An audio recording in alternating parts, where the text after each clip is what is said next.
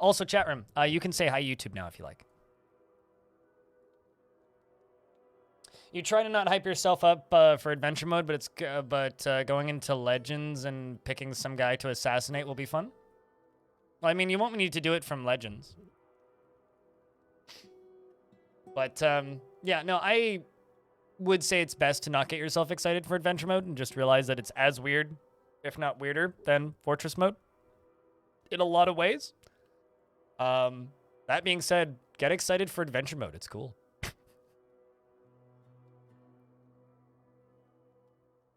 Like, it is cool. What's up, PP? How's things? I think if there's anybody saying hi now. Ryo Shincat, hello. Kelly with 3 Ys. How's things? Why kick? Elfie Bean. Elfie Bean, why did Spanish Inquisition gift me a sub to your channel? And also, are you aware that Spanish Inquisition is orange? It's orange is alt account. So choose Origin Civilization. So for those of you who missed, at least for the people watching the stream right now, for those of you who missed the end of the stream yesterday, if you type in ! last fort, you'll get a brief description as well as a link to a video of why the previous fort ended.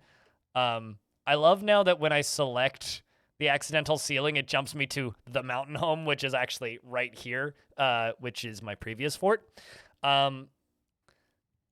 We took out the king and replaced him with another king. The new king is still a goblin.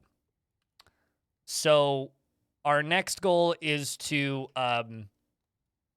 you know, take out his entire family. So I have a theme lined up for this next fort. And we need to figure out where... I gave a pack of subs. Apparently they hit me too. You did not... you didn't know what the heck? Yeah, that's Orange's alt. Anyway, so we are going to be building a perfectly normal fort, except I'm not allowed to use the dig tool. That is the rule. I'm allowed to use the ramp up and the channel down tool and the stairs tool. I'm not allowed to use the dig tool.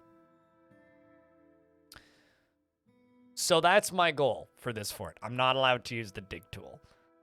Which means I think we should sit on something with like ludicrous elevation on a mountain. Like, you know, something along here, maybe. Or something in here, maybe. Or maybe something along here, maybe. I'm not seeing any good mountains, just at a glance.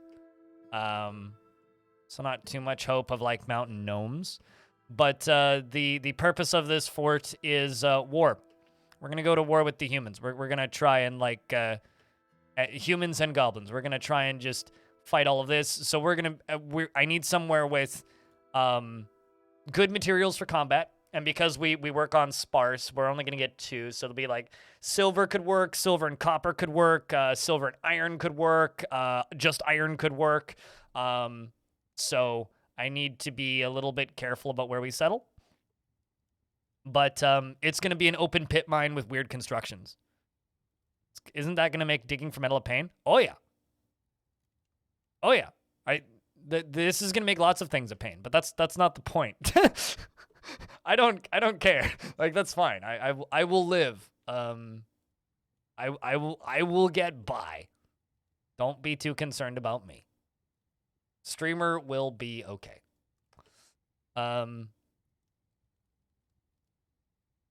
That could be fun. I don't really want to do Untamed Wilds, though. I kind of want to do Wilderness, because Untamed Wilds with a lot of, like, weird surface digging is going to be strange.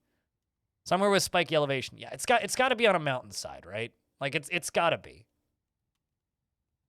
Like, this is all my civ down here, so maybe we could do somewhere down here. Silver, copper, zinc could work.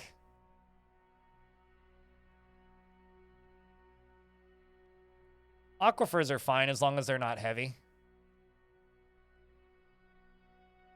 It's a tiny little serene. Oh, wait, hold up. Ooh. Ooh. This could be fun. Hold on, what's the elevation on this? This could be fun. It's a tiny little serene mountain. What's the edge of it?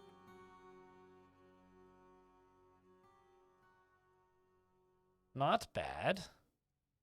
A little rocky wasteland. A little road right there.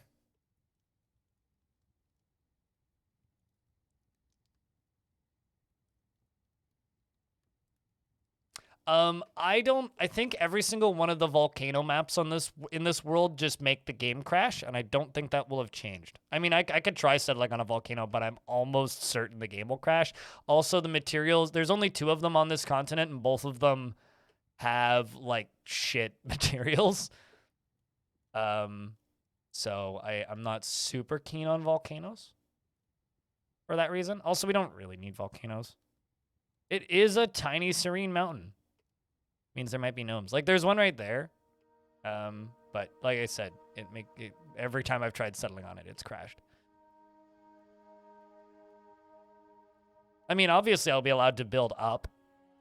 But what I have a feeling is going to end up happening is I'm going to end up, like, digging out and around things, if that makes any sense. And probably building a lot of roofs. Like, I have a feeling what this is going to end up being is it's going to end up being, like, I will select a spot and then start channeling down into it and then build a roof over top of it. It's probably what's going to end up happening. So we're going to have weird, like, suspended rock structures in the air, if I'm imagining this correctly. So I think it could end up looking really cool, actually, if I do it right. It's just a matter of finding the right spot, you know? I think that tiny serene mountain is definitely a possibility, though.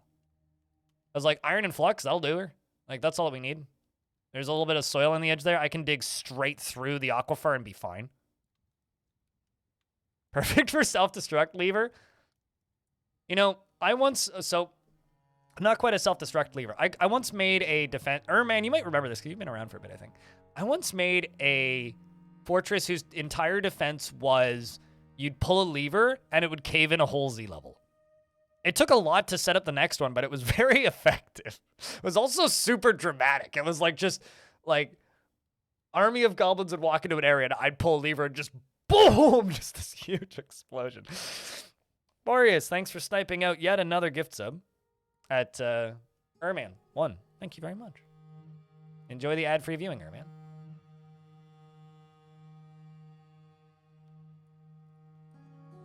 You had a fort with lots of dwarven landmines? What's a dwarven landmine? I've never heard that term before. I'm going to peek around for another serene mountain because serene mountains would be fun.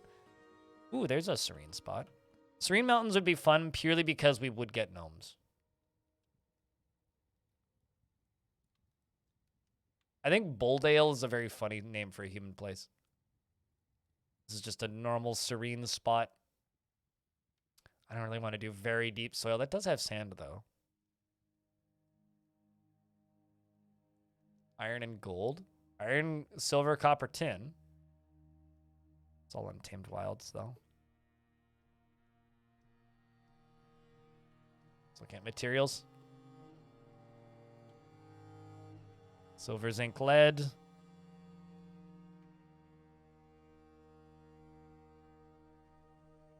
Would it look like old WoW 1,000 Needles? What? Old WoW 1,000 Needles. I don't know what that is. If you mean old WoWs and World of Warcraft stuff, I've never played WoW, so. That's not hard. Just go to, like, the middle of the volcano and prick a hole in it. Oxtuber Sun. Or just pour water on it and dig.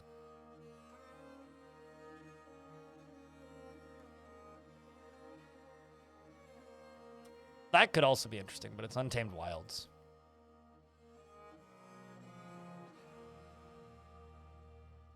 It's a bit of a pain.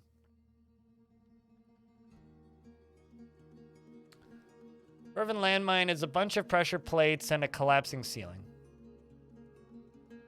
Wouldn't that be more of a... Not to be, like, pedantic, but wouldn't that be more of a ceiling mine than a landmine? But yeah, no, that sounds cool. Like, it's much more... Because if it's a thing coming down going splat, that would be a ceiling mine. A landmine would imply that it came from the ground. Oh, this is also equally hysterical. Look at this. It's a tiny little terrifying mountain. I do not want to settle on a terrifying mountain. We've done terrifying stuff recently, but that's kind of funny. Maybe that's the next one. The tiny little terrifying mountain. The Horns of Troubling. Chihuahua Mountain. Mount Chihuahua. That's just got gold. Useless. I do really like the two. Also, here's a tiny little mirthful area. What's the steepness here? Very flat. Always takes me way long. To me, this is like character creator in an MMO. It always takes a very long time for me to select where I want to stay because it's like, well, I'm gonna be here for a while. I better like where I'm settling, you know?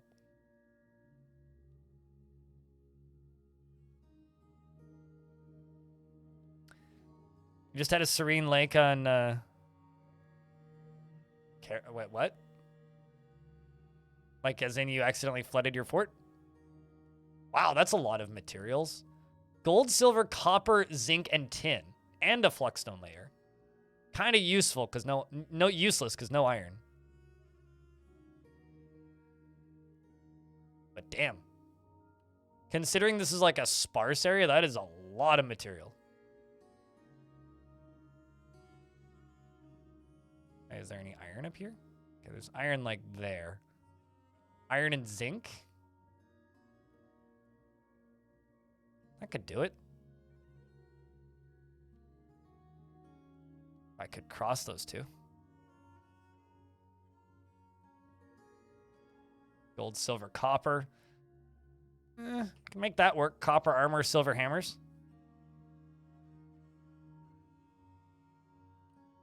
To choose a random embark location? There used to be just like a random embark button. But they seem to have killed it. Or like hidden it temporarily.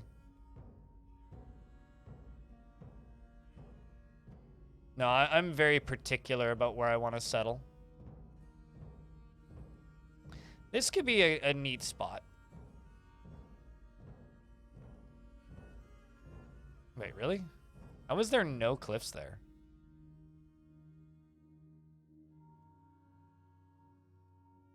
That's wild. That there's just straight up no cliffs there.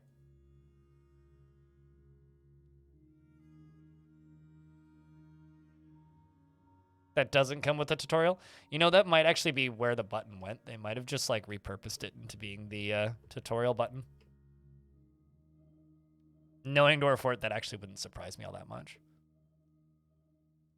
Iron and zinc. This could be fun.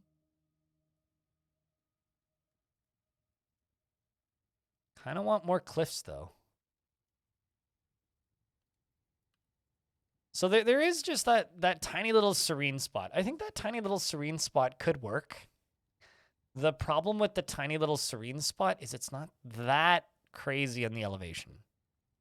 Like, it's kind of on the less steep side. Where was it? No, I can't find it. It's too small. Fuck, I lost it. Where did you go, you tiny little pointy pecker, you? Small Serenity? Yeah, just like real life Serenity. It's very small and fleeting. So small I can't find it on the map now. Exclamation point goal is the goal for the fort. I think the goal for this fort is regicide. We have to kill the next king because the new king is still a goblin. So unfortunately, that won't do.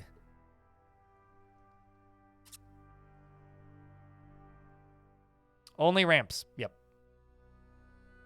Are you ready to subscribe to my only ramps? Commander Rainbow Tucky.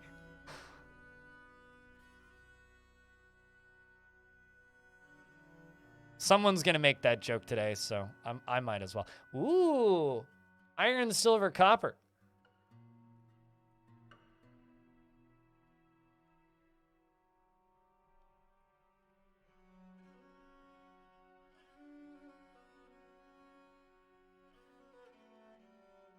Well, currently the king is living in a human civilization. I figured it out in Legends not too long ago. It's pinned on my Discord. He lives in this place, Trapine Yard. Also, we're stuck in an ad. But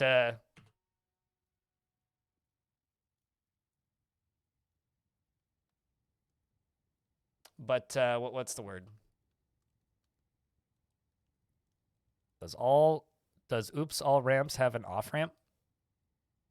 We're currently in the onboarding phase, so I'll get back to you on that one. But yeah, no. So currently, I guess what I could do is I could theoretically attack that location, that human location, if I can find it.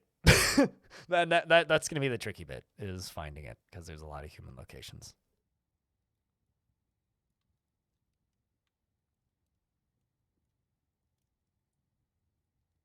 I wouldn't say that regicide happens particularly often, but it is a pretty cool word. Although if we call it greenicide, then it would just sound like, you know, some sort of thing that you would buy at a gardening store. What's this material? This material up here is pretty good. We got iron, silver, copper, which is pretty much what we want. No sand, but that's okay. Iron, silver, copper. And it's pretty steep. So this could do it right here. Like right there. Which would keep us quite close to the dwarves.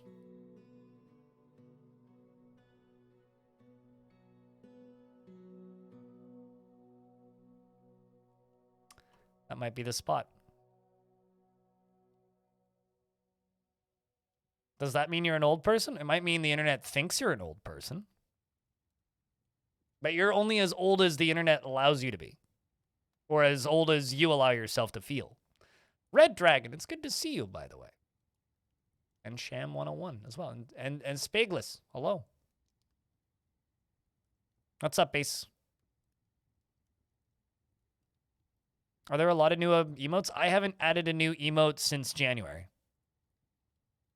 Although my bot account has some emotes, so theoretically you could get more emotes from me. So I think this might be our spot, unless you guys really want me to do that tiny little good mountain. Because this has iron, silver, copper, it's got a flexstone layer, and it's close-ish to the mountain home. The problem, actually this is a big problem, that might actually stop me from going with this spot. There's no trees. Or vegetation. So we'd have to go for the cavern layer.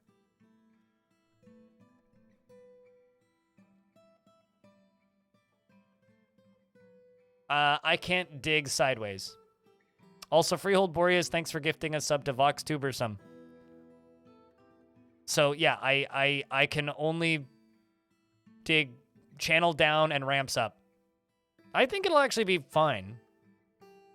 I think it'll be totally fine.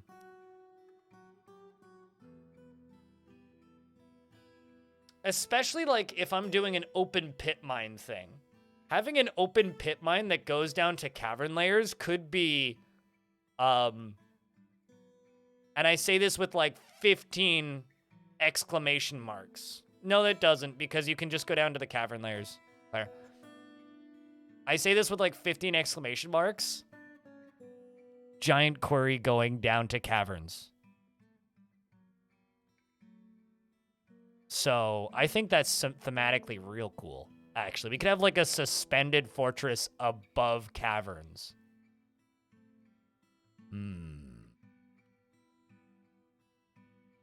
It's also calm, so I don't need to worry about animals.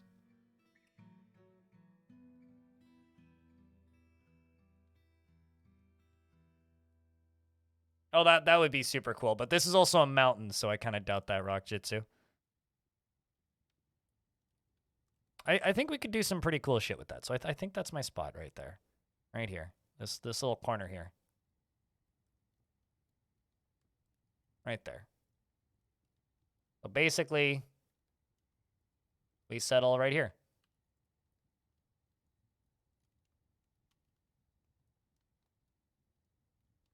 Almost like the Millennium Fort. I mean, it is one of my favorite styles of forts to build, so. Light aquifer, that's fine. Prepare for the journey carefully.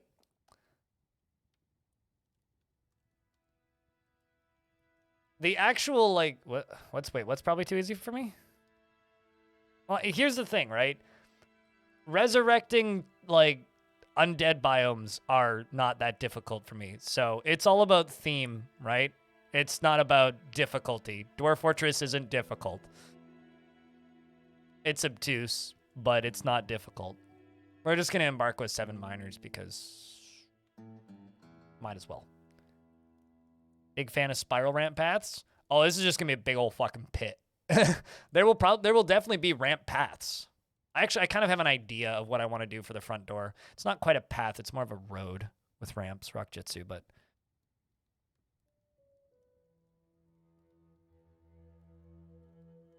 let's put a few points in masonry on you.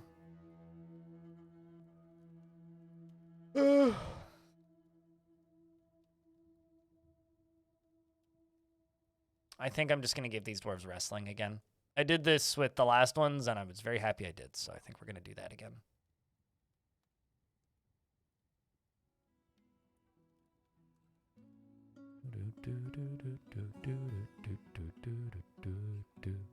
Dwarf Fortress isn't difficult, but you like that when something goes wrong, you can see exactly what you did wrong. Like, why is there a sock in that doorway? Oops, all enemies in my fort.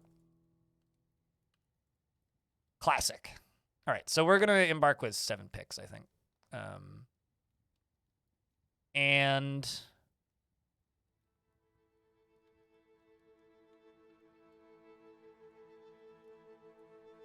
I think I'm going to embark with just a whole bunch of booze. But because we're not going to have access to wood for a minute, I'm going to go to meats. I'm going to add a bunch of different kinds of meat that all cost 2 points. Because each of these will come with a different barrel.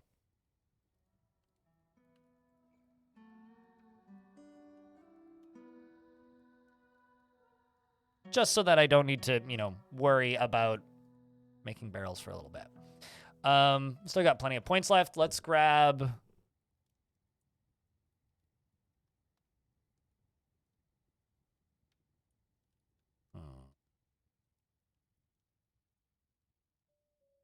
probably turkeys.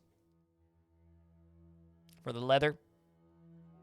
Yeah, I'm thinking turkeys. It was between turkeys and peacocks. I'm thinking turkeys.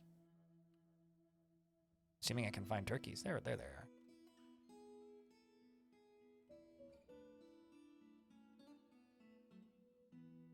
We'll do that. Might as well bring 2 cats. And let's say some piggies. 2 piggies, 2 piggies. Gives us 42 points left. I'm gonna bring male dog and female dog.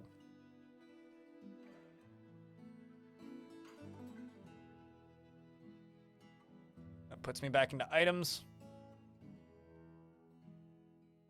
I'll just increase our prepared intestines to up to 20. Did I add axes? Not picks? You are correct. I wouldn't say that's backseating. That's putting it on mistake. All right. What do we name this fort? I wonder. The word pit exists. So what if we call it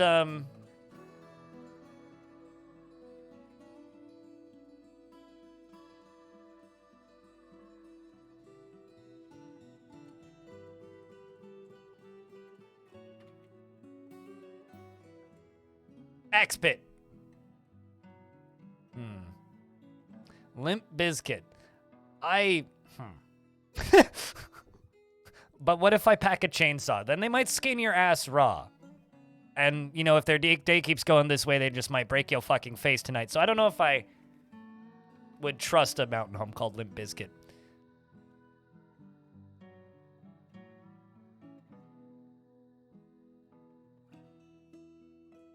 Because I don't think mosh is a word.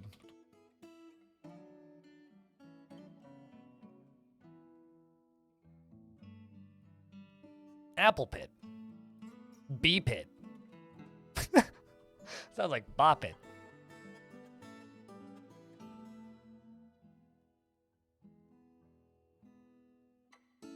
Angry pit wood large hole. Somebody could like just go watch that that onion clip. Should America keep throwing their money into this massive hole? It's a pity we're not on a beach, because beach pit would be real good. Bright pit could be good. Bright pit. Ooh, burial pit. I remember somebody, no, I'm not going to call it the bust pit before somebody suggests it. It's Brad Pitt, yes. Naturally. Uh-huh. Well, you just... It could be the cancer pit. I think that's just Twitch chat. Cake pit? This is the pit we bury the king in. True. I mean, that would be the Chuck pit.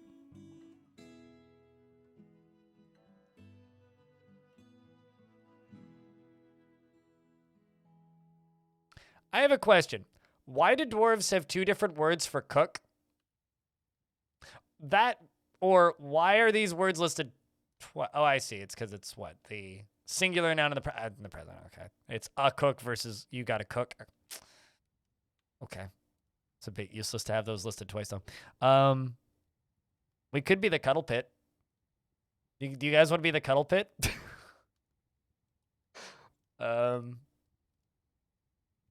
I kind of hate it.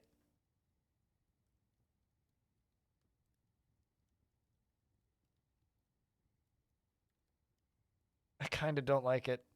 I kind of hate it. I kind of hate it. But it could work. The dance pit's also pretty good. Maybe we should just go with dance pit.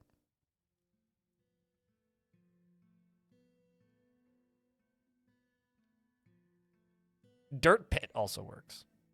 Cuddle puddle?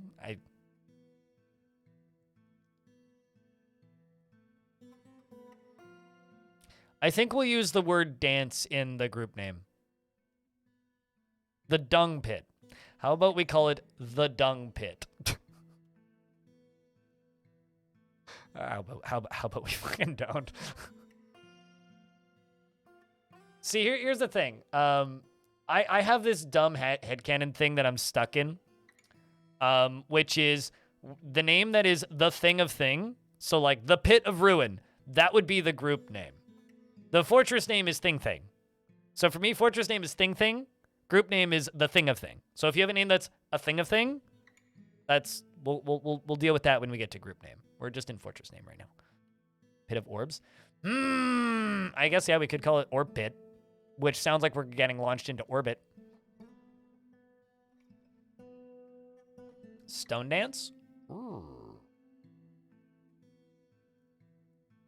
I just realized you could call a fort Fire Dance, which is pretty cool. Fungi Pit's also pretty good. Although Fungi Pit also sounds like some sort of infestation that you would need to get like a cream to get rid of. Gore Pit's pretty good. Isn't a Gore Pit just like straight up a thing from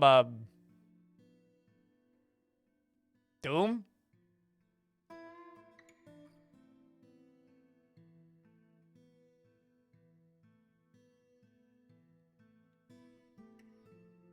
Is the Goblin King fully dead? There is a new Goblin King. We killed the last one. We killed Aztrog. Aztrog is dead.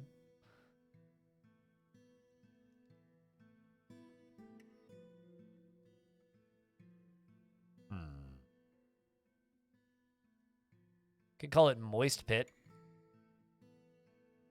Could also be the Hug Pit.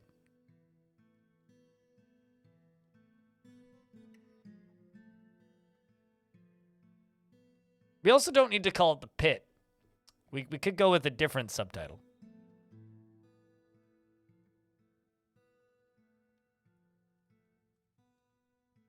Mystery Flesh Pit National Park. What? Is it called Mystery Flesh National Park or whatever? That creepypasta thing. Loot Pit. It's like the sequel to Loot Crate.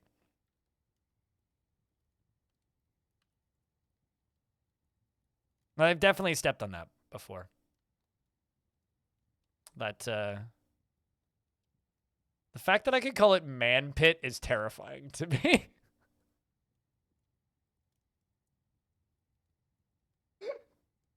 Oy vey. Maggot Pit! That would just be a bunch of Slipknot fans.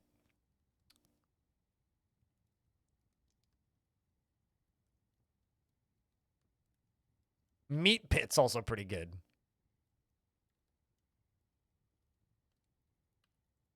Meat Pit's pretty good.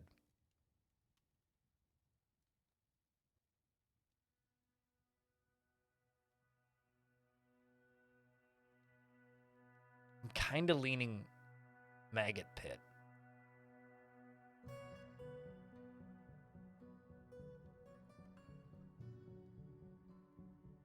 Egrill Gore?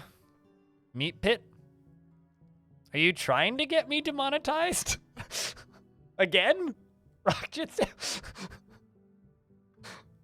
Although to be fair, there's worse things further up the chat. It's just Mighty Shaft is just funny. Pit of Doom?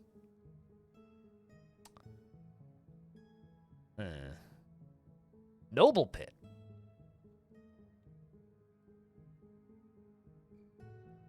K-Sip, thank you very much for that Prime subscription. Cheers, dude.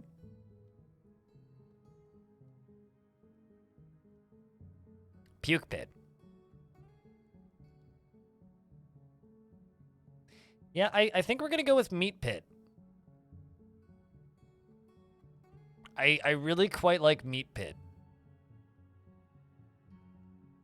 Especially because like this is just going to be a war fort where we're going to build a bunch of big defenses and then attack everybody. Maybe not everybody, but we're going to attack a lot of people.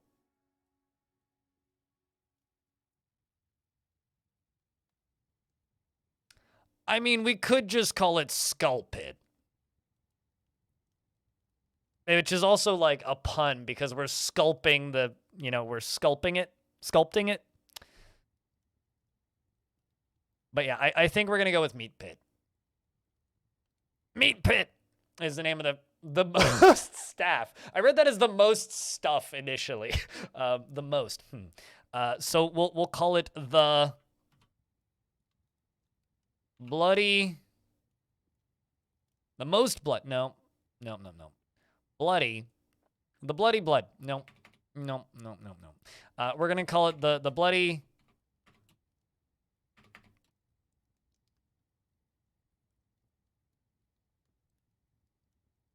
The bloody mountain of rocks.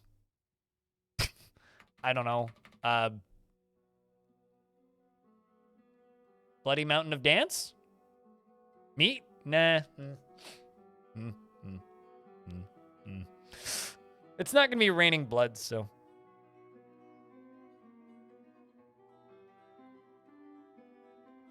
We could just call it the Dancing Mountain to make it sound much less monstrous.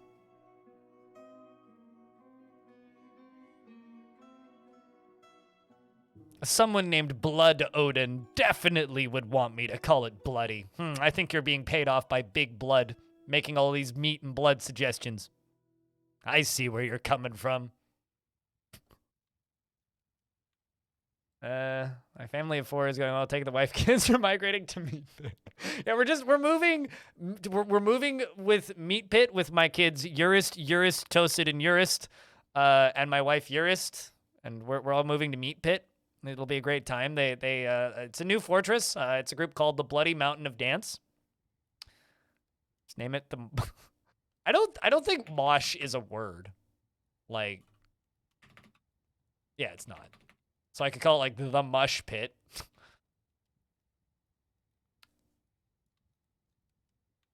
If you're looking for this, you have to type in the exclamation point.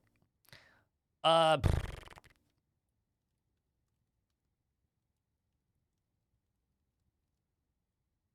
about we call it How about we call it the Bloody Dance?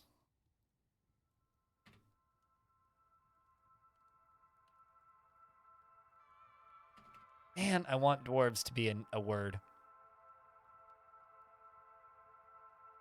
The Bloody Dance of Knives.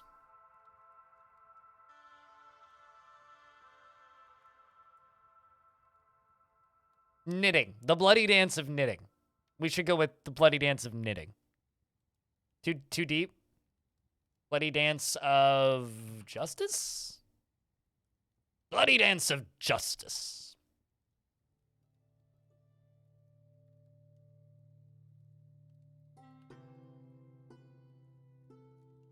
Retribution? We are crafty dwarves, are we? Also, hello.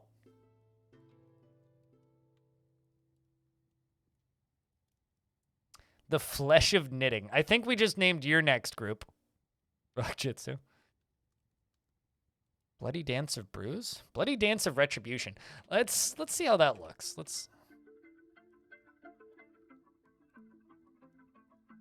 It's not a word I have. I could go with the Bloody Dance of Secrets.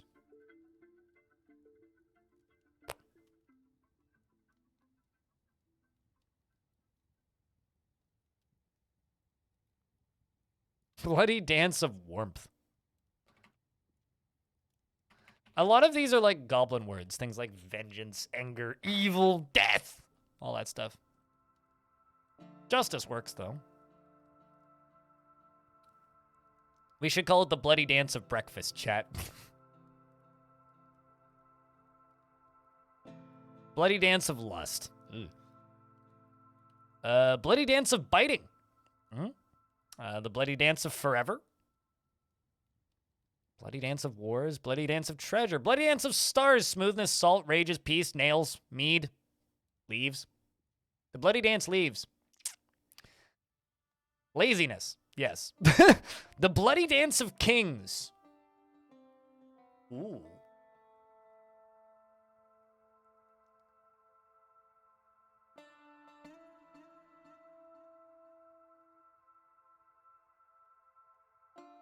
I think that's the last book in the Song of Ice and Fire series. The next Game of Thrones book, exactly. There you go. We were both going down the same thought process there, Sham. Currently being... it's not being written. Come on. Okay. So, I'm going to save this profile, and we're just going to call it...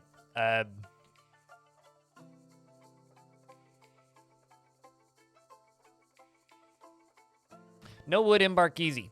And I'm doing that just in case the game decides to crash, which it's done a couple of times.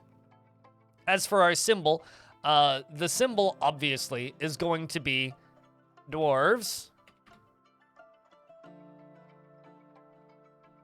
Pick.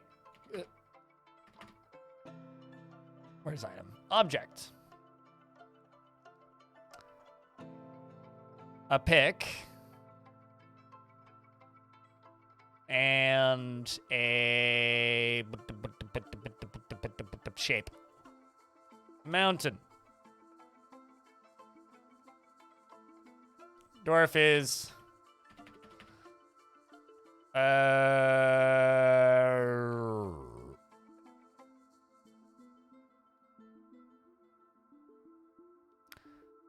the dwarf is devouring the mountain. The dwarf is raising the pick.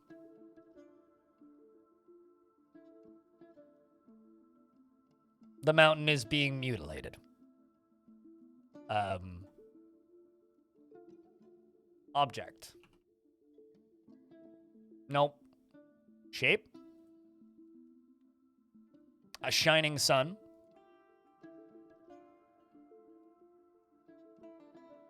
The shining sun is admiring the dwarf.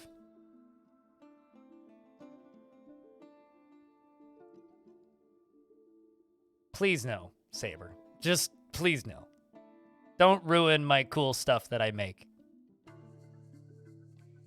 by making it weird. It gets weird the second you start throwing words like that around, man. Don't do this to me.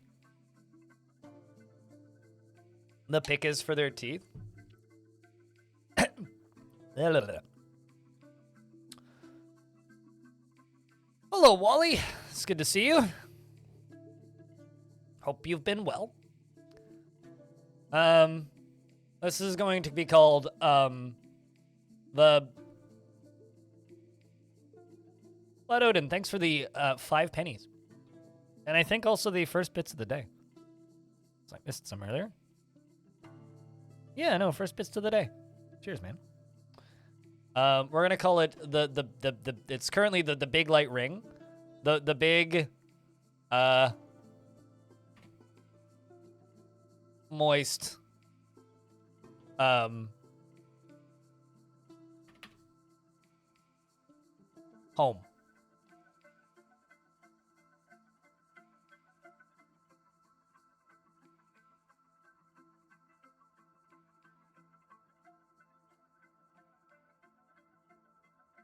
Unless you guys have a better suggestion.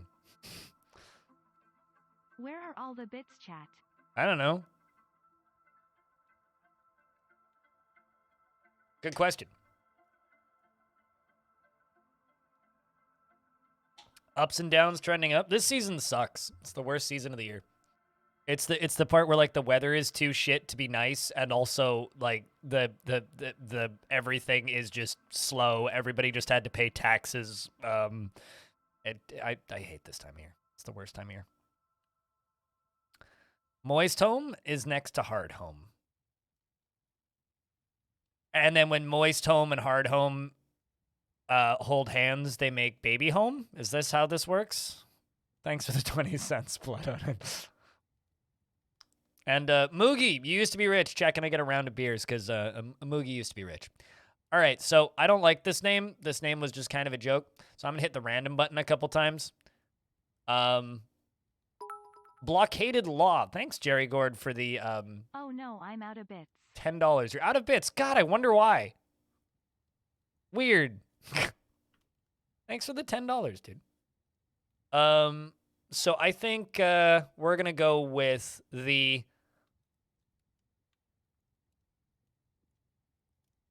The Blockaded King. That works.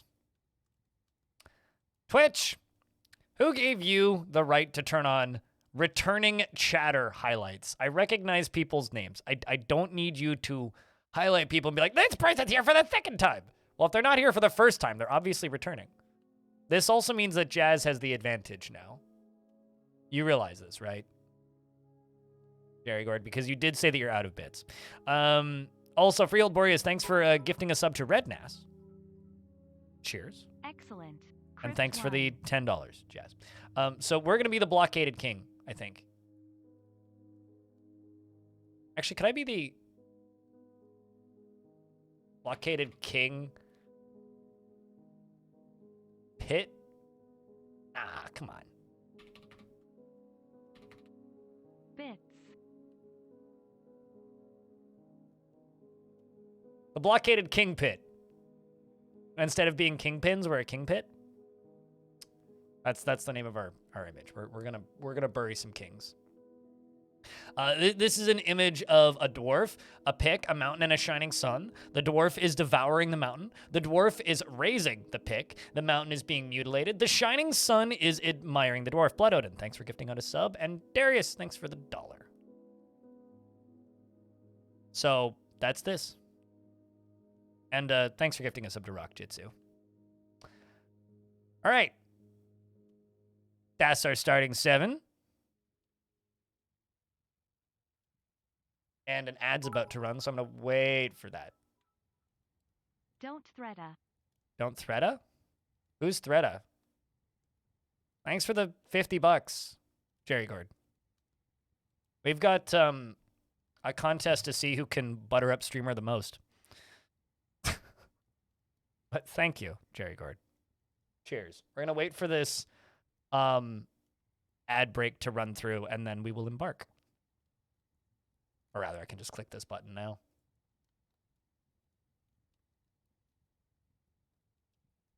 Perfect. That is very square.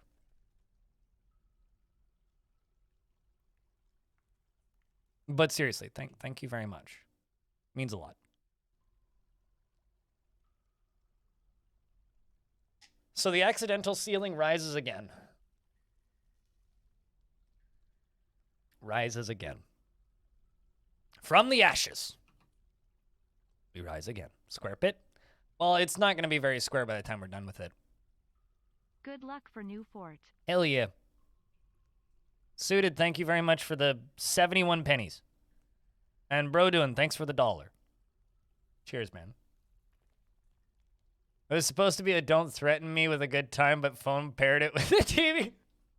Yeah, fair enough. It did kind of feel like you pressed enter too early, but cheers, man. All the same. You're extremely generous. You and Jazz and everybody else. It is spring now. Although it is summer. Late summer, in fact. Which means we're about to get traders, which is wonderful. Strike the earth meat pit. Strike the earth meat pit, yes. New fortress, the fortress of Meatpit.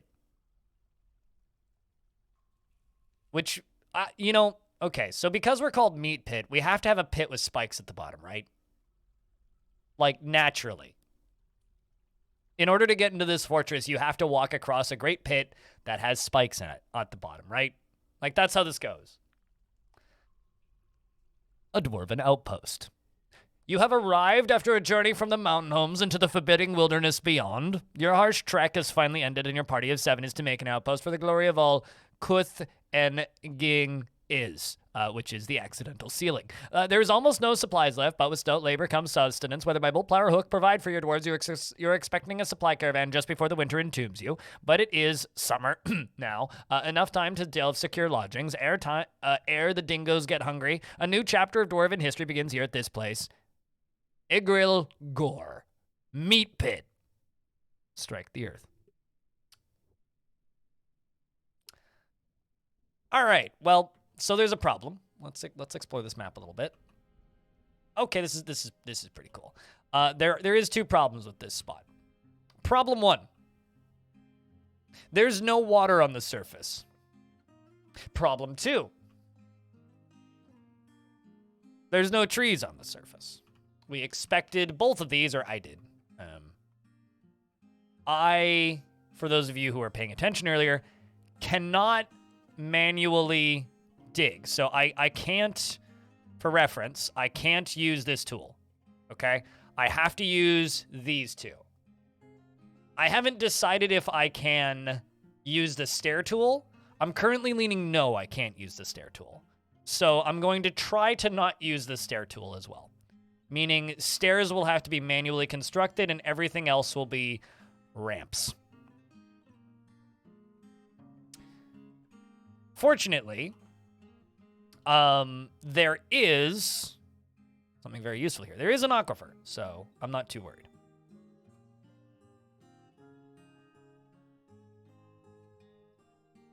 Floors allowed? I mean, obviously I can construct whatever I want, right? So that's not a concern.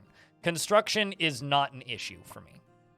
So I can absolutely just, go up here and just do this.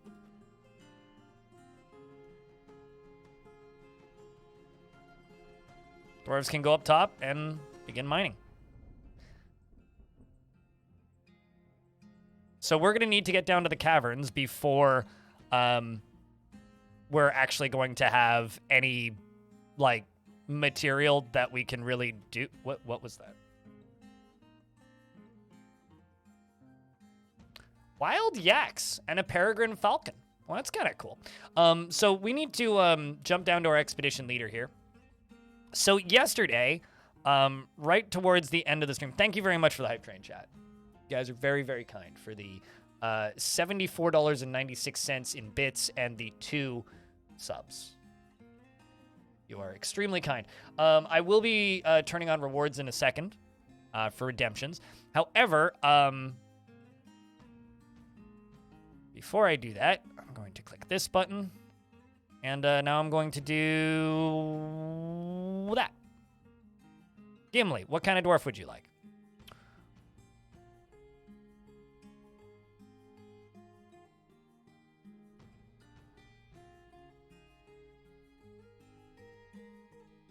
Bling All in the chat. other People have dwarves with their typoed my name as ramped-up Bling forts, before. Shouting roll baby roll. Faster than my Axe wheel. Dwarf? There are 7 miners in this fort. We do not have Axe Dwarves. I'm not going to have Axe Dwarves at least until the first migrant wave. Would you like me to refund your name and give it to somebody else? Or would you like to select a dwarf? Because these are all miners. That's all that we have. 7 miners. And no, I'm not going to make you an Axe Dwarf. Yeet. Thanks for the $1. Which dwarf would you like on the list? That is your selection. Refund, please. All right. I will open up Gift the Dwarf.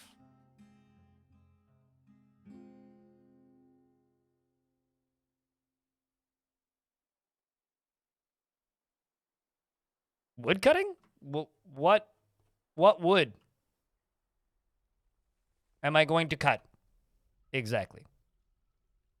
Trick Finger, who am I giving a dwarf to? You should say Gimli. I'm just saying, let's go full chaos. You didn't know, this is the same world, dude. Same world. We just started a new fort. I don't know. Pay attention. Just like, you know, when purchasing something in real life, look at the thing you're buying before you buy it, yeah?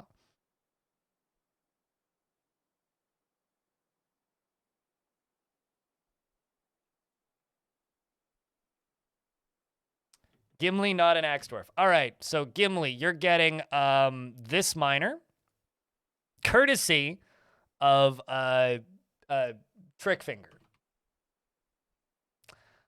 Gimli. Hi, hello, bonjour. Hi, hello, J'aime animal. des crepes kappa. Thanks for the 63rd month. Crepes? I want to. Did you bring crepes? Did you bring enough for the whole class? Gimli is very trusting and not readily moved by art or natural beauty. He tends to be swayed by emotional appeals and can occasionally overindulge. He doesn't mind a little tumult and discord in day-to-day living and does not easily hate or develop negative feelings. He can occasionally lose focus on the matter at hand, and he tends to be a little stubborn in changing his mind about things. Tries to do things correctly each time and needs alcohol to get through the working day, and likes working outdoors and only grumbles mildly at crappy weather. He dreams of raising a family, personally sees the whole pursuit of art as silly, and values hard work and sees perseverance in the face of adversity, bullheaded and foolish, and believes that it is important to conceal emotions and refrain from complaining. This is just, we're just trolling so hard. What is fighting? A miner is fighting.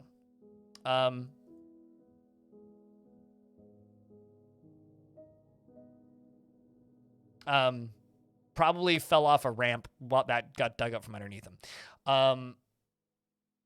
Where was I? He likes yam plants for their tubers and the words of the page of aquamarine and the sound of the phrase of lathering, and when possible prefers to consume banana beer and horned melons, and hates lizards. He is thin and very muscular. His narrow nose is hooked. His medium-length beard is arranged in double braids. His sideburns are clean-shaven. His medium-length mustache is neatly combed. His hair is clean-shaven. His eyelashes are short. His slightly close-set emerald eyes are slightly rounded, and his ecru skin is wrinkled. His free-lobed ears are somewhat tall, and his hair is dark brown with a touch of gray. Your brain fell off ramp? I mean, to be fair, it's not hard to do. So I can't grow anything. Like, at all, because there's no surface plants, so we need to get down to caverns, basically.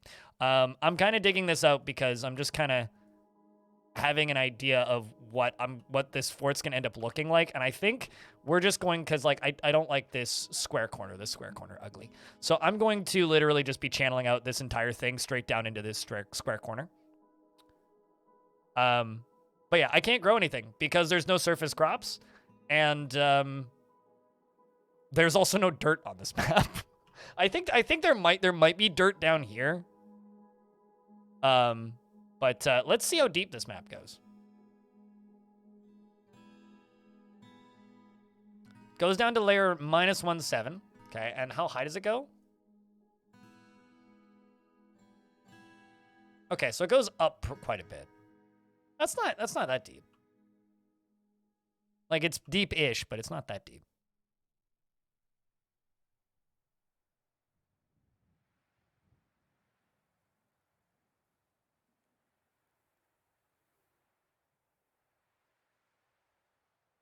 I think I clicked the wrong button, actually. So I don't believe I can give you that 5K back. So...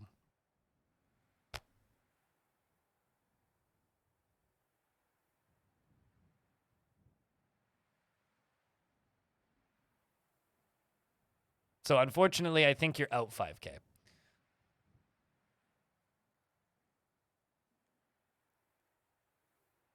If I had the ability to just gift them to you, I would, but I don't think I can.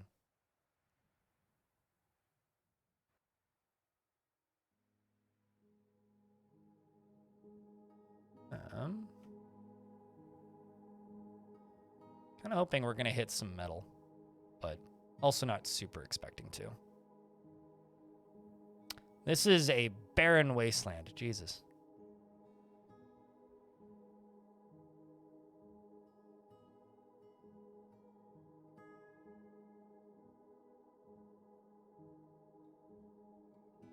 I'm also like trying to strategize in my brain about how I'm going to... Dwarves are so fast because the frame rate's still high. You know, you guys are also going to get proper like visualizations of how much channeling hurts your frame rate. Trick Finger, you've now been gifted a sub by the sniper of the stream, Freehold Boreas. There's just like grass growing here now. Excuse me? Baby toes succulent? Okay. Suddenly stuff is growing here? Interesting. What's that? Picture Jasper clusters? Oh boy.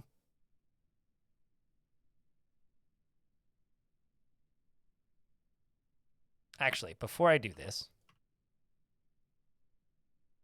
let's start smoothing this.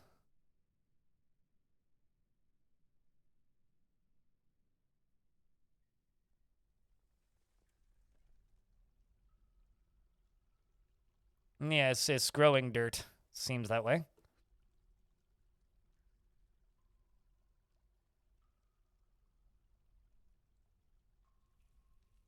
Not fully unexpected, but somewhat expected.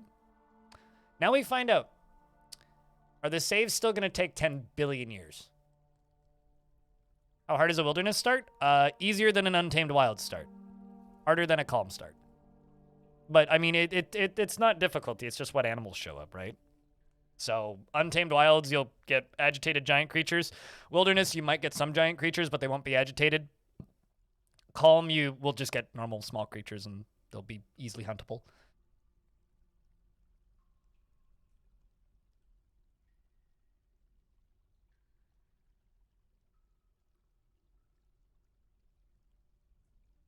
So, I mean, it's just the different critters you're up against. Bad news. It appears it does still take 10 billion years to save on this map, which is fantastic. Fantastic. Awesome. Great. Sweet.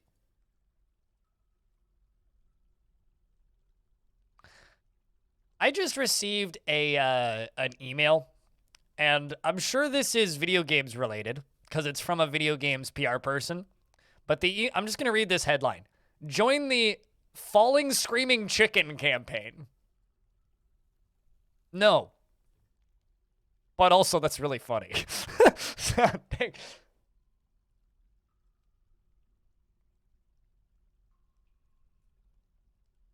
Sounds like a scam? No, it's probably like I don't know, some advertising campaign for some video game probably. Ugh. Screaming Falling Chicken. Sounds like KFC's like profit margins though. Campaign, not camping.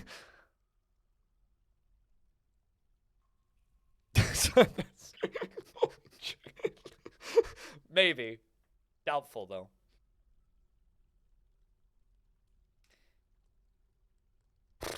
It's the only thing I don't like about this world is that for some reason saving adventure data takes 15 minutes. Hey, Patchwork, long time. What's up, dude? How's things been?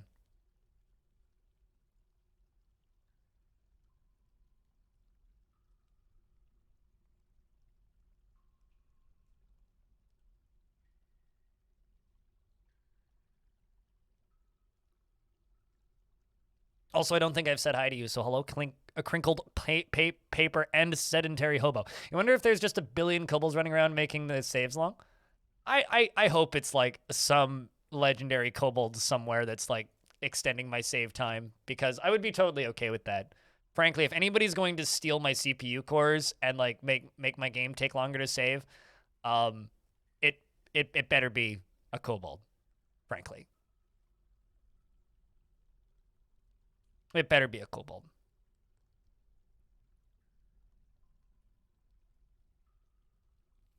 I'm just sitting here and waiting. Only kobolds can steal my frames. Exactly. That's a good way to think about it. Only in this house we only let like kobolds steal our frames. Yes.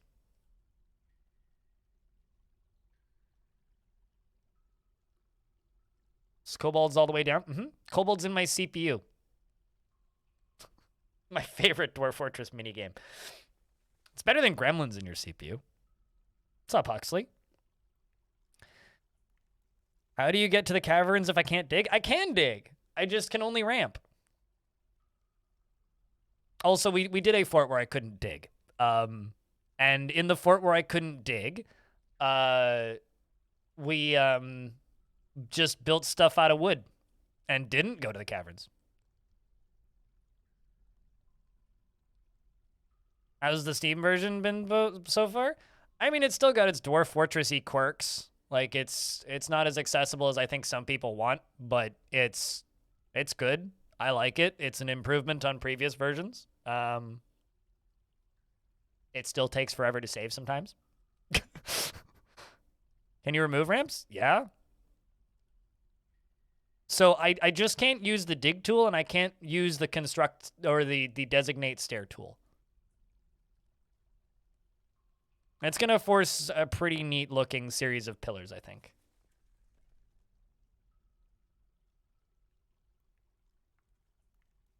Yep, pretty much. Everything just needs to be 2 levels high. Everything just needs to be channeled down or channeled up, which won't be too difficult. It'll be a neat looking fort. I'll say that. I got some neat ideas. Or alternatively, once we get underground, we could also just like channel down into the ground one layer and then build roofs over top of it. Like there's plenty of different options we have. Plenty of options. I'm not too concerned.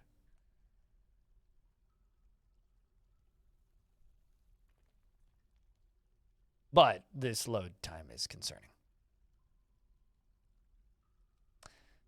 Doobie doobie doop doop doop doop doop doop doop doop doop doop. Maybe if I sing a song, it'll go faster. Time to invent the dwarven roller coaster? That's already been invented. I don't think the dwarves have skateboards. Wooden shields don't quite do it. Let's hope it's not a crash. Oh no, this is perfectly normal. Trust me. For this world, this is perfectly normal. I timed it yesterday. It was like 11 minutes or something. But we're at 4 now, so we'll see. It like to the point where I sent this world to somebody and they hit a save and they ended up just like Alt F4ing and like just like just deleting Dwarf Fortress's what's it called, process to just get out of it. 11 minutes. Why? Yeah, there we go. We made it through. All right. Dwarves are smoothing a bunch of stuff, and we are beginning to dig down. Yay! See? There you go. It's just the first one. It's just the first save. I don't know what they're doing with the adventure data, but I am planning to send this save to Putnam after the next patch comes out and just be like, yo, can you... What? Why? Why? Can you explain to me what's happening here? Without food and drink before everyone starves? Oh, I mean, we've got tons of drink. But, like 3 months? Although I just need to hit running. I just need to hit the aquifer and fine, which won't take too long.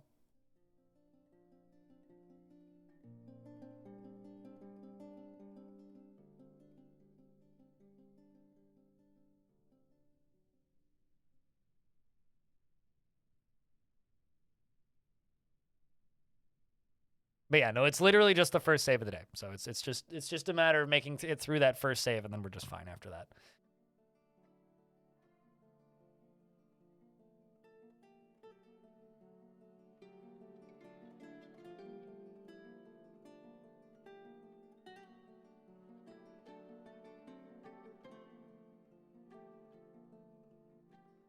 All right, digging around the edge of this. Digging up. Digging up, digging up. So now I'm curious, are the traders going to arrive? I don't know. It's been a while. I don't think I've started this late in the year in this version yet, so my assumption is yes, they will arrive, but I also do not know. So after we've dug this out, that'll be 2 layers like this.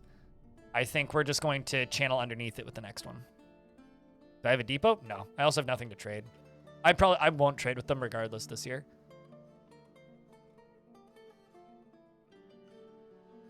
Dwarves keep like digging out from underneath themselves. Yep, there it is. Although it is a grim reminder of the winter hardships to come, the supply caravan from the accidental ceiling is a welcome sight. Their eyes are alight with anticipation, inspecting your splendid products. No. Take careful stock of your own stores. Sure. What these merchants offer might very well be the difference between a prosperous future and a slow and meaningless death. Currently, our death will be slow and meaningless, I think. Splendid non-existent products? Sure. We can do diplomacy, though.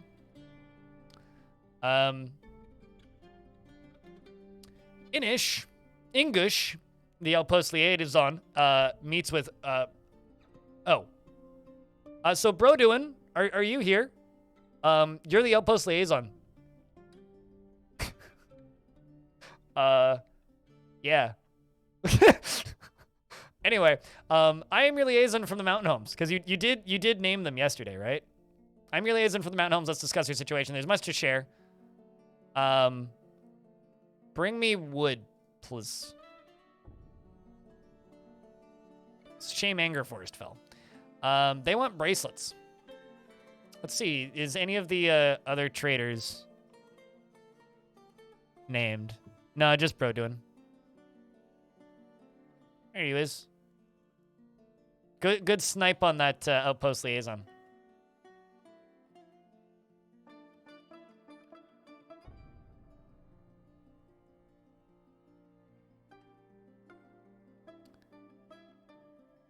Okay, so what I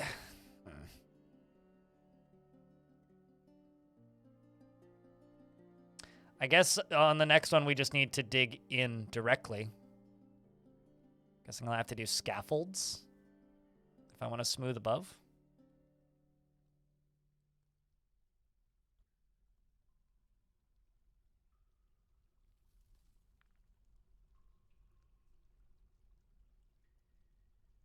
But yeah, you can see exactly how much channeling impacts frame rate. It's like my current frames are down to 26 with 7 dwarves, and all I'm doing is channeling. It's literally because of the channeling.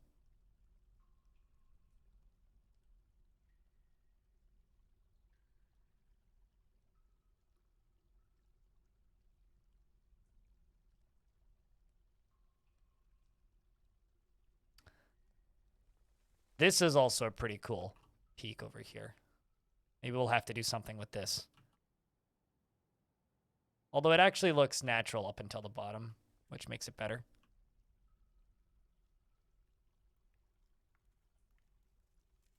I don't have one for you. I just know it's far and away the most frame rate intensive thing you can do in Dwarf.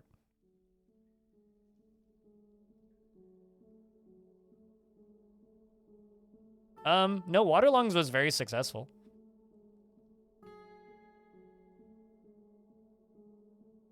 So no, Waterlungs is and was fine. I mean, Waterlungs is...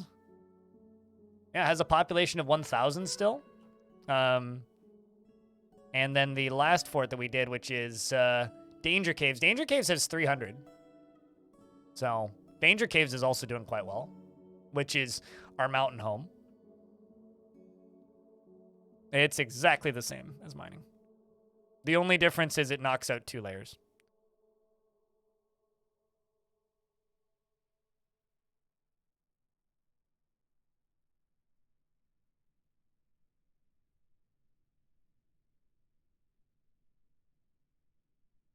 So I'm going to channel down 1 more layer, and then we're going to start digging ramps up into the side of this.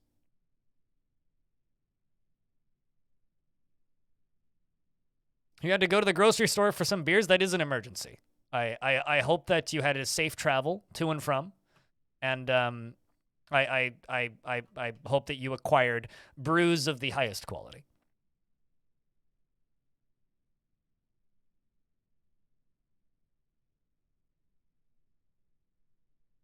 And I hope that your travel time was swift.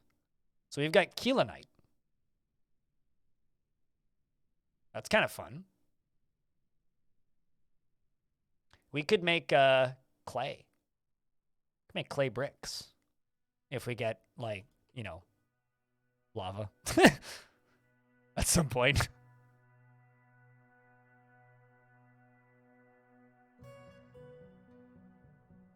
Clay pots. Yeah, we could also do clay pots.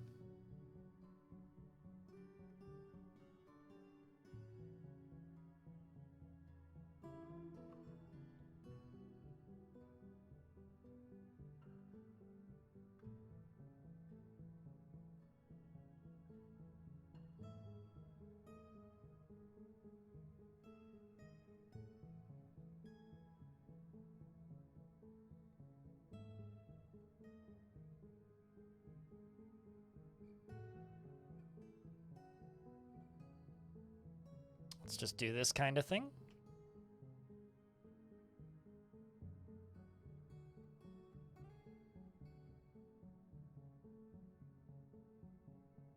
So that's going to be our entryway, I guess. Except I went too high on the top one. That's going to be our entryway. So what I'm thinking is we'll cut out this chunk here too. And we'll kind of make this. And then this is going to have... like maybe in the center here, just a ramp that starts going down. And that's where we'll dig. Which is going to be fun because we're going to have to go through an aquifer. That's a new feature, Salty. That's a feature that is new to this version. I think the edge of this I'm going to knock out. Can have a little bit of a protected-ish courtyard area.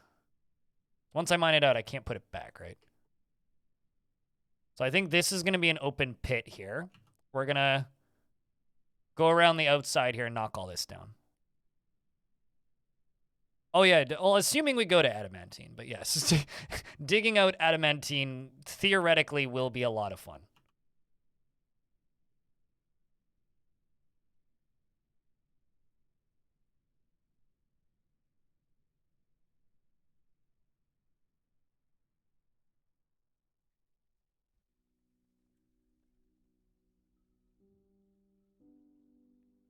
No, they're going up there and doing that, and we're going down here and doing this.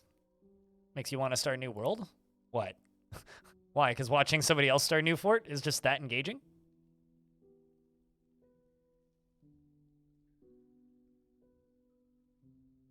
I mean, for some people, starting new forts is the best part of the game. I would say, for me, it's a part of the game. I don't know if it's the best part.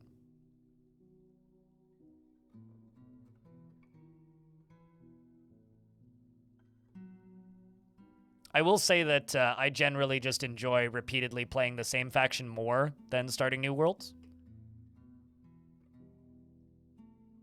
But, you know, you do you. What animals do we have on the map now? Just ravens?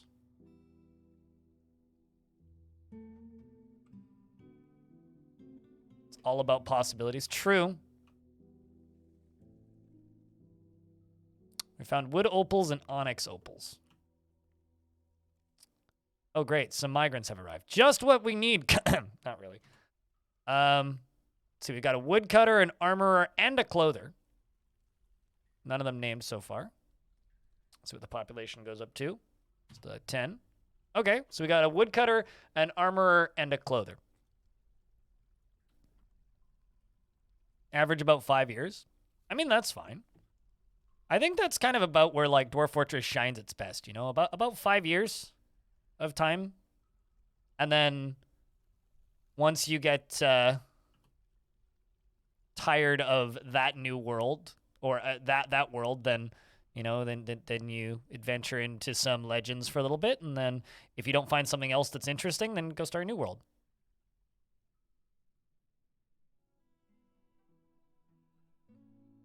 If you get the redemption, I can name you a dwarf. Otherwise, you have to get the redemption. Because I'm one of those big meanies. I lock things behind a not actual paywall.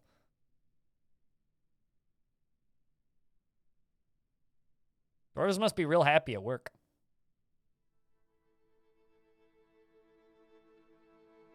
Nothing in Dwarf Fortress is done yet, so your feeling is accurate. None available? Yep. They will be available in, well, they're available every 45 minutes, and the last one was 27 minutes ago. So.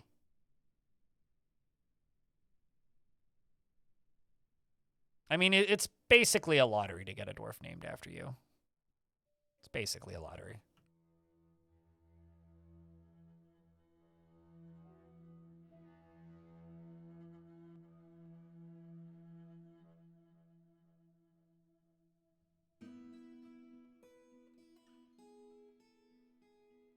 A faux wall? I mean, I don't know. If I just named dwarves after people who asked nicely, there would never be any dwarves available. So it's either there's never any dwarves available, or a lottery. Those are kind of our two options.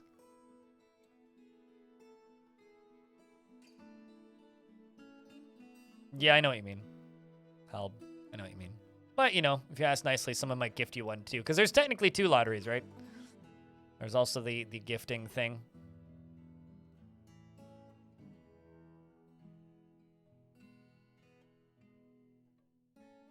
Have you ever named a dwarf every fortress after yourself? I don't like doing that and try not to. Why would I stop doing so? Because I don't like naming myself things in video games. Doesn't matter the video game. I don't name RPG characters after myself. I don't name dwarves after myself.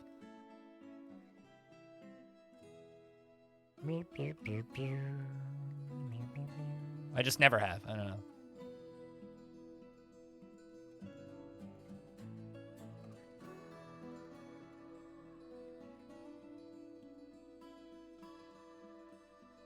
You would like to get, I mean, if you get the gift dwarf thing and you want to name a dwarf Matt Damon, I won't stop you. That being said, if you want to name a dwarf after popular, like, political figures, I will stop you because that's going to get weird quickly. I don't give a fuck if you name one Matt Damon.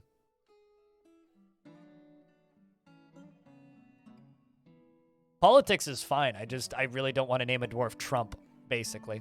And if I set that precedent, then suddenly someone will be like, insert very unpopular dictator here. And I'll be like, no, fuck yourself. That's not happening. Politics is fine. I don't need to name dwarves after that shit.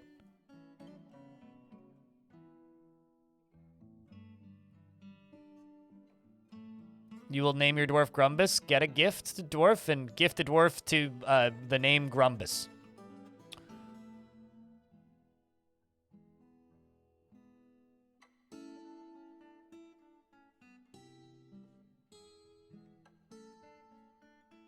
The FBI will show up. They don't have much jurisdiction in Canada.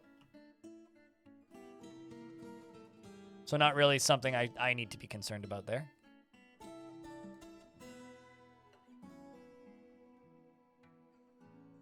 Let's dig down.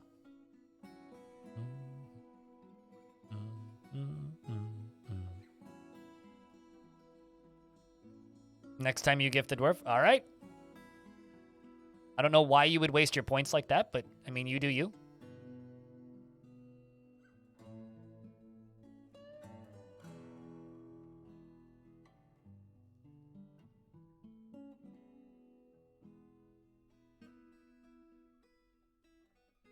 If you get the gifted dwarf, if you get the dwarf like redeem, that's just like get a dwarf.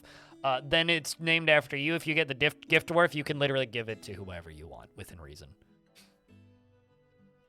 That's how we had a dwarf named Toady One once.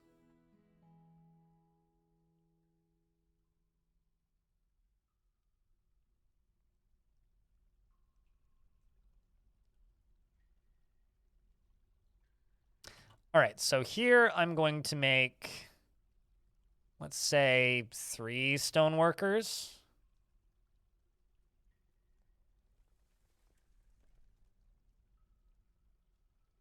And just get them making stuff for the fort. I'm also going to put a carpenter right here. And I'm going to make some beds out of this.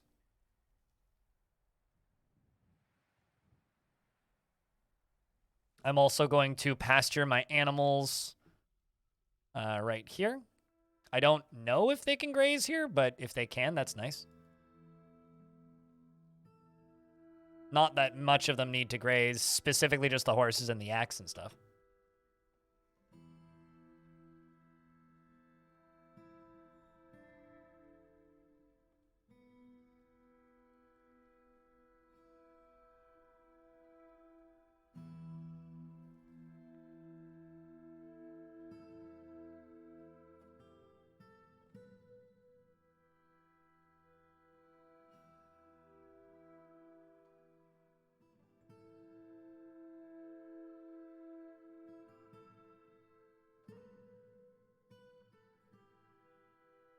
I mean, how about I just do this, because I'm not going to be turning it back on anytime soon.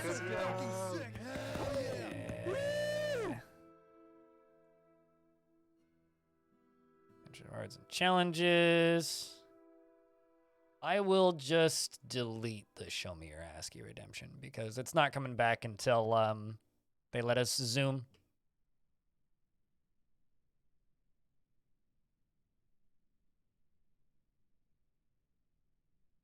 All right, you can do this. Probably going to go through and make all these out of different materials at some point. Get you making blocks. Get you making blocks. Chalk is a much nicer material. Door.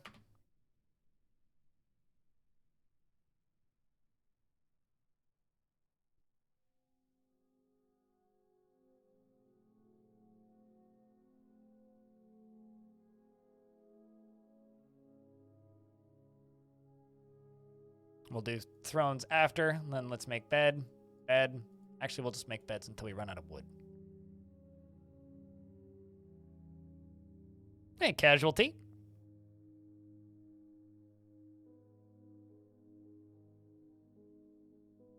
Still waiting for this supposed aquifer that I haven't seen yet. I mean, we're below ground now.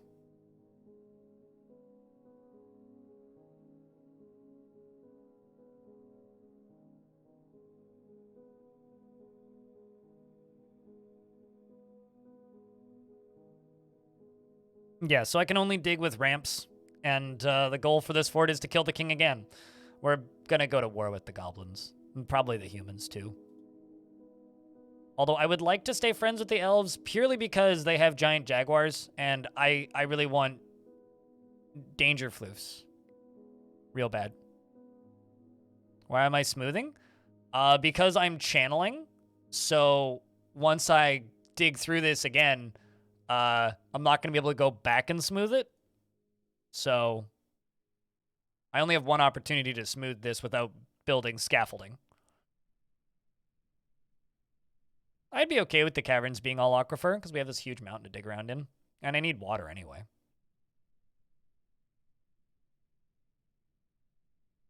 I have no idea, Gimli.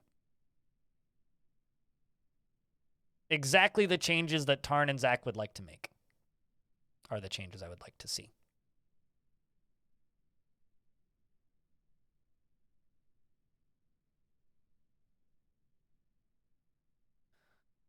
All right, let's do that. Get these 3 mined out. Go down here, do it again. What is this? Microcline. Ooh. We're gonna have all kinds of fun stones. Big fan.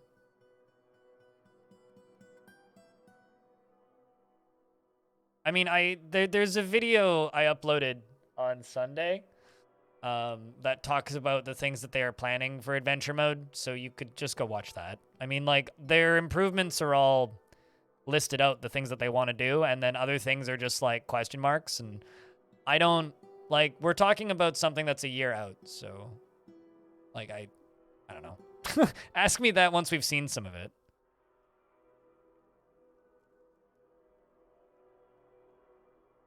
That emote is very distracting and makes reading difficult, Claire.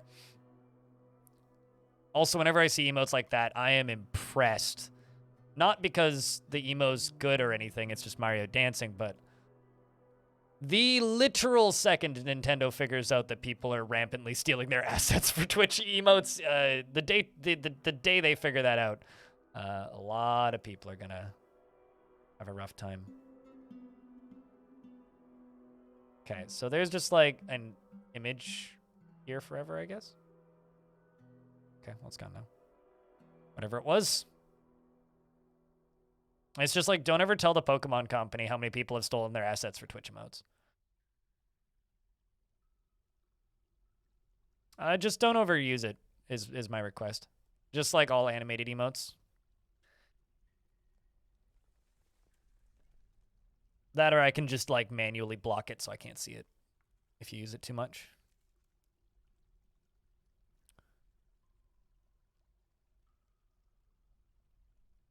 It is nice when people tune in, Zimpini. It is nice. I think it's probably because Newfort.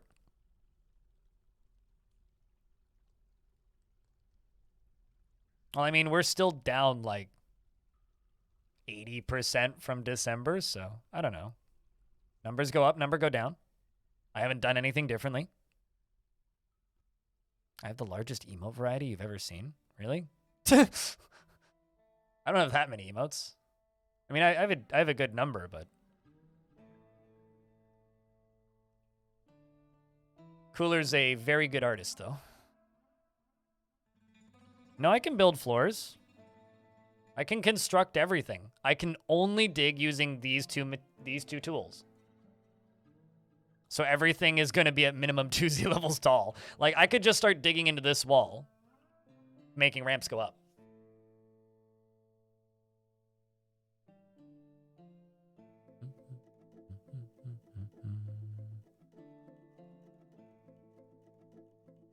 Unfortunately, work and life is too busy to... Jesus fuck, dude.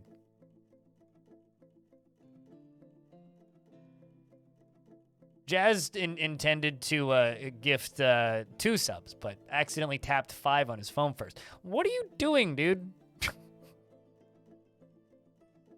Thanks for the 25 subscriptions. You mad lad.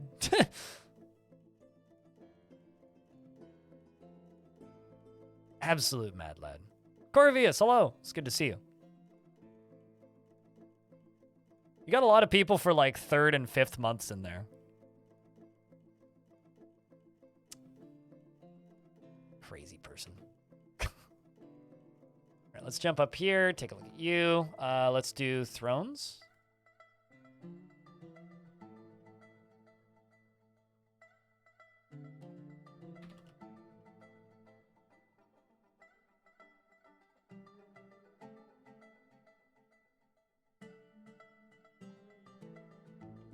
But yeah, no, this is certainly going to make, you know, digging a slow process.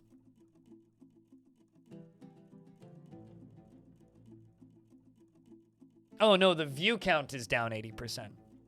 Not the sub count. Sub count was at like just over 3,000 at peak, which is not quite 80%.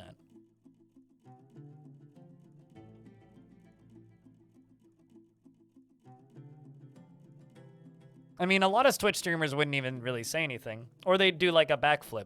For me, it's more just like, what are you even doing?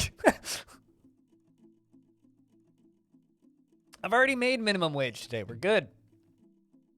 Sheesh.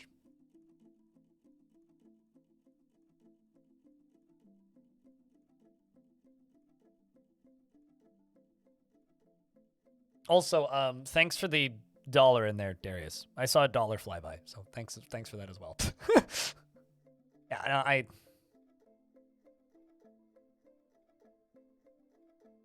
still too low. We need to acquire someone. I mean, I'm not greedy. I got offered a Raid Shadow Legends sponsorship again yesterday. I didn't even say anything. They offered me like $2 grand. This is like, nah. No thanks. You got a 7 square in Minesweeper? Really? The hell? Wow. I don't think I've ever seen one of those. We found amethysts, adventurines, and microcline. So the problem with this is I might end up digging for a very long time. Because we're on layer 45, right? And it goes to minus 120.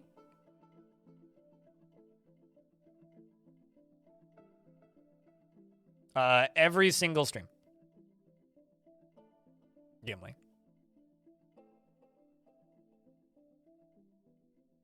I have a specific song on a certain record I play. I ask chat to get their guns, and we bring a vile force of darkness into somebody else's stream. We are going to need a lot of really big shovels.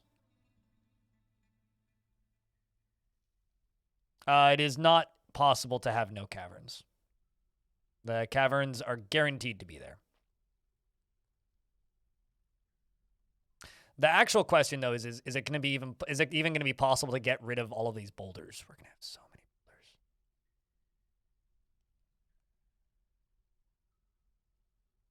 boulders. Actually, that's not true. You could have no caverns if you went into Advanced World Gen and disabled them. Then you could have no caverns.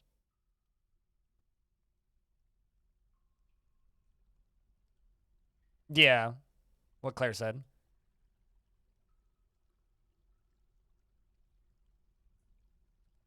What's the purpose of smoothing walls? They'll be a pain in the ass to smooth later, and I want to have them smooth.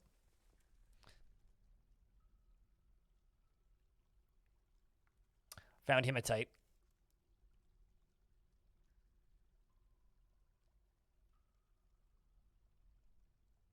Which is a good sign. We'll come back down to this layer, probably. Now that we know where it is. We're also kind of doing prospecting right now, too.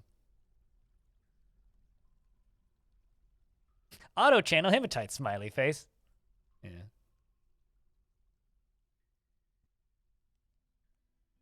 I'm surprised that all the dwarves are so happy. I guess they just like their jobs.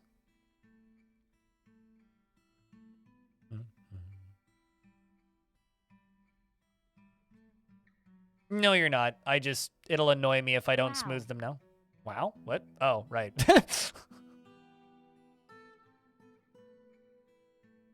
Taxes done, that's a good time. I got my taxes done earlier in the month. All right, let's place those beds that I made. So I made beds out of the wagon. So these are all wagon beds. So at the very least, we have a little dorm to nappy time on. I like paying my taxes because you know what my medical costs for the year are? That's actually not true. About $400. A month of my So, oh, there's Kesserite. A month of the same meds in the US would be about $3 grand. So, yeah, I love paying taxes. It's way cheaper than my meds. It's like, yeah, no, I totally paid $6 grand in taxes this year, and we'll pay more next year, but like, it's cheaper than my meds.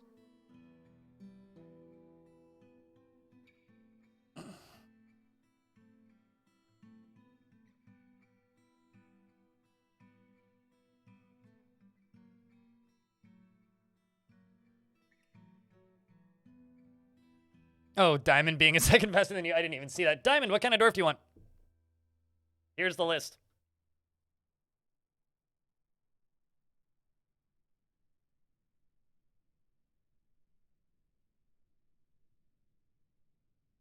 You paid more money for your company health insurance that you haven't used? Yep.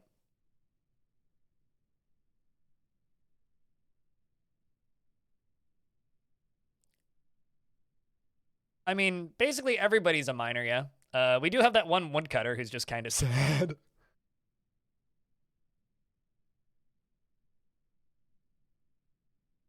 I mean, I'm jealous of my teammate in Finland who says that his taxes is go to website, click one button, and then click confirm. And it's like, I want that. Although it makes sense why my taxes are a clusterfuck because like I have 7 income sources and I'm on disability. Not that I don't get money from it, but I do get deductions and help from that. And I have weird deductions. So I pay somebody to do my taxes. Like, because it's just worth it for me as a business tax person. All right, so Diamond. Diamond Destructed. Often neglects his own well-being, having no interest in material goods. Often finds himself changing his mind to agree with somebody else. He is easily, he's very trusting, and he is sometimes cruel. He cracks easily under pressure, and he has a noticeable lack of perseverance. He doesn't go out of his way to help others, and he is curious and eager to learn. He is quite polite and quite comfortable with others that have a different appearance or culture, and doesn't often experience strong cravings or urges. And he can occasionally lose focus on the matter at hand. And he takes a deep breath whenever he's surprised, and he begins to talk more slowly when he's angry. He dreams of raising a family and personally holds shrewd and crafty individuals in the lowest esteem, and he is somewhat put off by trade and commerce and finds those that develop skills with weapons and fighting distasteful, and values nature. Has an axe. Dumat likes orthoclase, bronze, dementoid, giant, larchwood, querns, crowns, flasks, and goats for their eating habits. And the sight of the russet meadow and the sight of the festive suitor, when possible, prefers to consume chicken, papaya wine, and absolutely can't stand brown recluse spiders. They're mean, and he doesn't like them. Very long beard, braided. Sideburns are clean shaven. His very long mustache is neatly combed. His very long hair is neatly combed. His somewhat short nose is sharply hooked, and he has a round chin, and his copper eyes are slightly rounded. His hair is dark brown, and his skin is slightly wrinkled.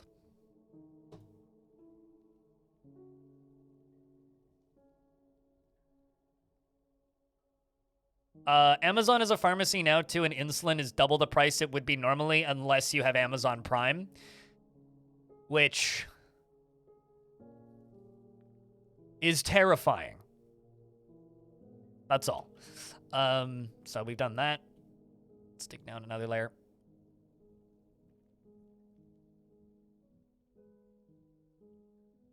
Yeah, no, they just, because they control the prices. So if you don't have Amazon Prime and you're using Amazon's pharmacy, get fucked. Also, it's not legal for them to do that in Canada, thankfully. So, yeah, no, also, I, considering so many people are, like, contract Amazon employees, like, that is the most fucking dystopian nightmare. It's just, oh, well, you know, your company is now your pharmacy, too.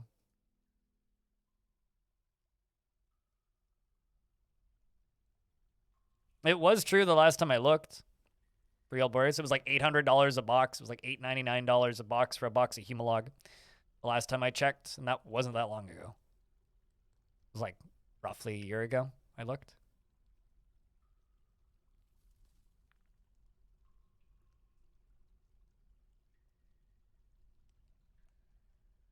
Which means things may have changed, but the last time I looked, it was definitely that. And the reason I looked was because a diabetic friend from the US reached out to me and was like, yo, did you know this is a thing? I was like, it's fucked.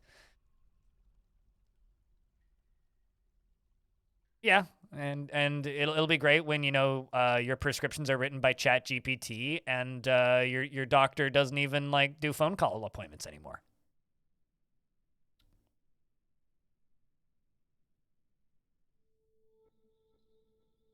I don't like this timeline. Anyway, I found that aquifer.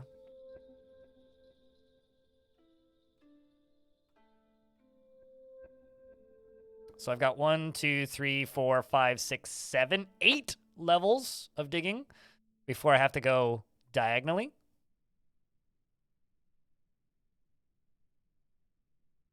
Oh, this is feeling quick. Smooth faster, dwarves!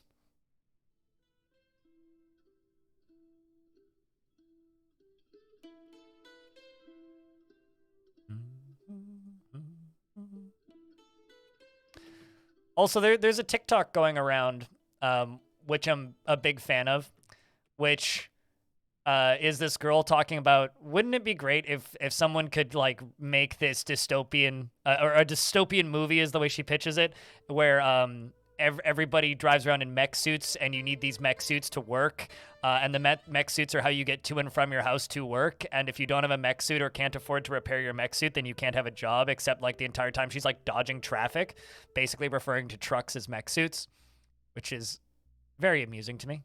It's like, wow, we're already there. I don't like TikTok, but I like it when they get reposted on sites I do like.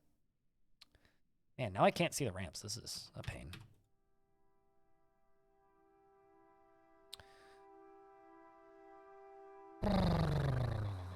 Anyway, we're in a very boring dystopia.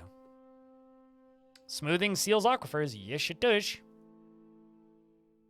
I'm going to give that aquifer a minute to dry up. Just because I want to see what kind of blocks we have.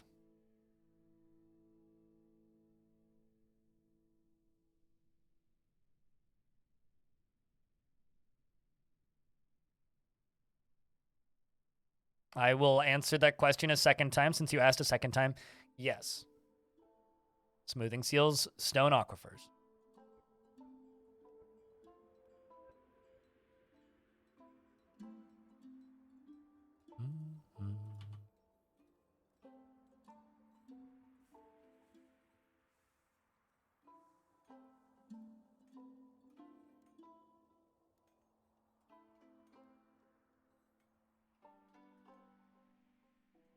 All right. About to get hit by an ad. Let's just do a quick ramp up here.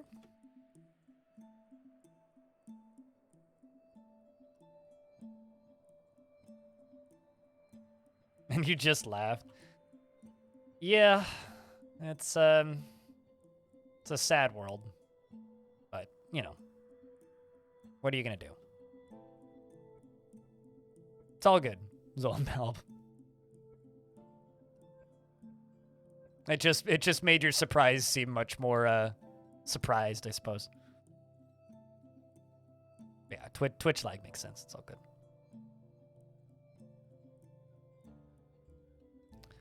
I mean, it's the reason that I don't want to live in many of the cheaper cities in Canada is because, like, I can't drive, never will drive. So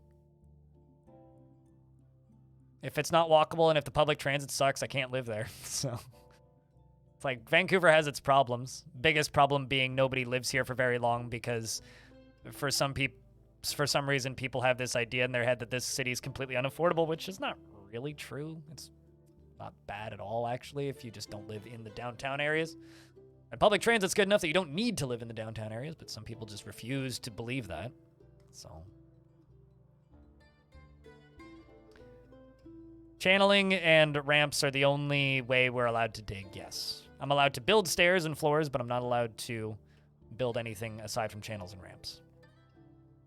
Or dig anything aside from channels and ramps. So this is my front entryway, and we've just hit the aquifer, which is down here.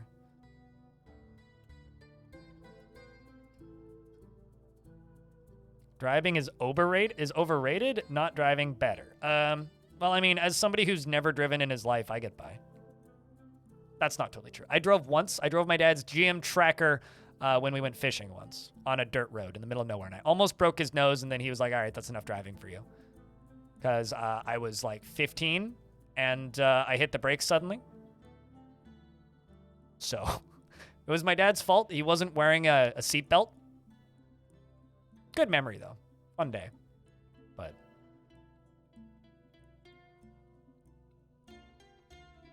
and they avoid the city you're in because it costs. But only reason you have a car is to go to work as bus isn't allowed near it.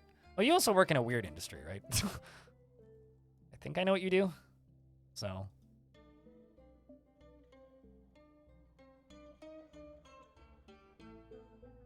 Your ex-girlfriend came to visit once, and you were like, yeah, you want to go to, I want to go to the Grand Canyon or Disney World and Seattle while I'm here. And I was like, you're here for a week. Yeah, that's a distance concern. Where was your girlfriend from? No. Like, geez. Like, I don't know where you're at, but like,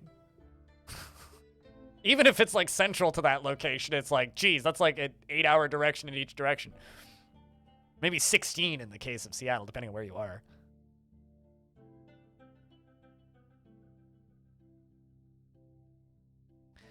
Here's the thing, right? We can sit here and argue about city design and what is and what isn't economical in the US. The only reason public transit and going carless is not economical in the US is because of the Ford Motor Company.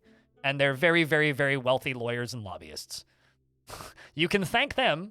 It would be perfectly economical if cities were just designed for public transit and if they actually kept up the rail network, but they don't. So, considering like, yeah, no, it's,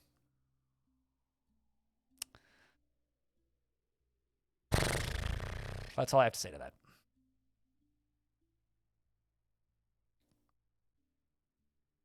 And also, I don't really think the Hyperloop is a better option. I know people joke about it, but it's about as sci-fi as terraforming Mars at some point. And someone will at me and be like, but blah. It's like, yeah, sure, but like we could do that with a train.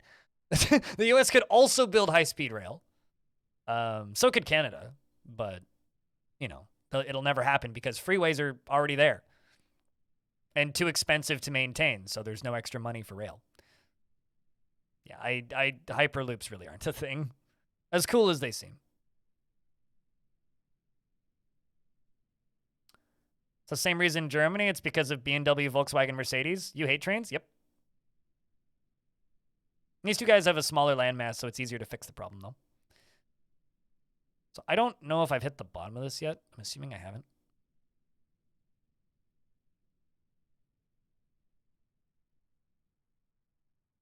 Trains are really cool. I second that.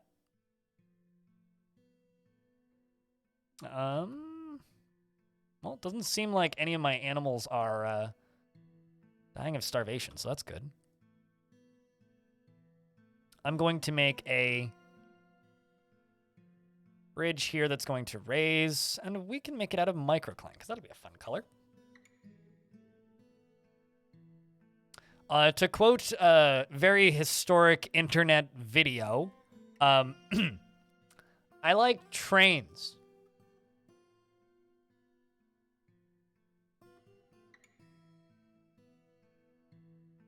I went to Alaska, train one time, seeing wilderness from train was awesome. Yeah.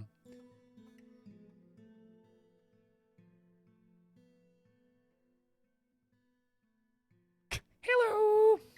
That's all I have to say to turtles.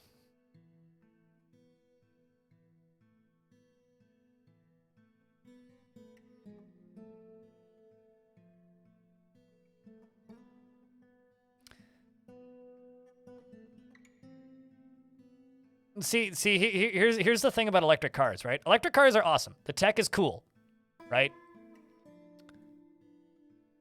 But here's the problem. They don't actually solve any of these problems.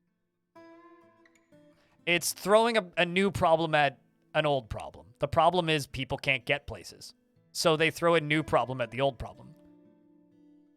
Stray dog has been missing for a week? Dog, did you attack a camel and die?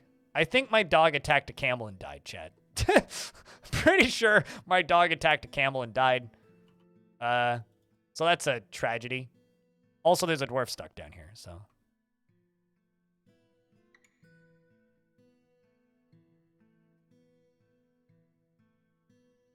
Puppers, no. I mean, our first casualty of the fort.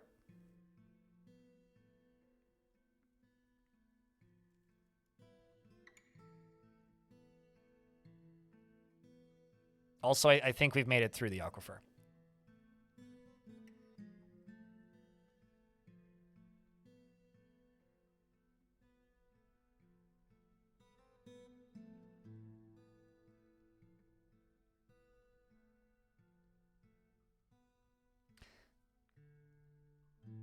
I didn't plan this very well.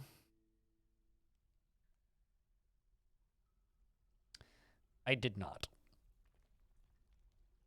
Meaning I have to open this bridge from up here and then connect it to a new lever down beneath it. Whoops. You want to go down somewhere downtown without having a car, gas, or electric? And this is why when people are just... this is a known fact. I don't like Elon Musk particularly. And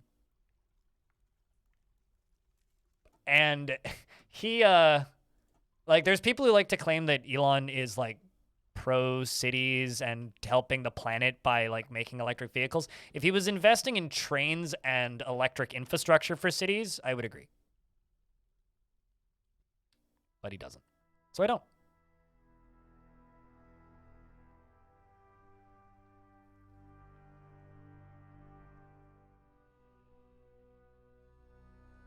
Okay, so digging down further. And I think for right now, up here, I can make a depot out of whatever. Chat, I'm going to real quick take a toilet break. And then we'll continue with this. I will be gone for about a minute.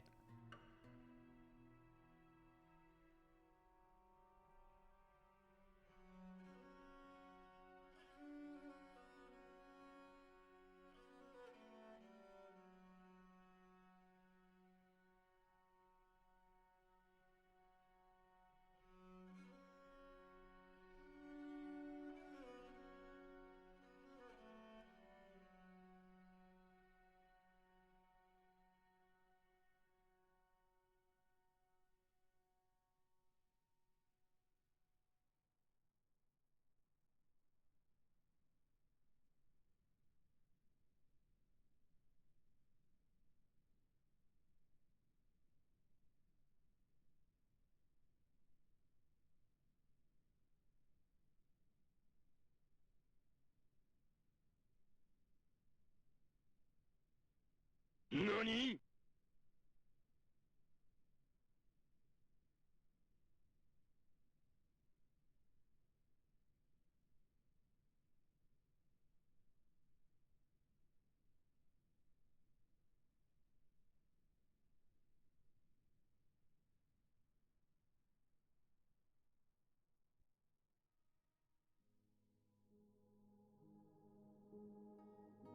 Also, for those of you who missed it, or were here yesterday, the bag of takeout is gone.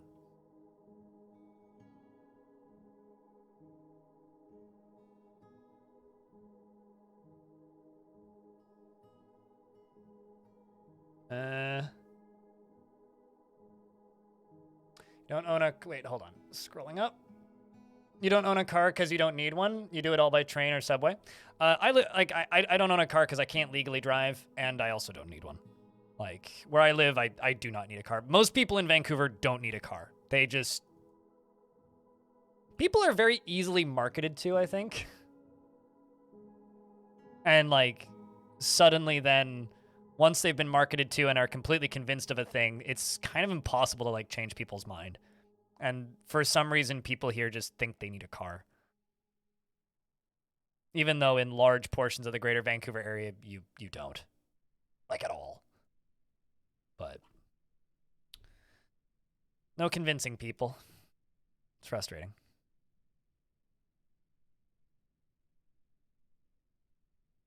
No, Musk has dollars and a goal, and that goal is to make more dollars. That's the only. He doesn't have ideas. He doesn't make things. He purchases companies that make things and then claims credit. Like, Musk doesn't do anything, really.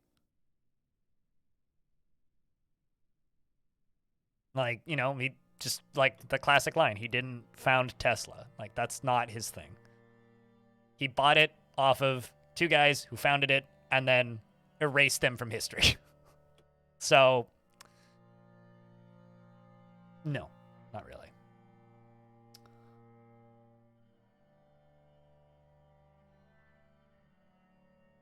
And then, like, promised the one of the co-founders the first car off the line. And instead of giving it to him, he shot it into space. Yeah, that's also true, Al. He does have some ideas. They're just really bad and stupid, generally. Okay, so let's channel up.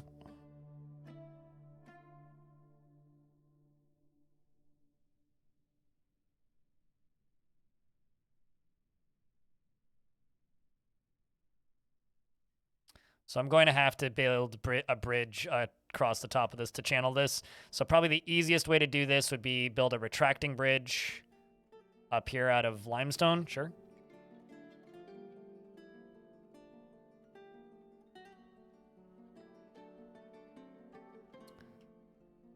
To give you an idea, there's an area of town that I really like to go to because there's a bunch of breweries there, right? Took my mom there once for Mother's Day one year. And it's about a 15-minute train ride from where I live. 20 if you don't make your train transfers, because you have to transfer 2 trains, and if they don't line up perfectly, it adds 5 minutes.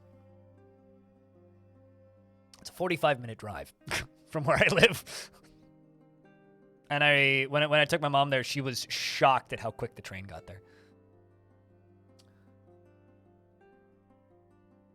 Yeah, now he's like slowly turning it off and like yelling at them and claiming he's going to charge them for it, and keeps turning it off and has been very, very, very ineffective, and then keeps taking access away. Yeah, this is very, very useful. You know, like, yes, he did give it to them for free briefly. It was a promotional stunt, and then was like, actually, I need to pay for that. They've been a free third. And I was like, the fuck? Why? Because he's a moron who doesn't believe in, like, humans. He believes in inflating his wallet and his financial size, shall we say. But that's also true of most people. You know, most people don't care about what they're creating. Most people just care about profit.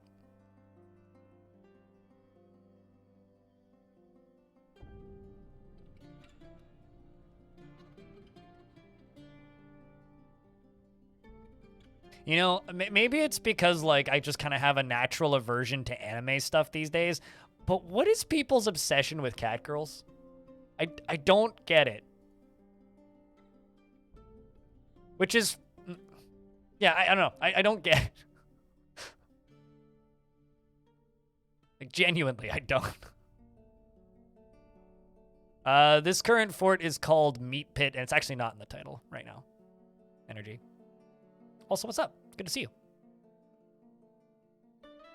Saw your comments on the YouTube stuffs.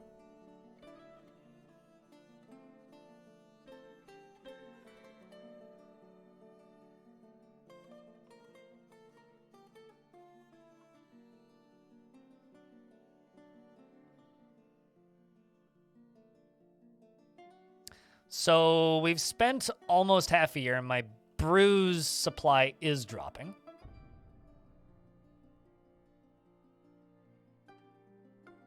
We are going to need to figure out a farming solution at some point.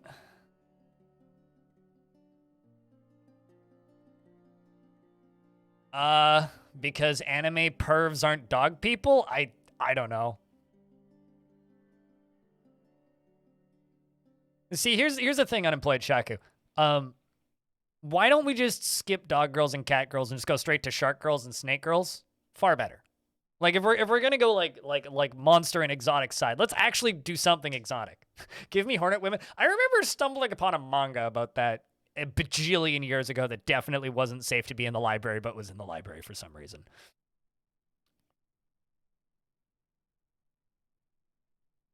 Shark Boy and Lava Girl? That's a Marvel series I didn't expect. Can I post an image of a Magic the Gathering card that's relevant? There's no rules with links in this chat. You can post literally whatever you want. Just if you post link to porn, you will never post again. And if you self-promote blatantly, repeatedly, I will get annoyed. Medusa #1 Snake Girl? I mean, she's the last one you'll ever look at because you'll turn into stone, right? Did I check out the manga? I flipped through it and was like, what the fuck? And then put it back down and never picked it back up. That is adult material. I cannot have you posting political propaganda in my chat. Diamond Destruct. How dare you? I mean, what's this? Oh, it's a bug person. Bug lady. Huh. That is a bug lady. Would you look at that? It's a bee girl? Huh. Well, I thought it was an ant. Do you fancy? Definitely, yes.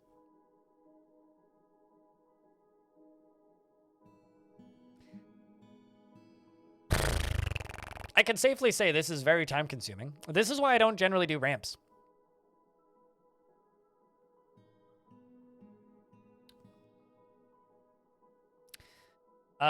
Blood Odin. Who am I giving a dwarf to? 1, 2, 3, 4.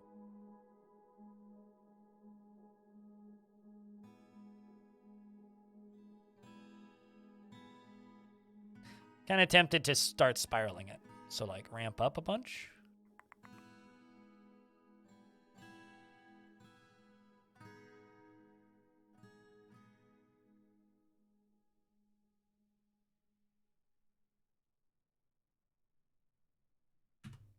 Bearded Miner to Zwollenhalb. Okay. Let's go with the expedition leader.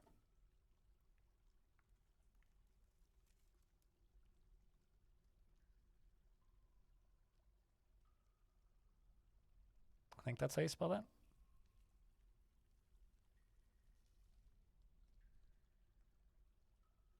Becomes completely helpless in stressful situation and actively avoids exciting and stressful situations. Does not generally seek retribution for his past wrongs and is prone to hatreds. He often develops negative feelings. He likes to take it easy and he has a tendency to consider ideas and abstractions over practical applications, and he tends to make a small mess with his own possessions. He is not particularly interested in what others think of him, and he does not often feel envious of others. He tends to ask others for help with difficult decisions and needs alcohol to get through the working day, and I hope that we find some like caverns soon.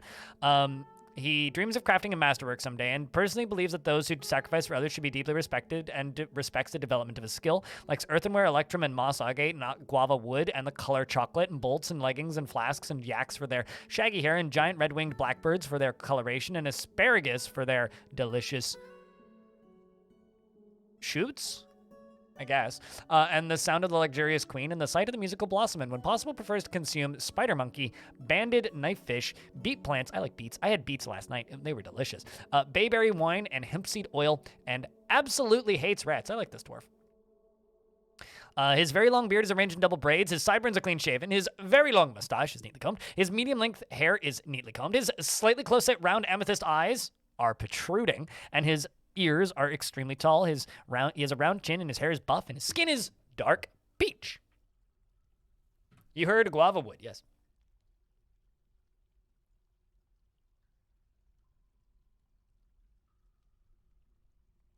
Why would you do that, Gimli? You could just post the emote.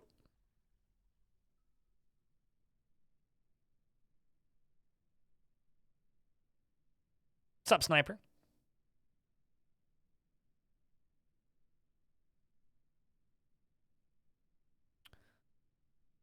All right, so now I can make a bridge going this way out of limestone. And also smooth down here. And we're going to do that again. It's nice to see me. It's nice to see you too.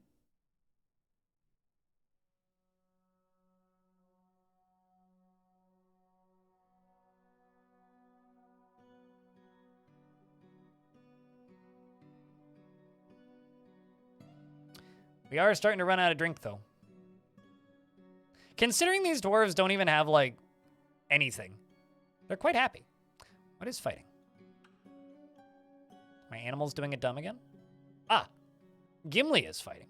Probably with a rock. We did find the dog dead. Oh, nope. Another dog is missing for a week. Something's just eating my dogs on this map, chat.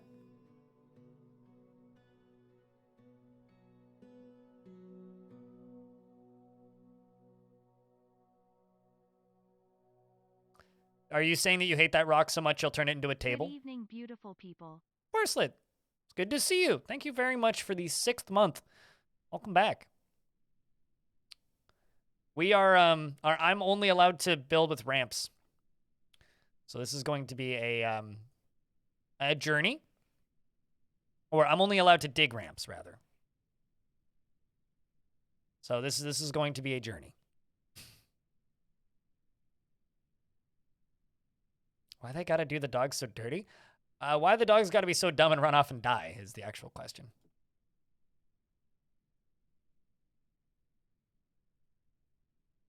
And I'm really hoping we can hit the caverns soon.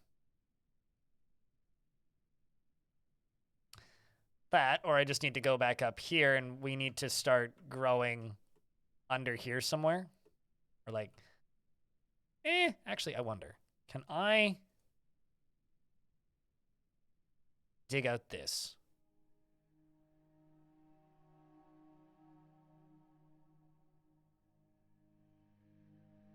I've got whatever baby toes, succulent. Are any of these harvestable? I doubt it. Yeah, no. Okay, can I farm right here? Because if I can, this is going to make my life a lot easier.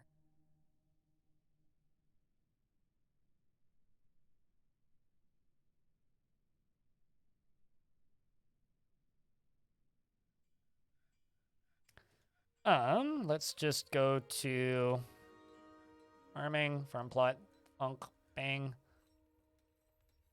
See what we can grow right here. Yeah, but digging it would be really tedious. Probably what I would do is just channel out the square and then build floors.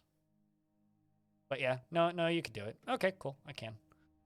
All right, this is going to be very ineffective, but hey, it'll be something. We'll just do plump helmets year round right now. And let's make a seed stockpile right quick.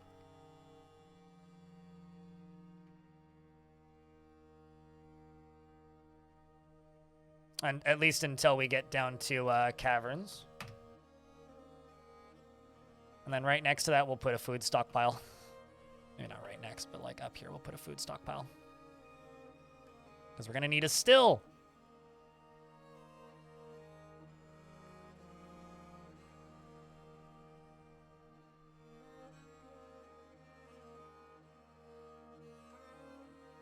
They are 1/5 efficiency.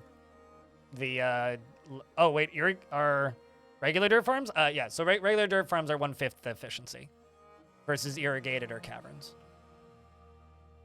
You must depart the stream. We'll see you when we see you, Evil Claire. You don't seem so evil, as your username suggests.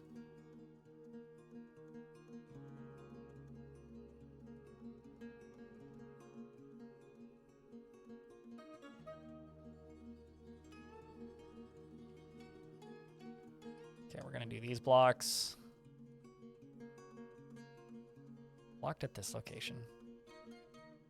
Interesting.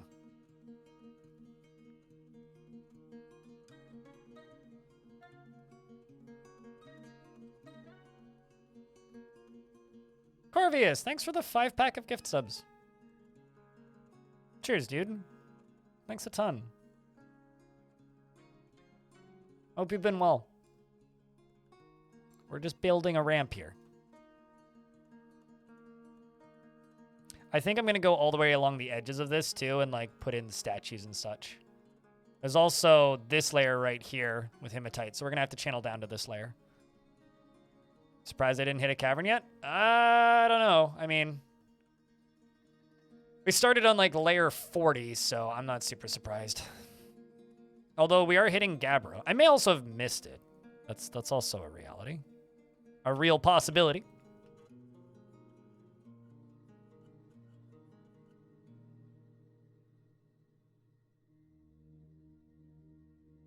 I'm just happy we got through the aquifer. That's the main thing for me.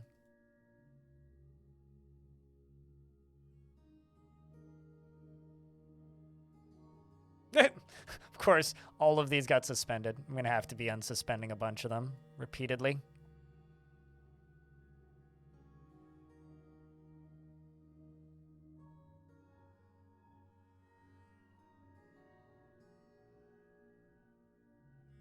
Everybody keeps going on about how these are not common. It's only not common if you don't settle on mountains. Like, the last map we were on was a deep river, so it's going to be a very shallow map. This is a mountain. Like, I'm literally on a mountain. So we're going to start very high above sea level, which is 0, right? And we're going to have to dig down below 0. So no, this is very normal. This is perfectly normal for a mountain embark.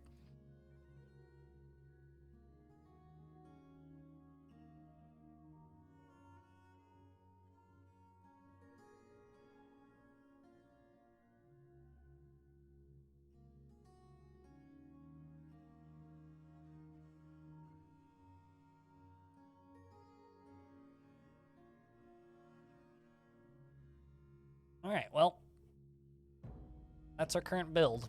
So what we're going to start doing eventually is once I hit caverns and I know where the caverns are, this is just going to become a pit mine out here. I'm just going to start digging a hole. And this is going to end up being like a plateau thing with kind of like this covering it. So I'm going to start channeling down on the back of it too. And this is going to become kind of like a big old mound, I guess. Might even dig up and into this so that we live inside of this. I'm not totally sure how it's going to look, but that's kind of what I'm thinking. And also, I don't like the way this outer wall thing here looks, so I'm just going to knock that down. We're just going to build a wall there.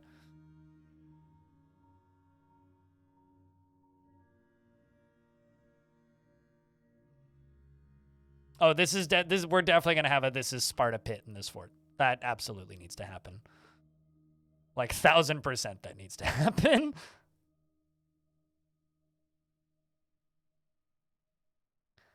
Let's also place a still right here.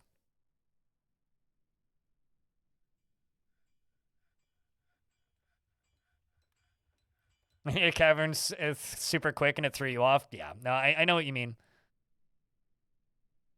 If you're used to a particular type of embark, it's like then you get something different. It's like, whoa, but yeah, no, it's this is a pretty normal mountain embark so far.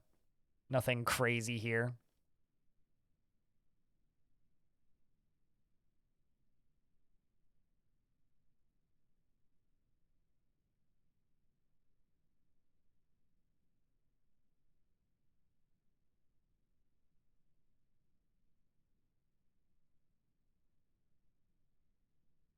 I don't know if I want to go all the way down or not.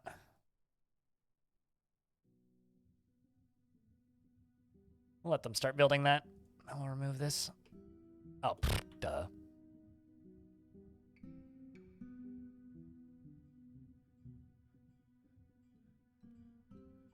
You really like volcano embarks? Volcano embarks are fun. Even though, like, they're all kind of crap in this map, and the ones that aren't seem to be bugged. But, yeah, volcanoes can be a bunch of fun.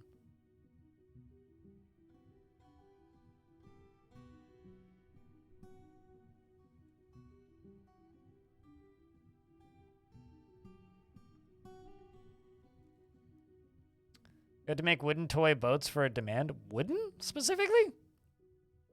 The specifically wooden part is odd.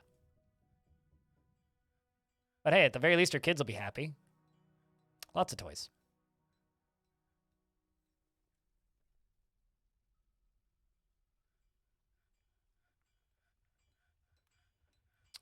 This will be the entryway, I think.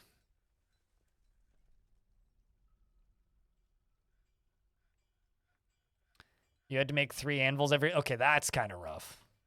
Anvils are... I honestly, like, we've been through this a couple times with the chat. In my opinion, the worst thing they can demand you to make... the worst thing they can demand you make is traction benches. Because they have the most pieces.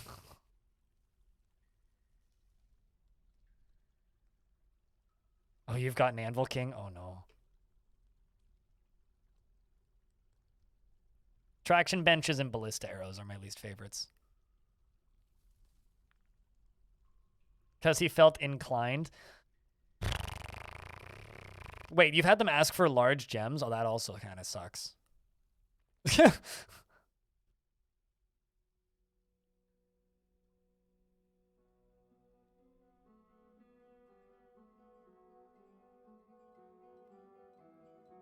So we're going to brew drinks from plants. Because we've got these getting done right now. All right, let's go down. God, these are never going to get unsuspended, are they?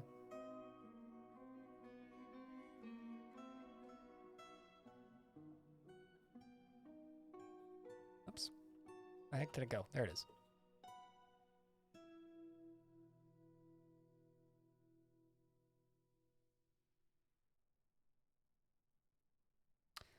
We'll go down one more layer and then we'll go to the right.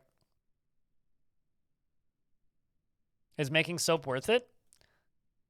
Okay, so your dwarves will heal up just fine without it, but they're more likely to develop scars. Because if they get an infection, then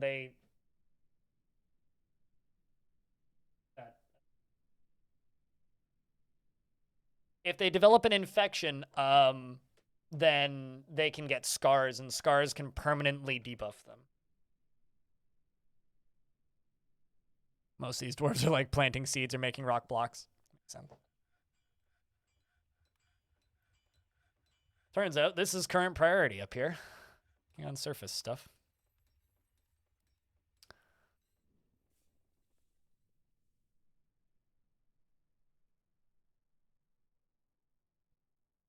Is that? Oh, that's just a dragonfly. That's kind of cool.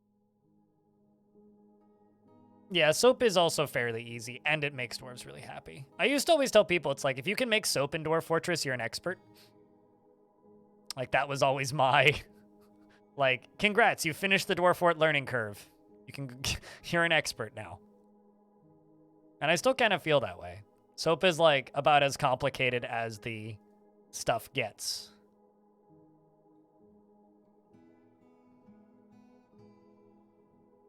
You're an expert? Absolutely.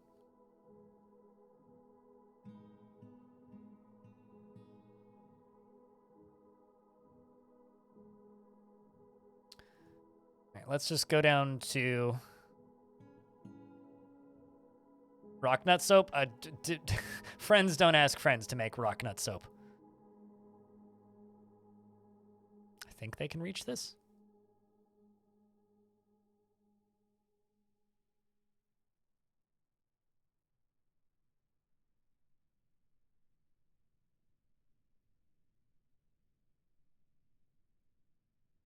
I don't know if I'd say genius if you can automate that, but it's certainly not an easy thing to automate.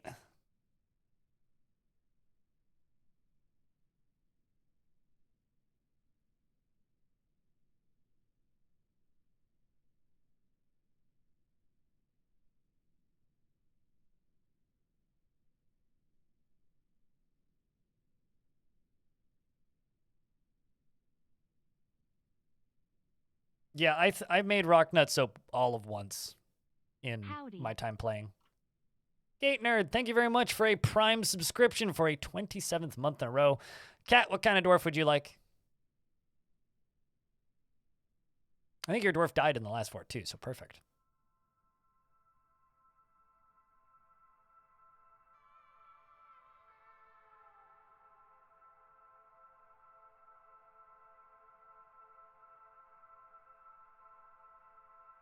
Dwarf snipe? Seems like it. Here's the full list of dwarves available.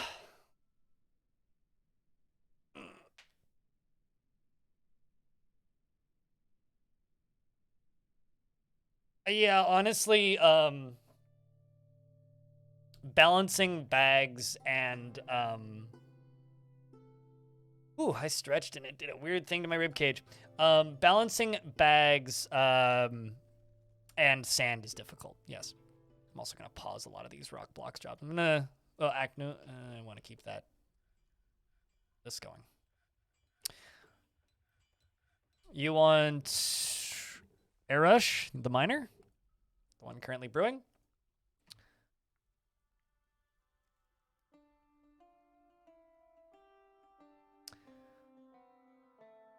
He has a strong tendency towards privacy, takes no pleasure in his talents and accomplishments, and he tends to be a little bit stubborn in changing his mind about things. He likes a little bit of excitement now and again, and he generally acts with a narrow focus on the current activity, and he is a little tight with resources when working on projects, and he is sometimes acts with little determination and confidence, and he is often cheerful, and he likes to brawl, and he has an active imagination, and he doesn't often feel envious of others, and he's grateful when others help him out, and he tries to return favors. He needs alcohol to get through the working day, and he likes working outdoors, and only grumbles mildly at shitty weather. He dreams of crafting a masterwork someday and views loyalty unfavorably, values honesty, and doesn't care if others take the time to master skills. He likes native copper, iron, and heliodor, and crystal glass, and giant cave spider silk, and the color clear, and gauntlets and cats for their aloofness, and giant leopards for their spotted coats, and the sound of the luxurious queen and the sight of the musical blossom, and when possible prefers to consume clownfish and water buffalo cheese. And spelt beer, and two-humped camel's milk. Hates bats. Aesthetically, he has a thin frame with some fat on it. Medium-length beard that is arranged in double braids. His long sideburns are combed neatly. His very long mustache is combed neatly, and his hair is clean shaven, and his protruding round emerald eyes are close set. And we are running out of food, so let's pause brewing again. All right. Also, did I make a craft store shop? No, I didn't.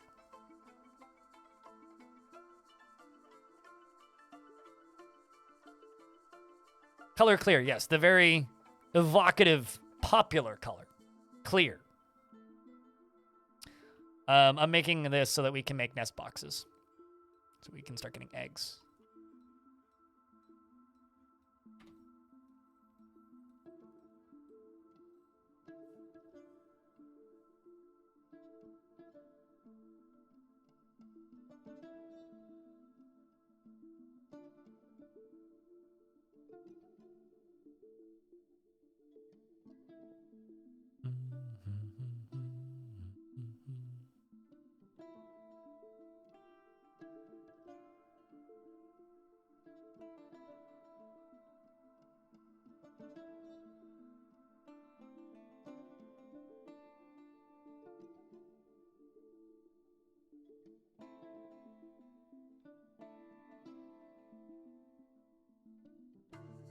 Nope, actually I want to ramp this up. Yeah. And you up there, you're going to go down eventually, but first you got to go up.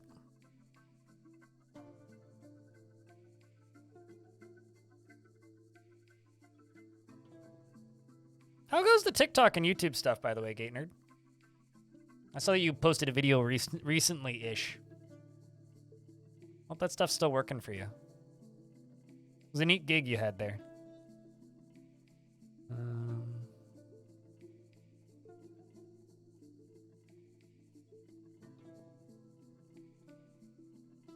Uh-oh. Uh-oh. That's kind of annoying.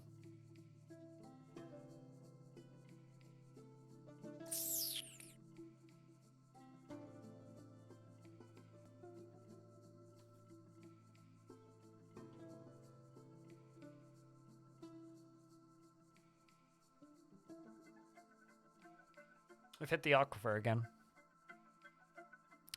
I'm gonna get smooth and yep, but it depends on where the aquifer is actually coming from. I might need to just fill it in, actually.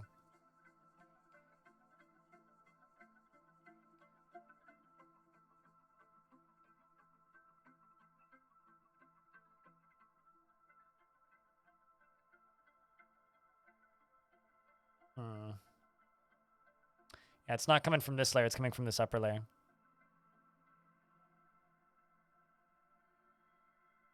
TikTok pays 25 per million views.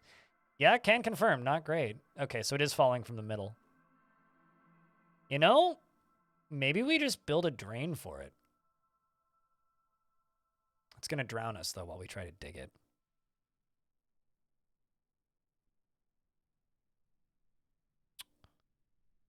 The bright side, these dwarves are probably getting content near a waterfall. And yeah, they are. Great for moods right now. We did, in fact, get the king, and there's a video of it. But I don't know. You seem like somebody who could have a future being one of those people on YouTube who screams about Nebula all the time. For those of you who don't know, GateNerd does educational, like, geography kind of content on, and I guess also some history stuff on YouTube and the TikTok. Quite successfully on TikTok, but TikTok pays peanuts, frankly.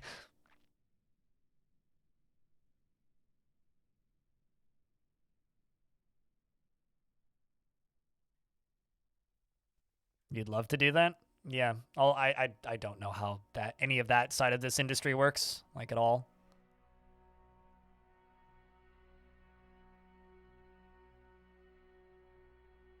Like, since we're stuck in here right now.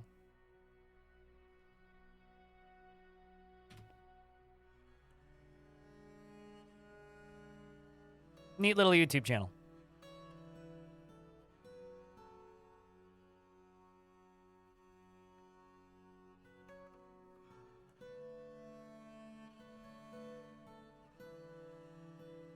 Do I like Fourth Wall? I recommend everybody goes with Fourth Wall. Because it's like, Fourth Wall is like getting your own Shopify store, but they do all the paying part where they have to pay a warehouse. And then if you want to just sell your own shit that you make yourself or produce yourself, you can do that too very easily. But yes, very happy with Fourth Wall. Chat, do you like Fourth Wall? That's the place where my merch goes through. let's see what the customers think, because they're the people who are actually using it.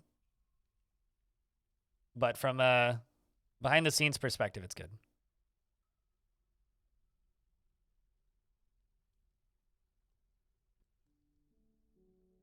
Fourth Wall destroyed. Haven't been a customer yet. Well, plenty of people in chat have been. That's funny.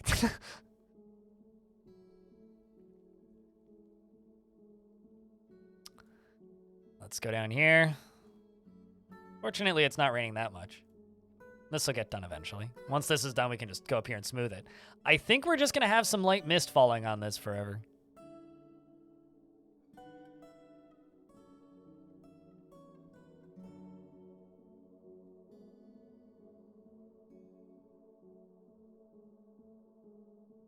You could try, I was going to say that is something you could do through the TikTok stuff. Gate Nerd is just try hawking merch. Although I wonder how good transaction or like conversions are on places like TikTok. I do my damnedest to just completely avoid that platform because it scares me. So.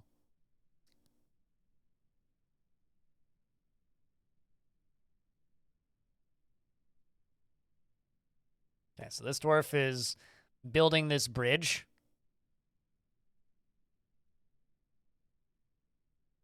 Then we can get this upper thing smoothed. Then we'll find out where it's still leaking.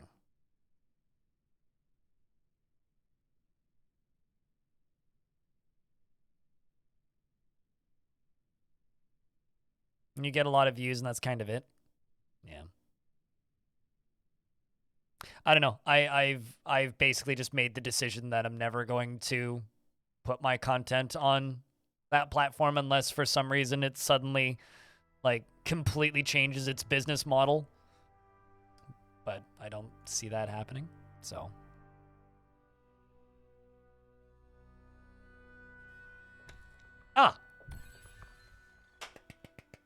We found it. We now have a drain for the water, chat. So, how big do you think this cavern is?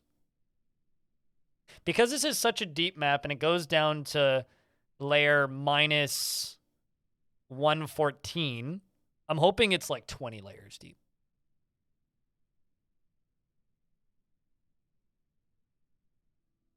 Let's pause.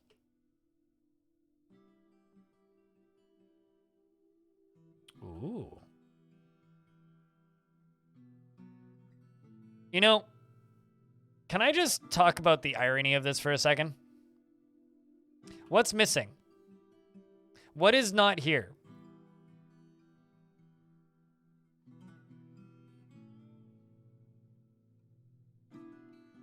Mm-hmm.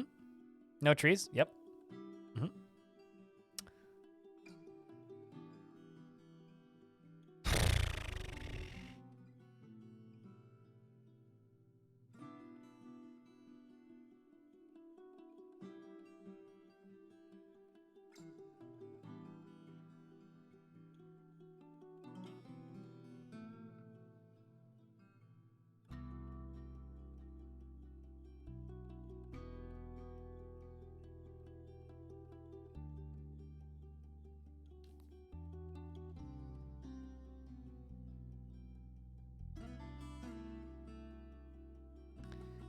Well, I'm thrilled. We'll let them just smooth this up real quick.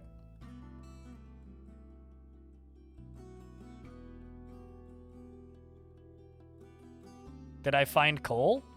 Good question. Nope. Not that I'm aware of. Where of? Oh no, this is gonna. I'm probably gonna be trading positively with the elves, if I had to guess.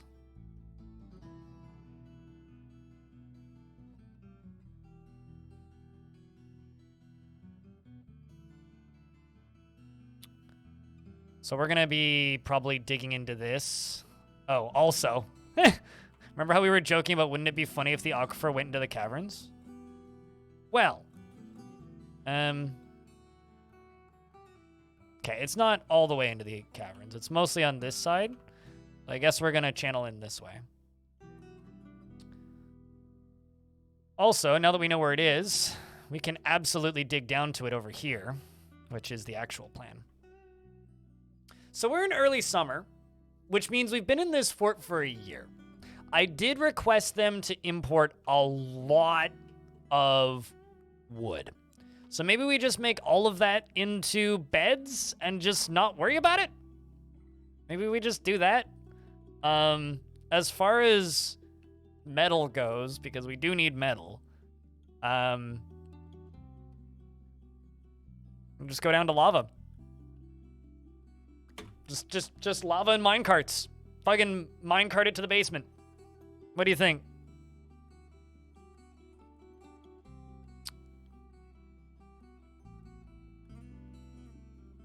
What does an of look like? I can't imagine a where of. What? Over being 60F for like a week and then have snow piles on the ground. Weather. It is April. Weird weather month.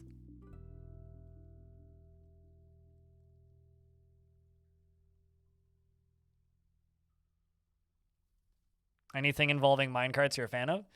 Well, I mean, this is going to be a metalworks industry fort.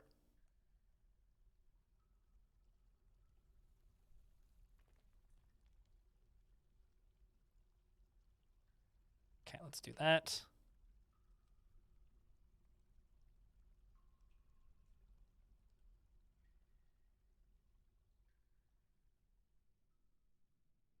It is just kind of hysterical, though, that we get to there and there's just no wood. On the bright side, though, we do have water, so I guess, like, it's not all just the game making fun of us, but we're certainly getting there in regards to the game making fun of us.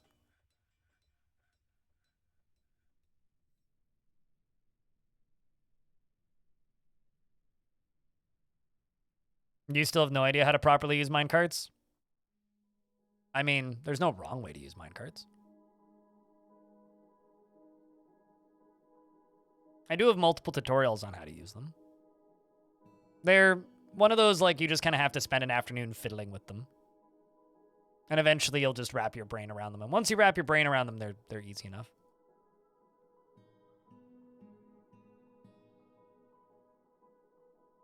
I'm silly, and my command is the full type in YouTube word.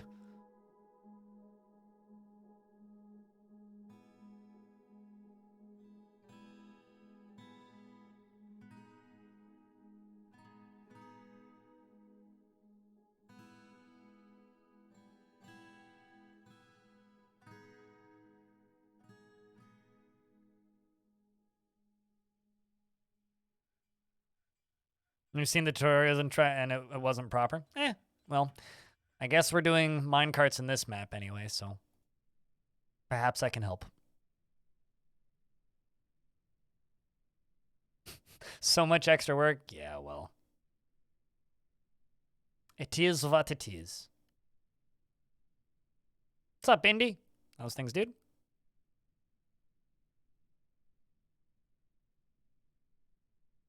I'm surprised these dwarves are as happy as they are. Like, they're actually largely just living outside right now. Like, I am shocked these dwarves are as happy as they are.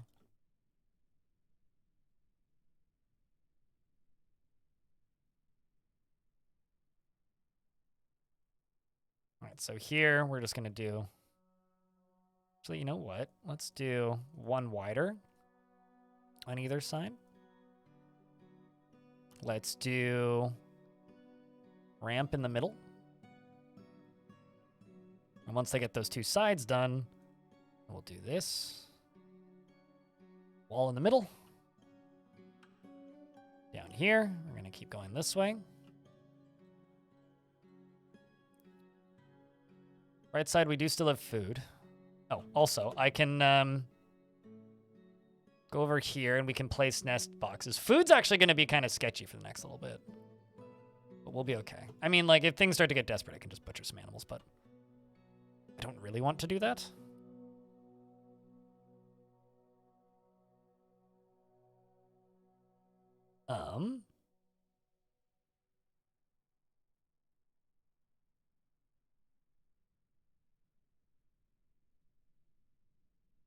Constructions.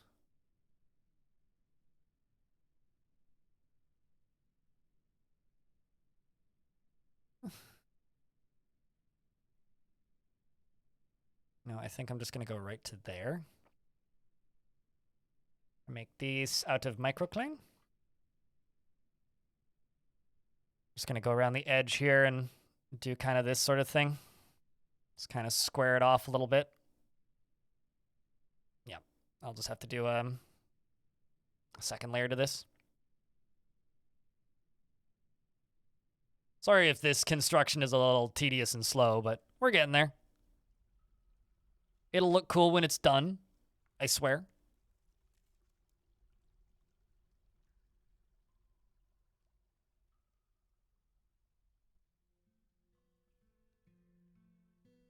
Meme is done? You made a meme? What'd you do?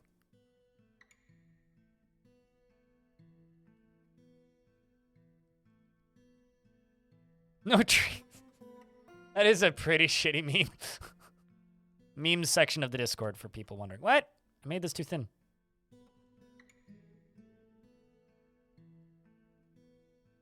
Apologies for the crime. I am remedying my mistake.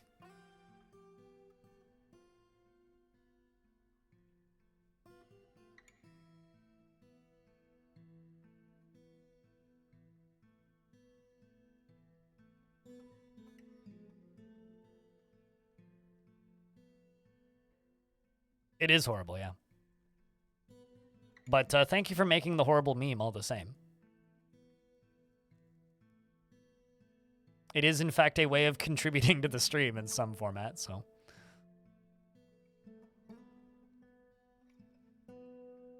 right.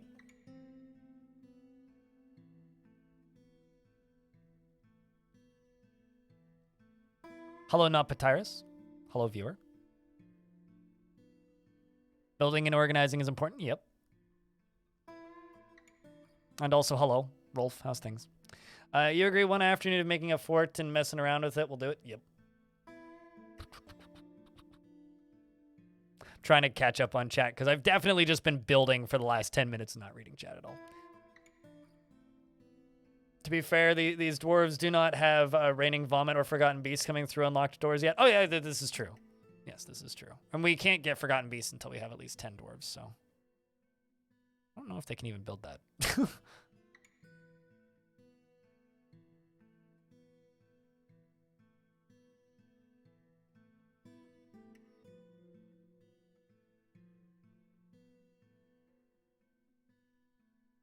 We'll just build and deconstruct that once this is done.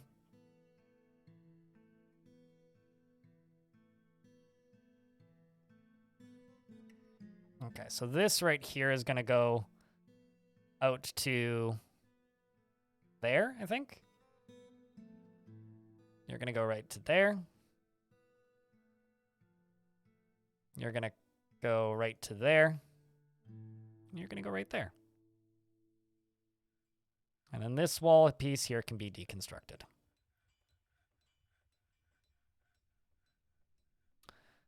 And that, well, is the start of our soon-to-be cool-ass fortress, I think. I mean, we've still got to fix this side. Taxes done? Hell yeah. Everybody's finishing up. You're not the first person to finish up taxes today. Everybody's finishing taxes today. All right, bridge is done, meaning I can wall off the back.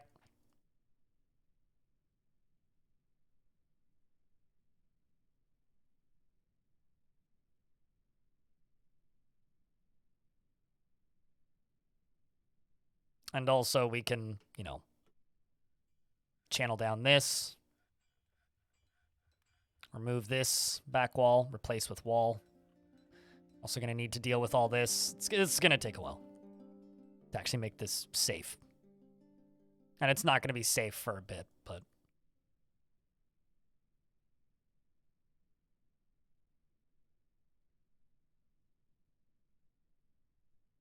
Literally just, yeah, no, I agree. I mean, I can't do mine until Twitch mails me certain documents, so... Usually I end up getting them done later in the year than I would like. And not because of any choice of my own. It's usually because Twitch takes a couple months longer to email that stuff than I would prefer. It's like, could you get that to me quicker, Twitch? That'd be nice. But nope. Turns out.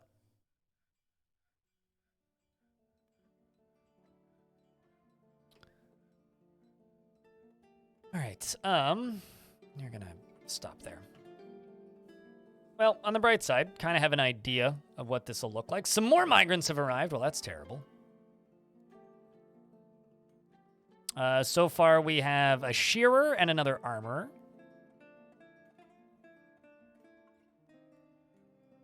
You actually got a return too? Hell yeah, dude.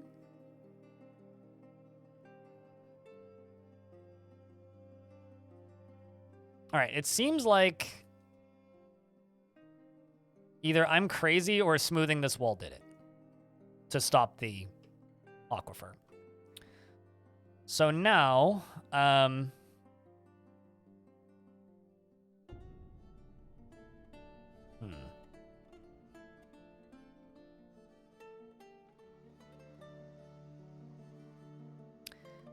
That's pushing it. But I think I can do it.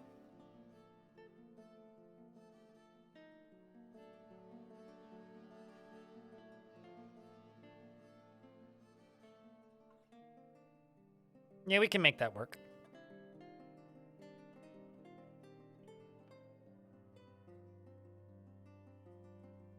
You just skip tax season? I mean, what can they do? A lot. I wouldn't skip tax season. Jesus. Oh, I understand. So there was a bunch of water up there. I just couldn't see it because this version of the game is goofy.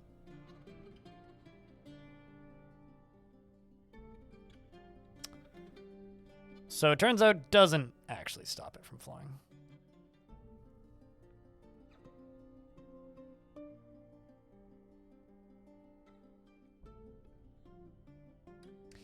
I might just wall this off. Go around it. No, actually, I think what I'm going to do is this. I'm just going to wall this side in. We're going to go around it. Hitting that aquifer there is a pain that I don't really want to deal with.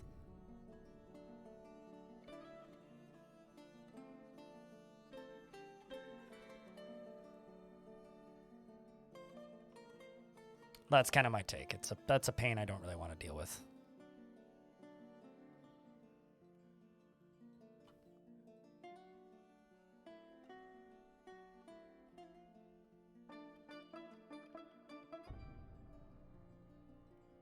Let's do more blocks.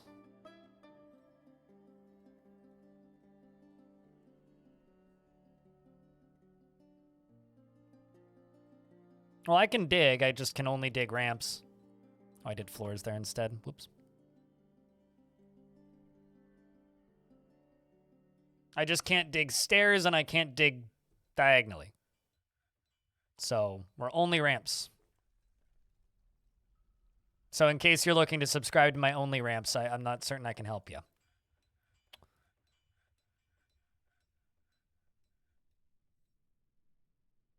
I mean, it's going to end with us being forced into making massive pit mines, right? Oh, hell yeah, that's a nice new monitor. What kind of monitor did you get?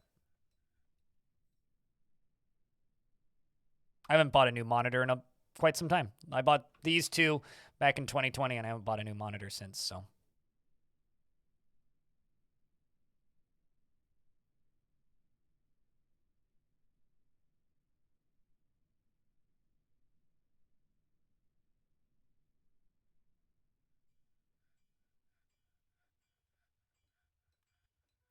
Can you build that wall, please?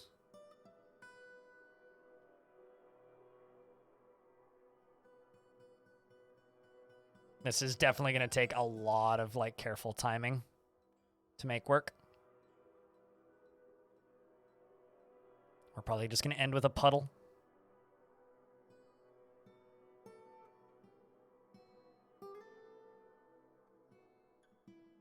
Actually, you know, maybe we should just end with a puddle. Do that intentionally. Use it as a water source or something. I think maybe we channel down here. Just let it drain there.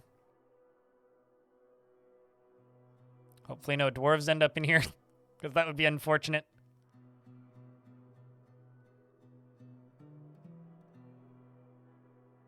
So what I could do, actually, is I could just floor all this off. And then we could just fill this in, because it only goes to about there. And then the water will stop.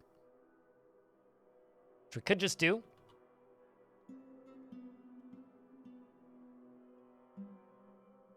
That, or I could...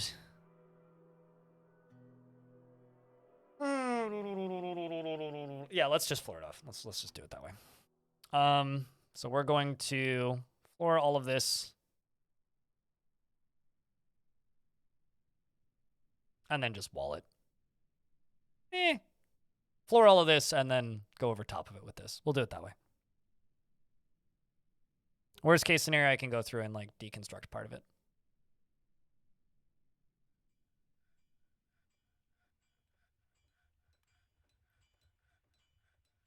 Be safer to do it this way, and I don't need to worry about accidentally drowning dwarves. All right, let's... But now on the bright side, I know where the caverns are, and now that I know where the caverns are, we can dig back down into here a little smarter, because I see where the aquifer starts again. It starts over here, and so we can go around this way and, you know, dig through the cavern cleanly, I suppose, and this can drain.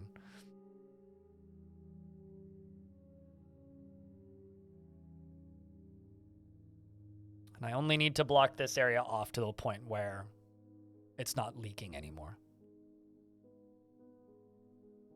I'd rather not share that, Death of Fish.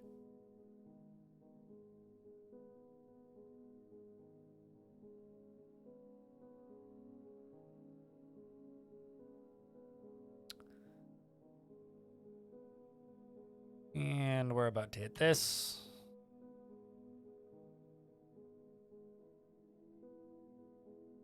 Do that.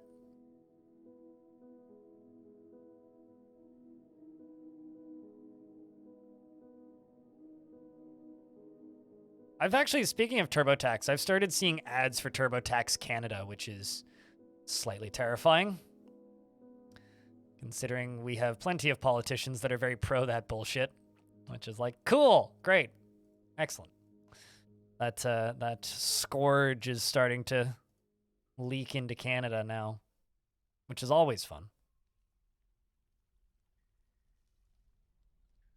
I named my fort Meatpit. Well, it's going to be a meat pit eventually. I just need to build it.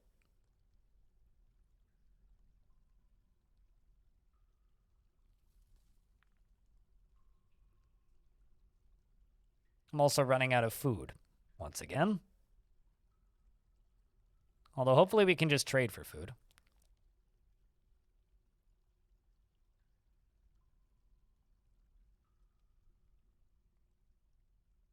Yeah, like dozens. Fairly creative.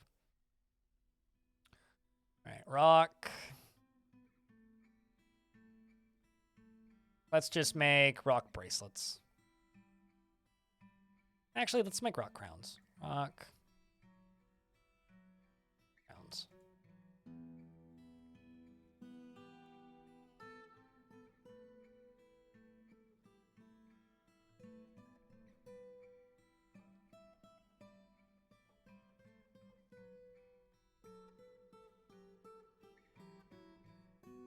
I mean, we were making that joke earlier. It's like, yeah, no, I'm taking my 12 kids and we're moving to Meatpit. I'm sorry, what? You're moving where? Oh, that's interesting. You can see exactly where the aquifer is. Look at that. It's kind of funky. All right, so this should clear this up. I think this is the last one.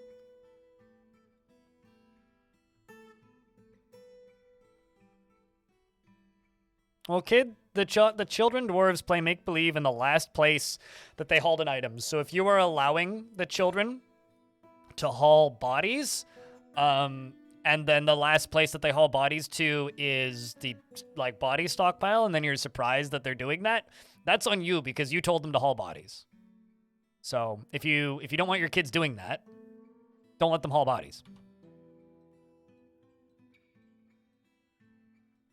Yeah, so that's why they do that, is because they're like normal dwarves, they go to a location after they've completed their job, and then they look for another job. Children complete their job and then they play make-believe, and then they go look for another job. So if you are allowing children to haul, refuse or rotten corpses or any of that stuff, they're just going to like constantly do that. You can just go to the labor, and then go to standing orders and go to chores and just like deselect just deselect burial and refuse. Done. They won't ever do that again. Under chores.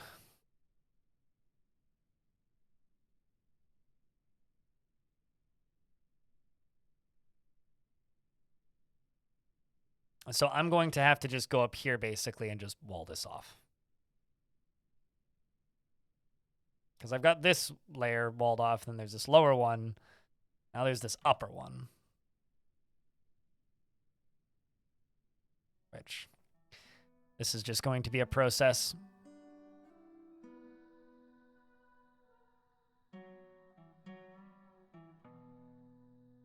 So from down here, I think we're going to ramp up there for one tile.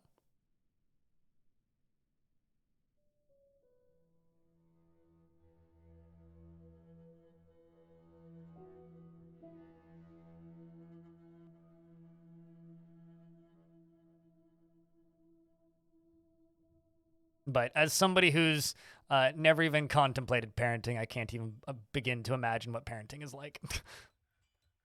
Seems extraordinarily difficult. Anybody who's willing to be a parent is braver than I. All right, we are now going to go up a bit this way.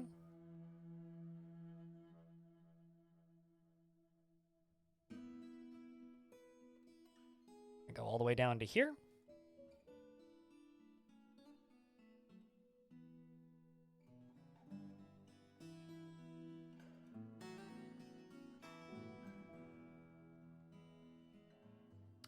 I have no idea what you're referencing. Superior machinery? Absolutely no idea what that reference is. So, the reference went whoosh to begin with.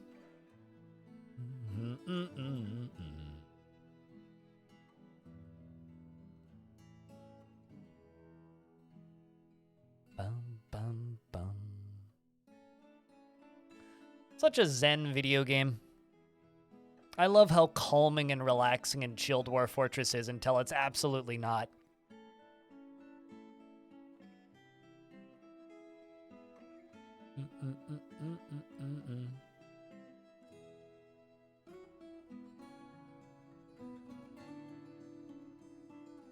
For some reason, Amazon has decided that I really, really, really want to buy these decorative Bitcoin coin holders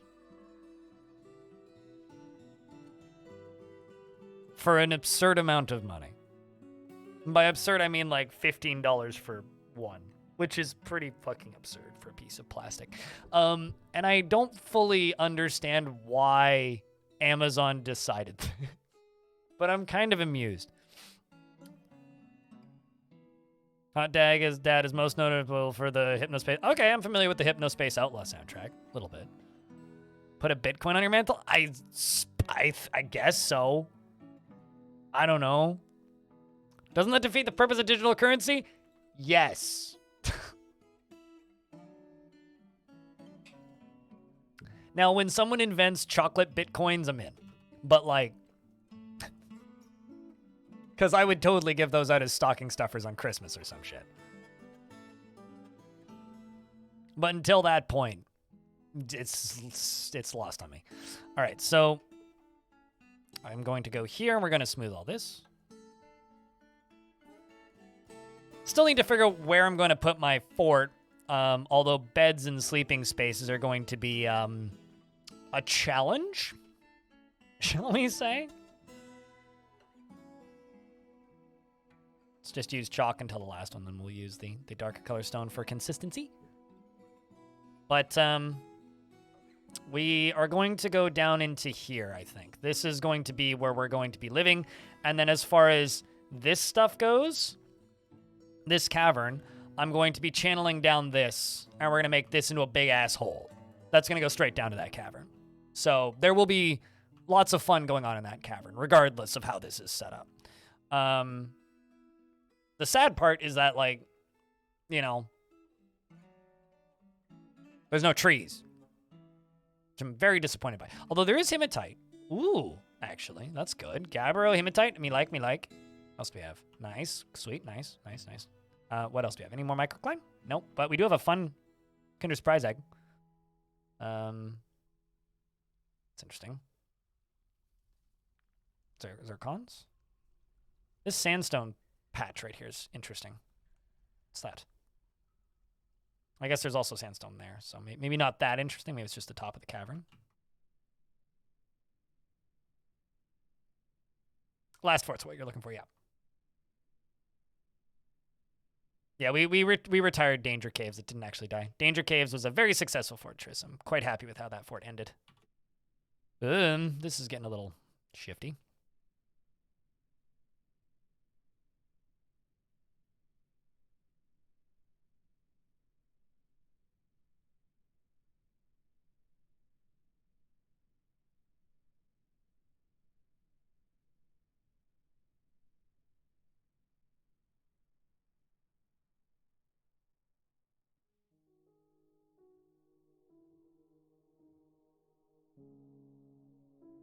Let's go through here. I'm just trying to get rid of this water here. Fortunately, now we no longer have we have no water problem. That's good. No. They shouldn't. Jerry Gordon.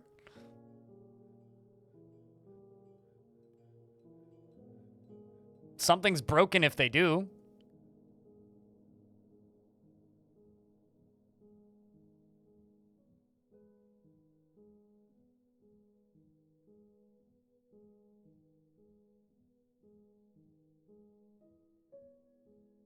How come you didn't let me build?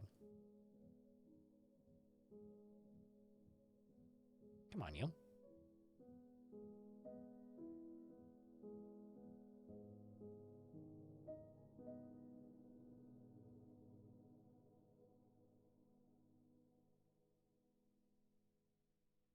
No, it's not. It's not a matter of like agreeing or not. Like I don't think that's the way the game works mechanically. So if it does do that, I'm concerned.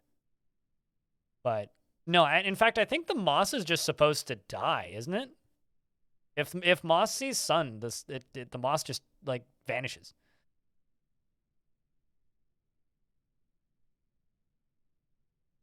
We should be getting to the end of this pretty soon. This is tedious. Nice community for today. Oh, the one that was posted. Yeah, I'm happy. The person who made that one has updated it like 3 times because I took so long to cover it. But it's a cool fort. Yeah. Oh, looks like we've suddenly stopped getting water based on the. Oh, that never mind. There's still some. So it jumped up to 2. Alert notice. Oh, we're in early autumn. Caravans arrived. Well, I'm going to ignore them for a moment and just continue fixing this flooding. Once this is done, we will go up there and trade with them. I will sort out broker's situation and we will get that done. Just want this mud out of here. I don't really want my fort to slowly be flooding. That doesn't seem very optimal, you know? Let's just keep at it. But yeah, no, it shouldn't. I think that's it for the water, actually. I know I said that once already, but I'm pretty convinced that now that's it for the water.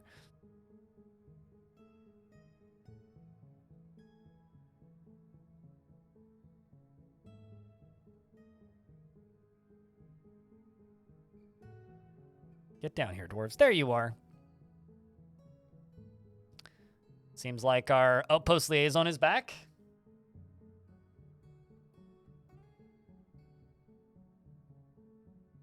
But yeah, no, both of these, the biomes that we're on are no trees biomes. So the mountain is no trees, and the rocky wastes that we're also on is also no trees. So it's very much just a barren, dead wasteland up there on the surface. So it's kind of our job to make the surface as cool as possible. And hopefully we trade with the elves because there are no trees for me to chop down. If that's actually the case, then I would say that's actually like gonna make for some fun trading. We might actually get that notice saying, do not chop down any trees, at which point we'll be like, okay. And we're going to have to make a really big, nice dormitory, I think. It's going to be an interesting one, that's for sure. Elves are mad. Yeah, and that doesn't affect us. The giant mushrooms do, in fact, count as trees, yes.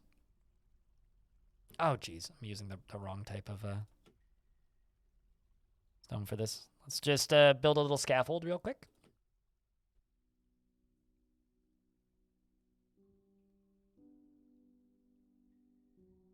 Elves are great. They bring giant danger floofs. Who doesn't like giant danger floofs? Chad clearly doesn't like giant danger floofs, or they would be more excited about the giant danger floofs.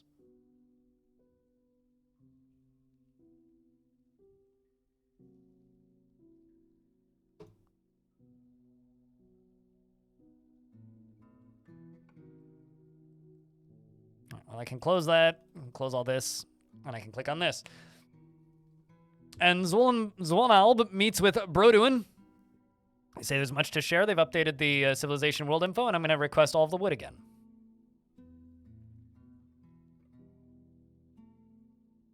They want musical instruments.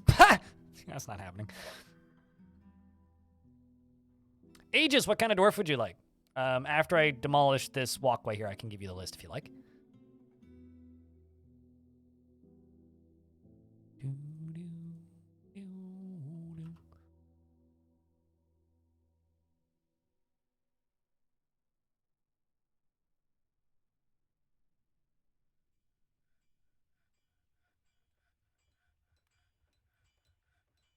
All right, just give me a sec. If you want to be somebody of importance, I'm about to appoint the broker. So if you would like the broker, I can give you that once they are named. Go away. That's the list. Who do you want? Also, we're out of booze, so I need to trade for booze. You'll take a bearded broker? Kodala Stonecutter.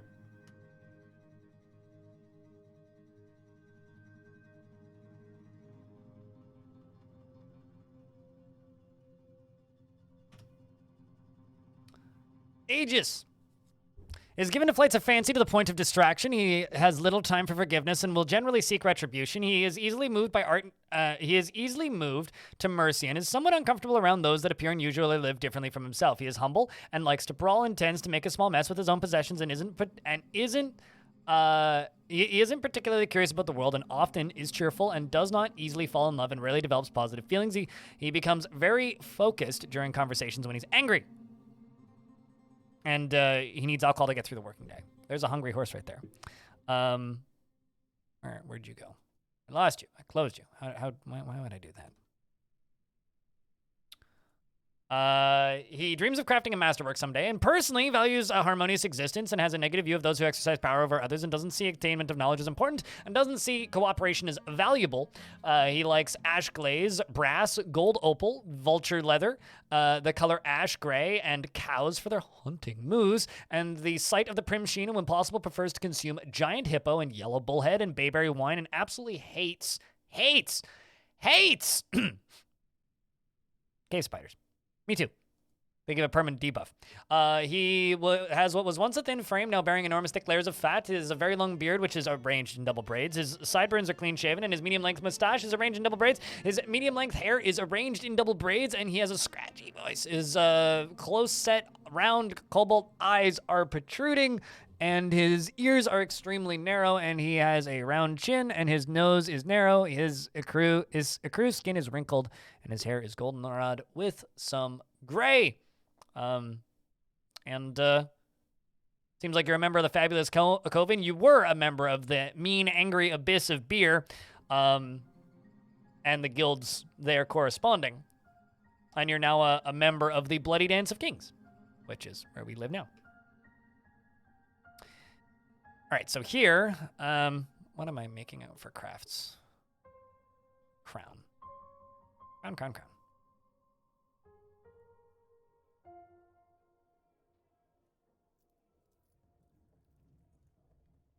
Looks like they brought us plenty of wood, which is good.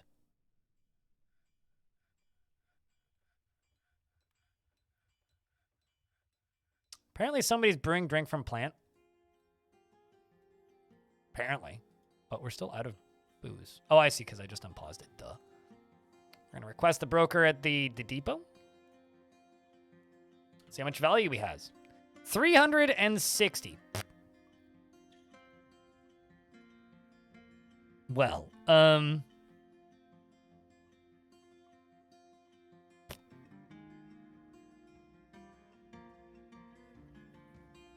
they brought a cat. I think what I'm going to do is I'm going to real quick make a gem cutter shop, a jeweler. I'm going to make us some gems to sell. And I'm going to put more livestock down here because apparently I acquired more.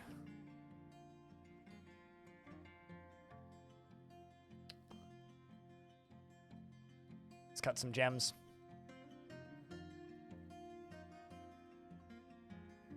Perfect for gathering spider silk. Pablo Rasta, what's up? Yeah, no, I mean, maybe not. As long as he doesn't see any spiders. The silk is fine. It's simply the spiders that are the problem.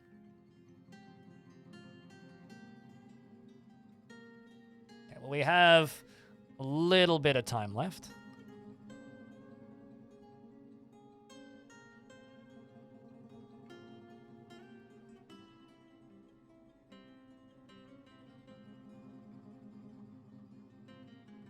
I'm also just going to make a second jeweler. We're going to get them cutting as well. This is another one of those, all of these workshops are temporary situations.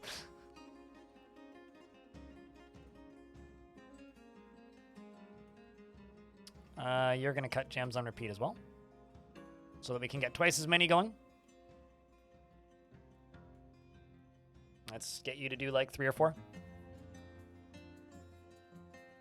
Threw a bin on a tree while carrying it to the trade depot. Threw a bin on your... Someone must have been spooked by something. Don't know what else could possibly cause that.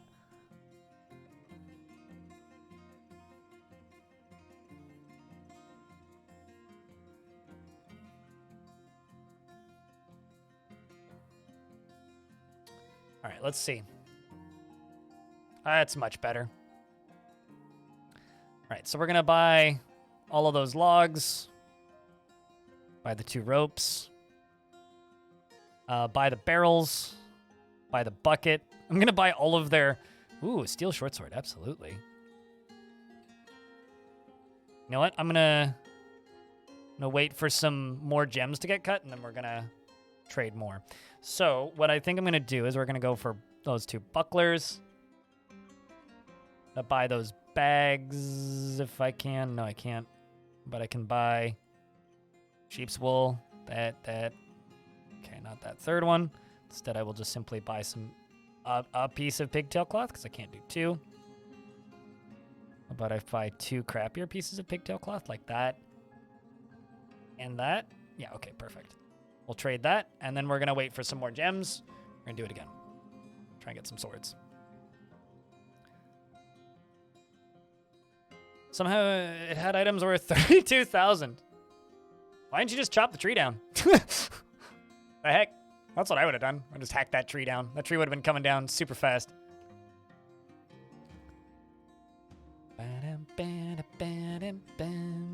Let's do cut gems again. Doop, doop.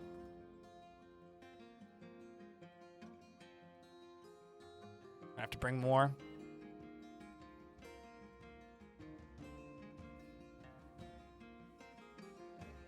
Items wouldn't get damaged? I don't think items... Chat, do items take fall damage in Dwarf Fort? I'm, like, mostly certain they don't. Do they?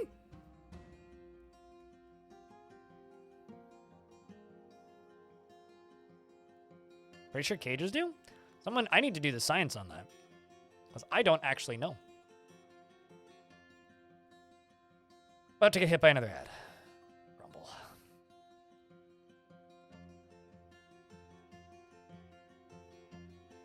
Also, I love the fact that there's just like... So, stuff isn't growing here, right? Because this is a no-grow zone. But the mountain biome, now that I've dug it down to dirt, has all these little flowers that are growing. Which are kind of awesome. Like, I don't know. That's cool. There's also a dead tree frog and a dead rat. Thanks, cats.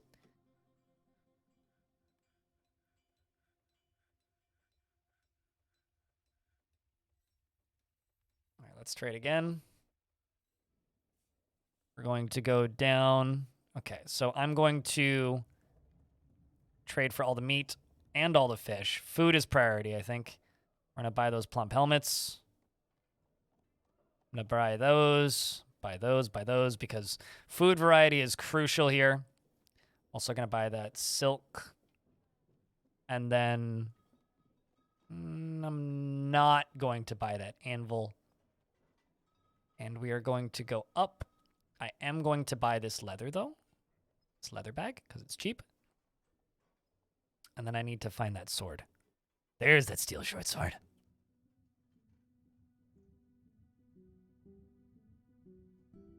Too much value.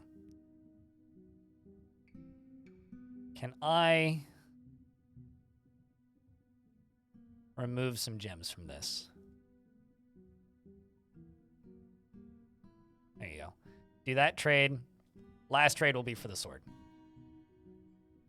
Also, doing lots of little trades like this, I don't normally do it this way because I find it tedious, but doing lots of little trades like this is actually better because it's better for your training skill. Your dwarves get trained quicker this way.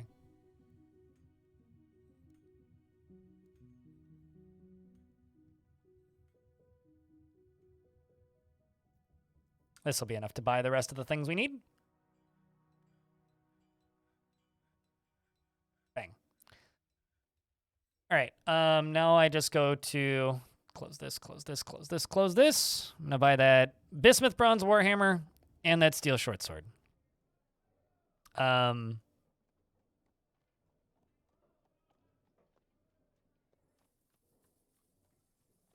Which turns out I can only get one.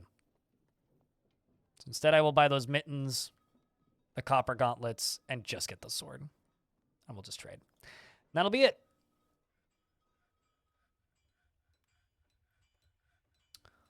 All right, sweet. Food's been sorted quite a bit, which means the dwarves can now, fill up this food stockpile up here, which is good. We actually have meat and such. Can go all the way back down to here. So this, I might actually just dig this up a little bit to all the way over here, because I want to go down this way. So let's go 2 further this way.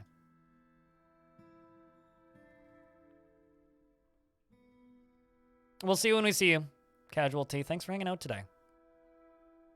At least we were able to catch the beginning of a new fort, hey? All right, so here we're going to, I guess, just build a bridge, build another bridge. It's gonna be a lot of bridges. Bridges are basically just like Dwarf Fortress scaffolding.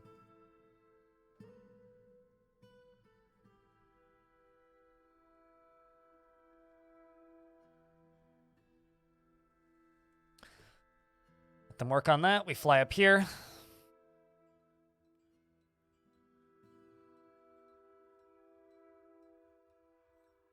We're just gonna make all of those into beds. And you start making, let's do a mug, and let's do pot, or rock pot. We're just gonna start making those on repeat.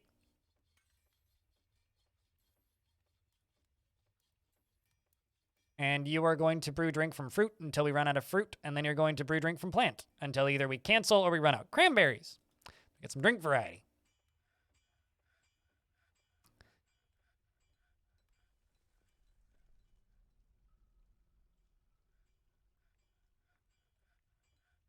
But I'd rather a short visit than no visit, generally.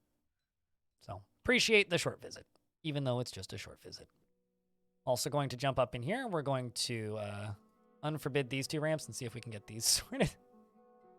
They just need to remove these boulders.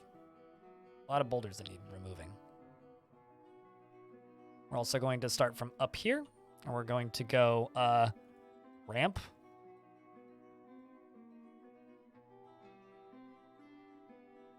Because this is going to take a little while, turns out.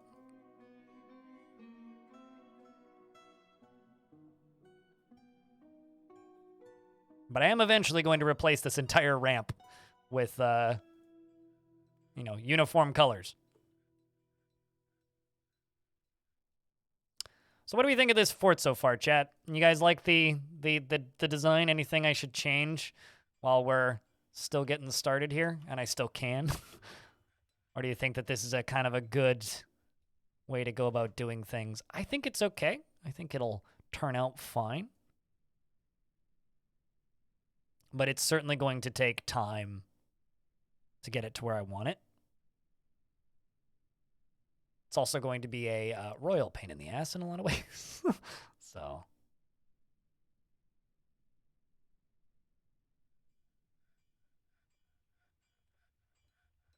That's very interesting. Like, I'm still trying to, think about how I'm going to dig out the cavern layers, basically. Like, how the heck am I going to do that? I don't actually know just yet.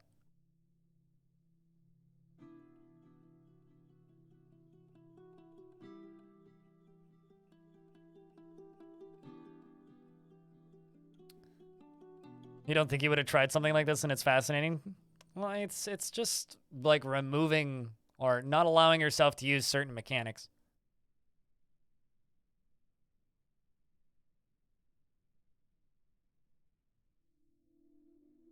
I mean, that's what it's going to turn into. Especially once I start, like, channeling down the surface. Because I absolutely want this right here to go straight down to the caverns. This right here is going to go straight down to the caverns. Also, let's build this into a road.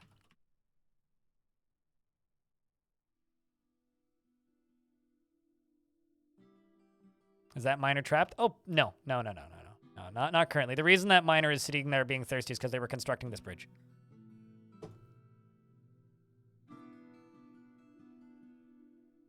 Will it widen as it gets deeper? I was thinking about making it look more like a crater where it gets smaller as it gets deeper.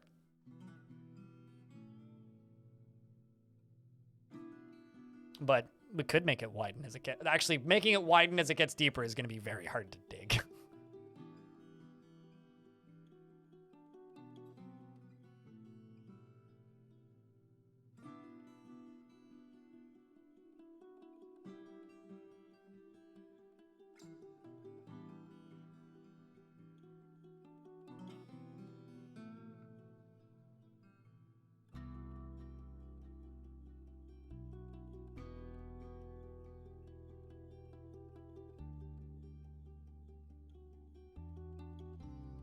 Although that being said, what is taking these dwarves so long to come down here and smooth this?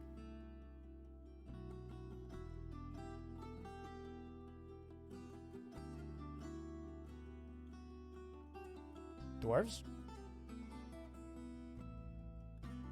You guys that busy? I suppose so. I guess they're all just constructing this stairway. Or this road that I told them to go build. No, they can definitely reach it. They're just busy. They're preoccupied with much more important tasks.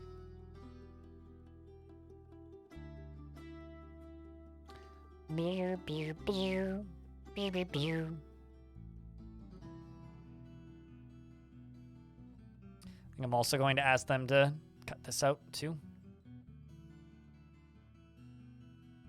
We're gonna build, dig underneath this. Give it a channel, or what's the word?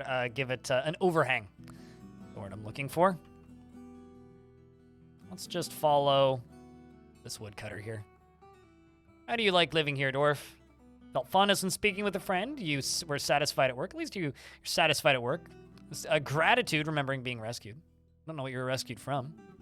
You're hungry. You should go get food then. Where'd you come from? Oh, you previously came from the angry, mean abyss of beer. I love all of these, like, dwarves that move over. It's always fun.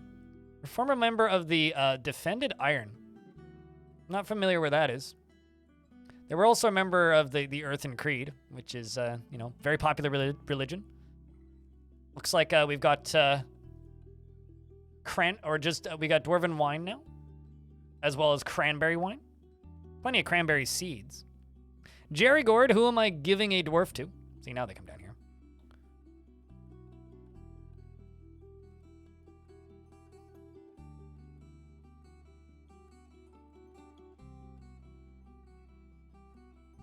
Where the Goblin King is? I haven't looked.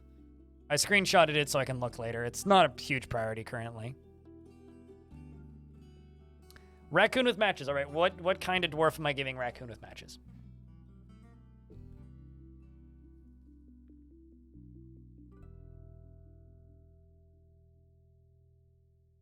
What kind of dwarf? Locum's kind of pissy. I need to go figure out what's up with Locum. Also, they're blinking. They're legendary. I wonder what they're legendary at. Nil the Shearer is now Raccoon with matches. Raccoon with matches. I don't think that's how they spell it. With matches. He is impervious to the effects of stress, a strengthening after experiencing trauma in 287, and is swayed by emotional appeals and is always tense and jittery. He is prone to hatreds and often develops negative feelings and he actively avoids actively avoids exciting or stressful situations. I can read. He tends to be very single-minded, and he often feels lustful. He doesn't often experience strong cravings or urges, and he doesn't mind wearing something special now and again. He tends to make a small mess with his own possessions, and he is trusting. He is moved by art and natural beauty, and he is troubled by this, since he dislikes the natural world.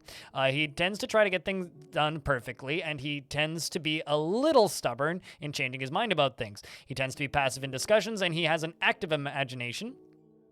He likes to keep things practical without delving too deeply into the abstract, and he has a greedy streak. He is grateful when others help him out, and he tries to return flavors. He tries to return flavors, yes. He tries to return favors and often feels discouraged. Generally acts impartially, and he is currently more rude and needs alcohol to get through the working day. And I'm stuck in a loading screen. Barkeep, the finest dwarf you have, possibly best name in chat. Wait, what?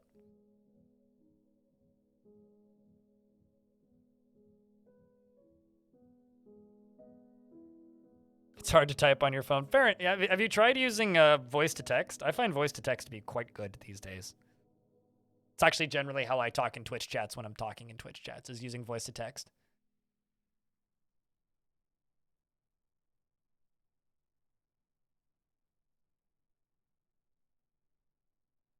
Man, I keep hoping that, like, man, tomorrow we'll get the patch for Dwarf Fort. Man, maybe tomorrow we'll get the patch for Dwarf Fort. It's got to be imminent. It's got to be real soon. Just silence from Kit Fox. Although, to be fair, they're probably just getting silence from Tarn.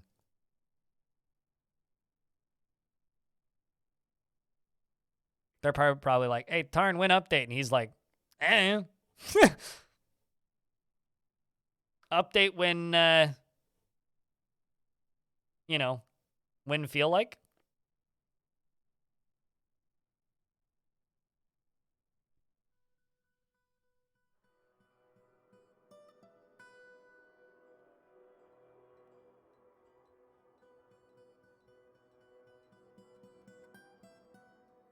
Are we there yet? Nope.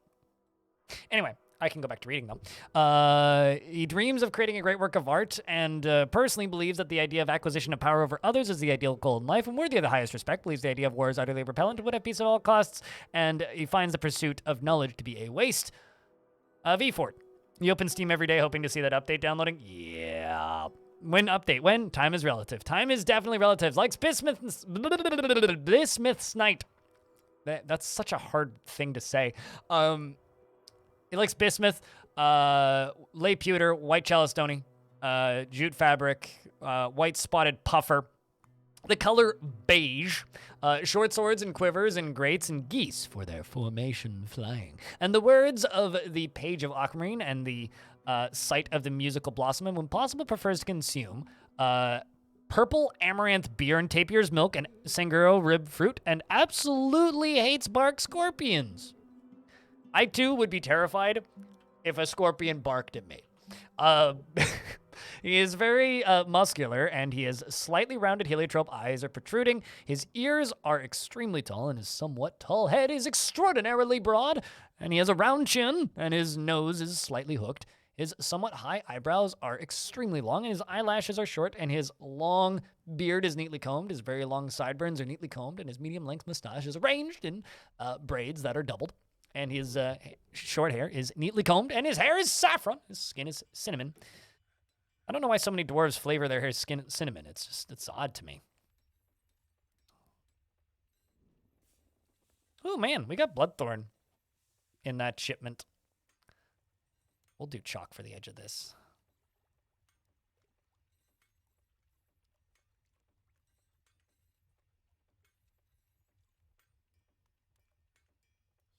I'm just tired of watching the dwarves run this way across this, and I don't really want them doing that, so no. Go around this a little bit. Yeah, Bloodthorn, everybody's favorite, which means some lucky dwarfs are just going to get Bloodthorn beds.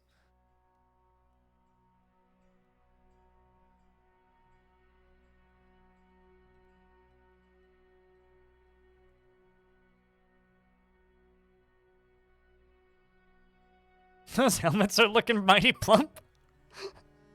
I mean, that's one thing to say, Word Cities. Also, Batman, what's up, man? It's good to see you. Yeah, no, I open Steam, maybe not every day and hope for that update, but I do open my email every day and hope for the update. That's what I hope for. I just hope for an email. But haven't received one yet, so sad. All right, so we did that. Top is smoothed, meaning I can go down here and smooth this now.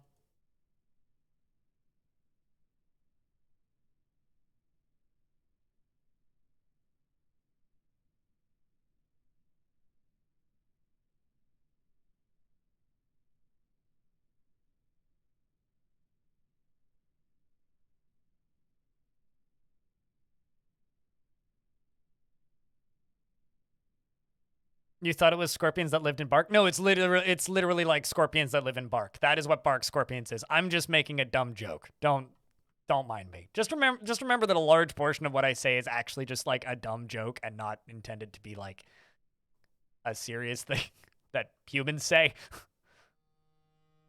Bark scorpions don't bark. Bark scorpions are scorpions that live in bark. Dwarves dislike them, but I would be terrified if a scorpion barked at me. Actually, I would be terrified if a dwarf barked at me. Just in general.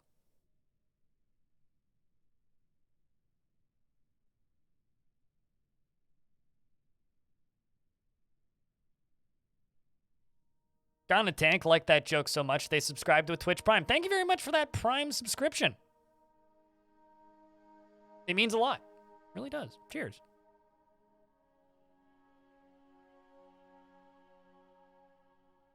Have to build a wall here.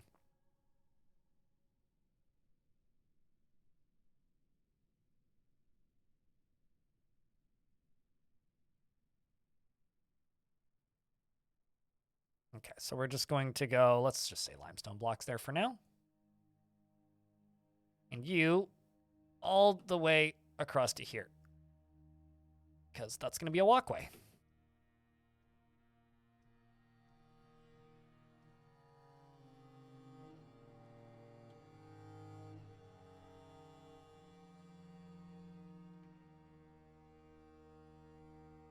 And we're going to start living in this kind of area. We're about to hit the part where it starts becoming a fort.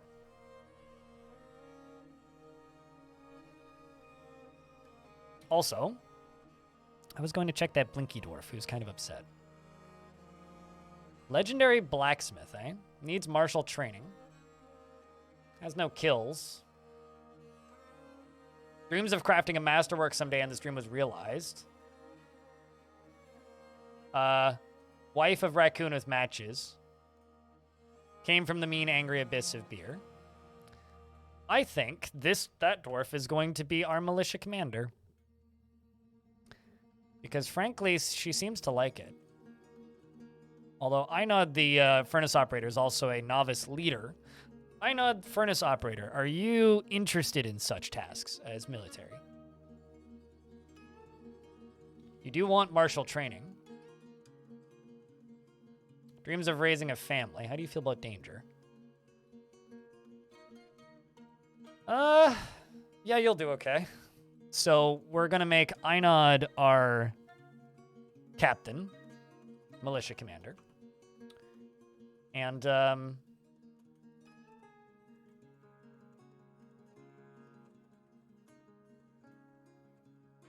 was Locum, right? Yes, Locum. The blacksmith. I'm going to make a zone right here, and it's just going to be a barracks. I get them training. Their schedule is going to be constant training. Let's just get them training basics. Seems like my militia commander grabs the sword. Hope you enjoyed acquiring your sword there, dude. You're in the fort? Ah, yes, you got gifted a dwarf. By one Jerry Gord. So you can thank Jerry Gord for your dwarf.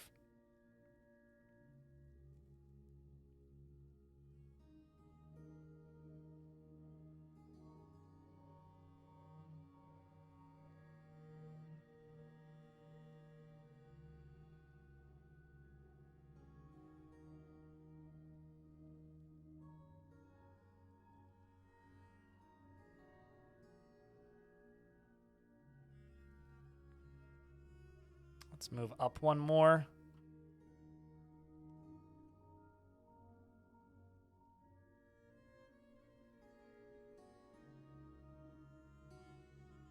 I think this is all just going to end up being chalk anyway.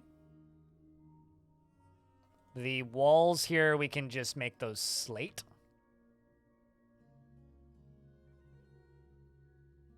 Once they're accessible anyway.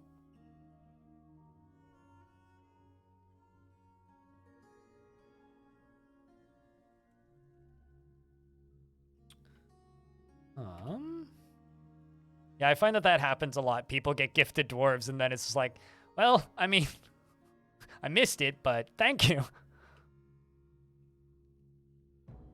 Okay, so now we're going to begin digging this. Am I going to begin digging this out? I'm going to dig out to about right there. Can do this smoothly.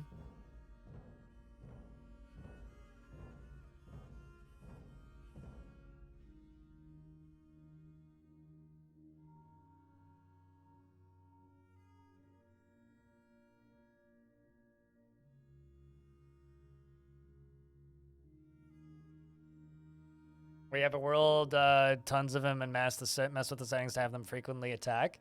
Well, you can't tame them. Like, with the exception of dragons. But, like, without having that as a strict theme, I've definitely just done that before. Like, just been in worlds where there's shit tons of mega beasts everywhere.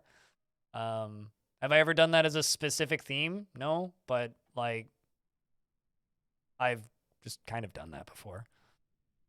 Also, lol, last fort. Basically last fort, yeah. Like, that's just... Because most of my worlds end up being high savagery. Most of my worlds end up just being that. Kind of unintentionally, so.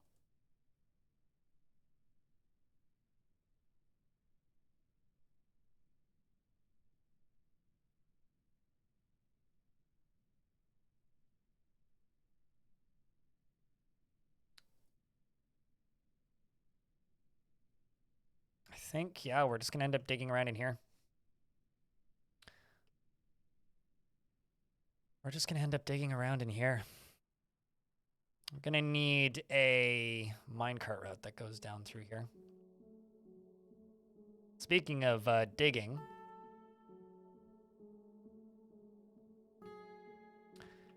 it's time to build or to begin laying out the foundations of the pit.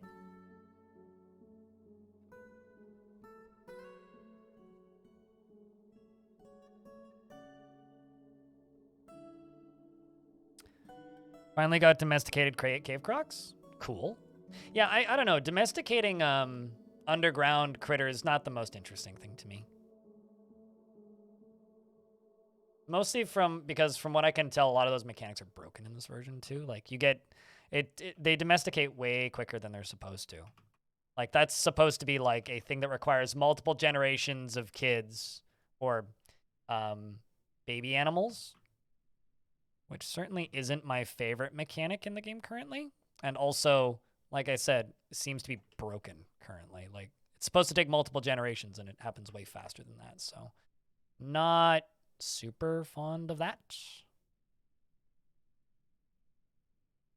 Let the crater commence. We must do this for the crater good. I gotta increase my puns per minute this stream, I think.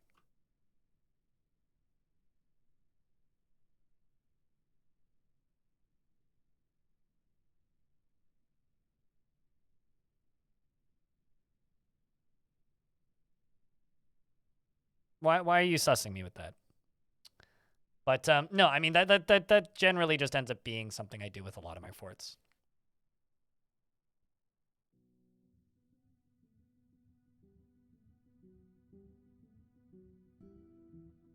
And this will just be lower priority so that they don't do it as much. We're gonna have some legendary miners in this fort, I think.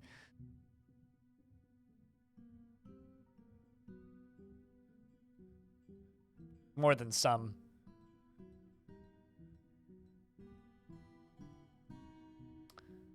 Remember feeling sympathy after bringing somebody to bed. Okay, so locum, not going to be good in the military. They are not enjoying it.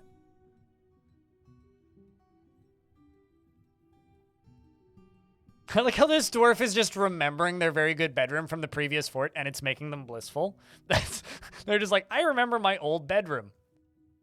It's lovely. Everything else is awful.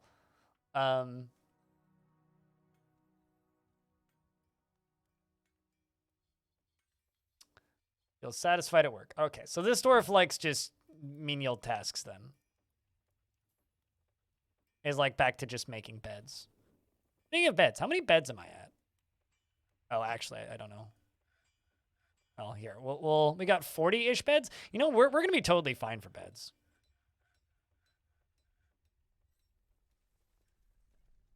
What does that mean? It means they need to be extravagant. They need extravagance. They need a fancier bedroom. They need fancier clothing. They want jewelry. They want more crafts. They want all that kind of stuff. Oopsies. That is not the tool I wanted to use. That is. This area will be priority 4.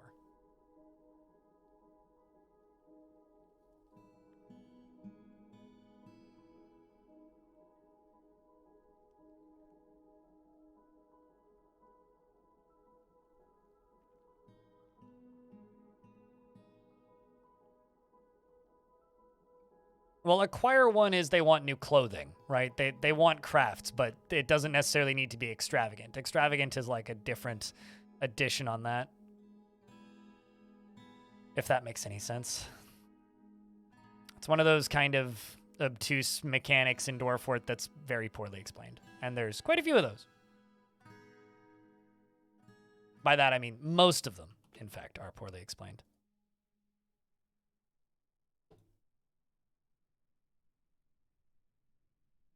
Your dwarves only get shell crafts? I try and keep shells as far away from my dwarves as possible. I think they're a bad influence. They encourage the dwarves into thinking that fishing is a good idea, which I would like to dissuade at all costs.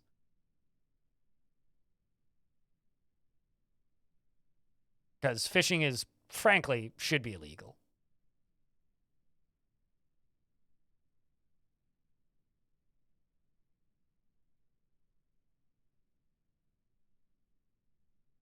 Because it's not like you can brew fish into alcohol, so what's the real use of it? If you can't make alcohol out of it, why do we need it?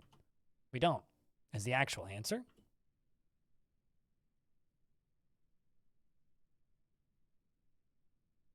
More dwarves would fish if we could make it into booze. I'm just saying.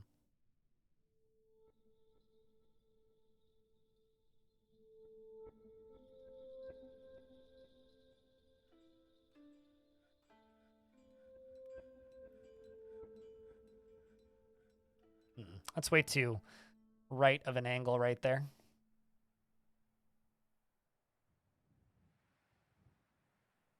Tripe alcohol. Don't ever say that sentence in my chat again. I am disturbed by that very concept. Moving on. We got so much stuff we got to do that is not thinking about tripe alcohol. This dwarf is afraid, remembering experiencing trauma. You must have come from the last fort, hey? And seen many dwarves keel over. Oh no, you were forced to endure the decay of a friend. Man, I wonder what could have caused that.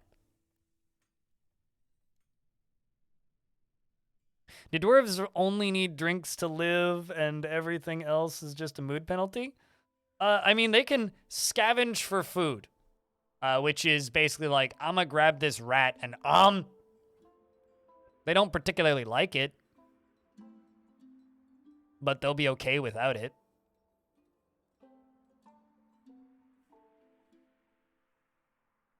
Oh no, I mean, no, every dwarf in the no-dig fort died. Like, I'm not exaggerating. Every single dwarf, with the exception of Stylianitis, died. And the vampire. The vampire was okay. Vampire was locked in a room. No, they all drowned.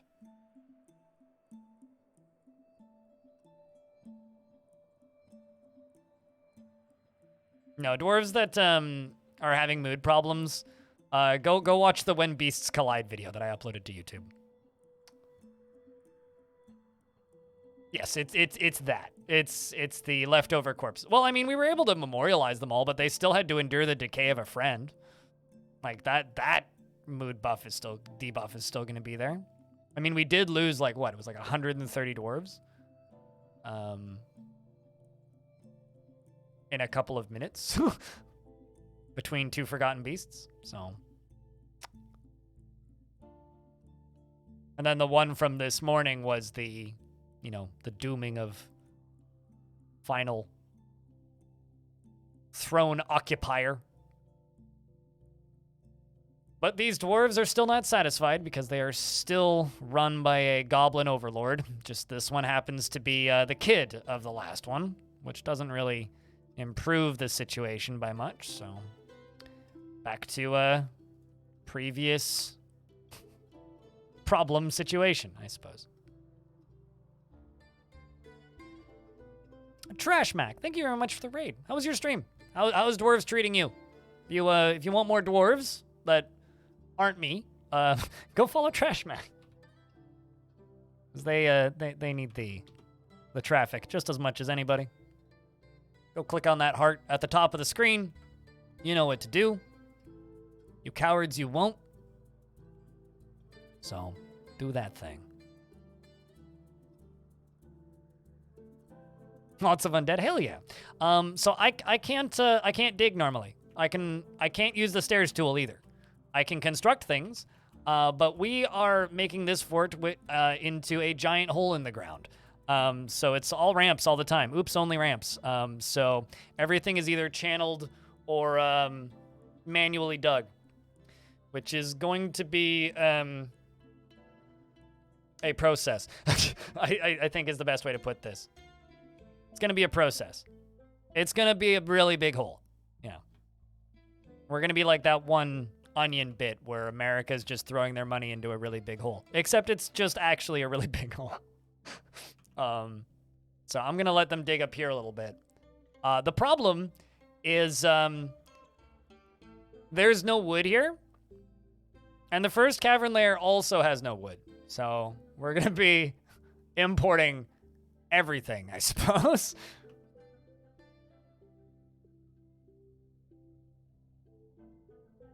And by everything, I mean quite literally everything.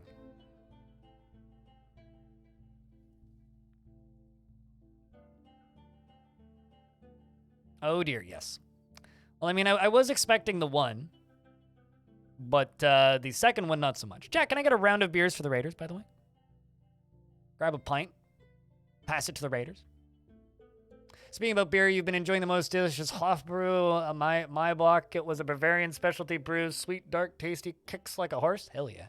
I had a Golden Drac recently when it comes to beers that kick like a horse. Because that beer does, in fact, kick like a horse. But it's good.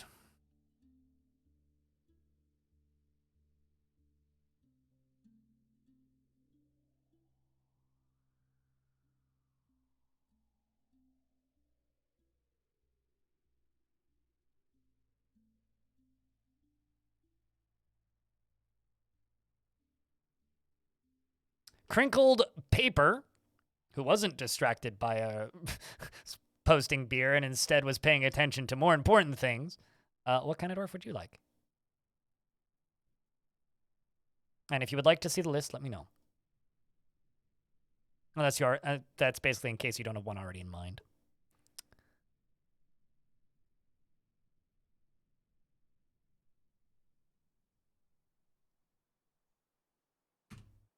Which one would you like? Who do you want? There's dwarfs with pick. There's one dwarf with axe. Two dwarf with axe, actually. The one dwarf with pointy stick. The grumpiest one? You want to be the grampiest one? Not actually that grumpy. But you can be Locum the blacksmith. Crinkled Paper.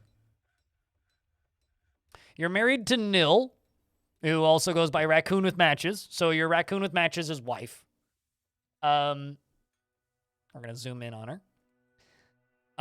She is often inflamed by hatred and easily develops hatred towards things, is in a constant state of internal rage, and is not the type to fall in love or even develop positive feelings. She is sometimes cruel and tends to hold on to grievances. Wow, you sound like a goblin. Rarely feels discouraged, is very humble, and generally humble. What? She's very humble and generally finds herself. And she is very humble, and she generally finds herself to be quite hopeful about the future. Bullshit. She is often envious of others, and she is quite ambitious. She has an active sense of humor, and she does not go out of her way to help others, and is troubled by this because she truly respects sacrifice. She is slow to trust others, and she is not inherently proud of her talents and accomplishments, and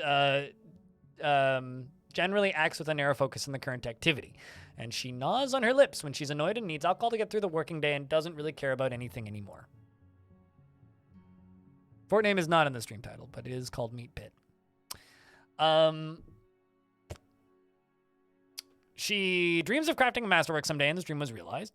She personally views decorum as a high ideal and is deeply offended by those that fail to maintain it, respects individuals that persevere through their trials and labors, and she believes that those who sacrifice for others should be deeply respected, values a harmonious existence, and respects the development of a skill, and finds the pursuit of knowledge to be a waste of effort, and doesn't really see the point in working hard. She likes rock salt, billin, and opal. Praise opal and giant kestrel leather and the common snapping turtle shell and quivers and coins and rat men for their curiosity. And when possible, prefers to consume squirrel, hake, and mullet beer. And absolutely hates leeches. Can't stand them.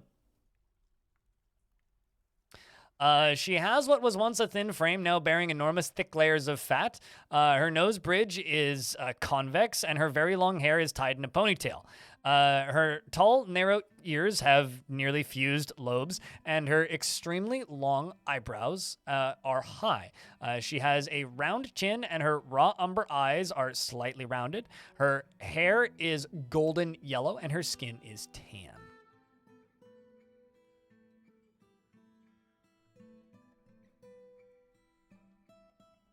Kill the king is a pretty self-explanatory goal, I think, too.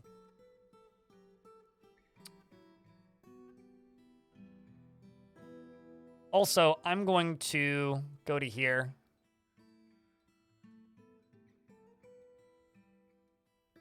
Actually, I think I'm out of wood again. I was going to say I'm going to make a wooden minecart, but actually I can't. Help. That shoutout got you to 300 followers? Cheers! Where were you at before?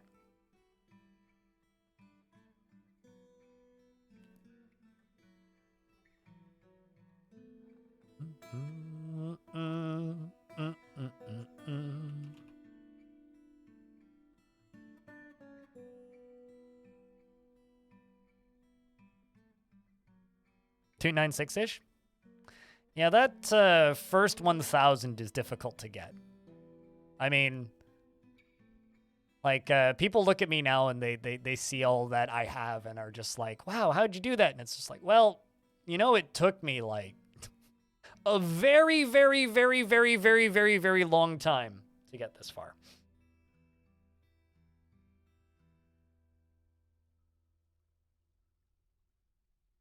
A very, very, very, very long time to get this far.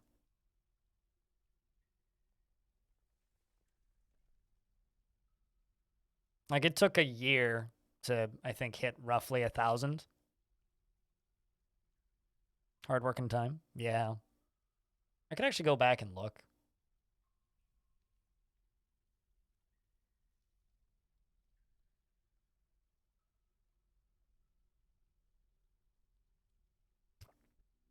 All right, there we go.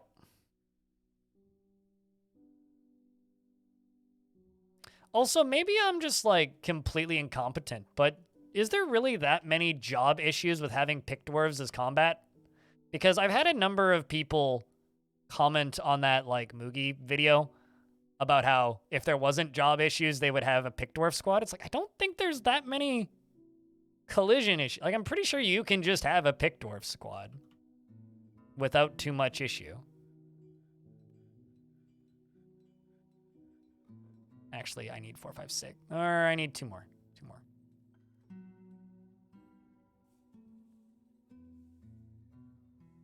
It's pretty fast IMO, not like viral.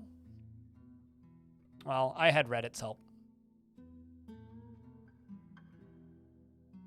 Not for Dwarf Fort. That was for Open Roller Coaster Tycoon back then.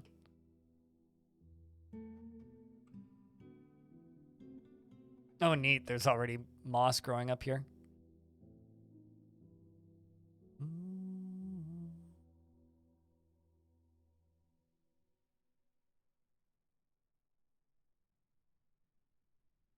Yeah, you just add pick to the outfit and then don't set them as minors. Really? But people keep talking about all of these supposed job conflict issues. I'm not totally sure what they're talking about. But then again, people have also like pointed stuff out to me that are apparently horrible issues with Dwarf Fort in the past that I've been like completely unaware of. And then I try it and I don't have the same problem. And that's happened to me a number of times now. So I don't know. I don't know who to trust.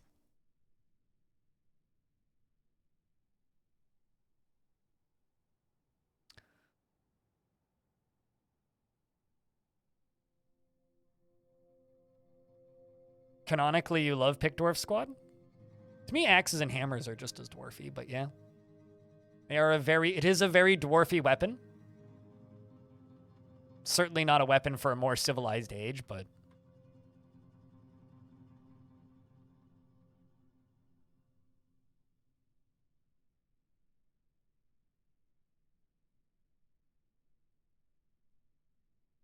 Let's just get rid of these.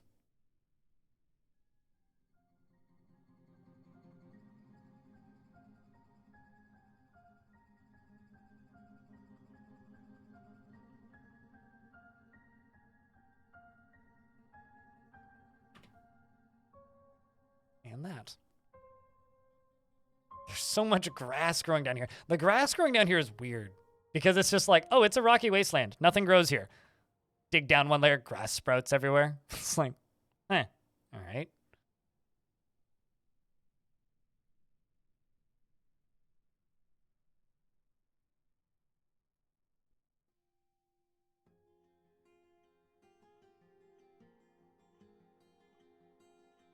It's the hidden land of grass? I suppose so. Just have to chisel off that top layer to find all of the grass. Picks and crossbows next time? Could be fun.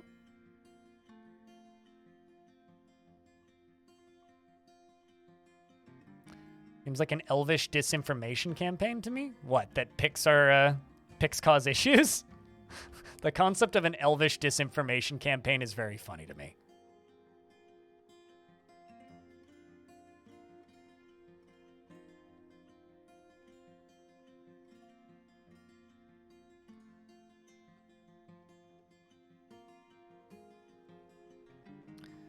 All right, so let's get this built down here. And then this built here.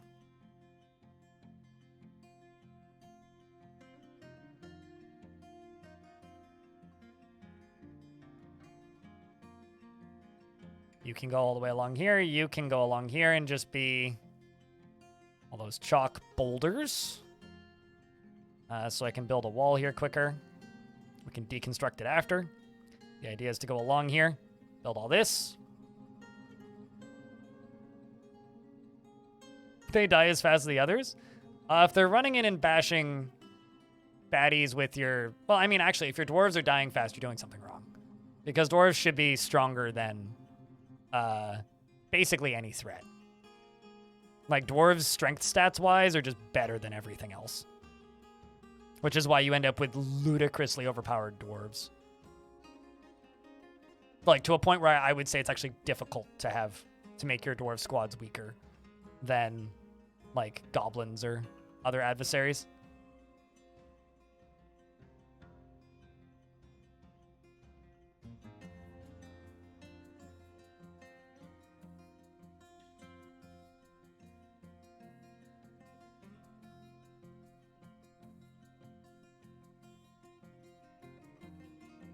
Also, this wall is completely redundant right now because they can just walk up and over it, by the way. So I do need to, like, make some progress here, but currently I haven't.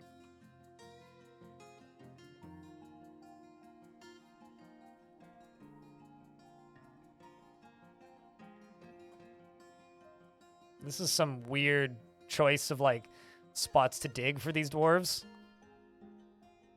Let them finish that. Frames will spike up once they're done. Down here, I can deconstruct all this.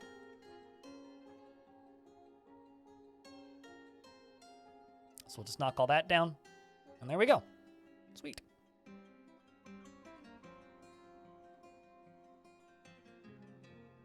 And up here, I could mark that, but this is probably just going to become like a tower of sorts. I can build stairs, I just can't dig stairs. Or rather, we haven't said no stairs strictly. Just no dig stairs.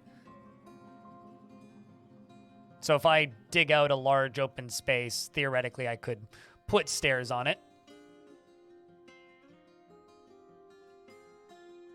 Actually it's less no stairs. It's just only when you're digging, only ramps. That's the only real strict rule. Only ramps up and ramps down. Wax on, wax off. Ramps up, ramps down. Let's do more chalk.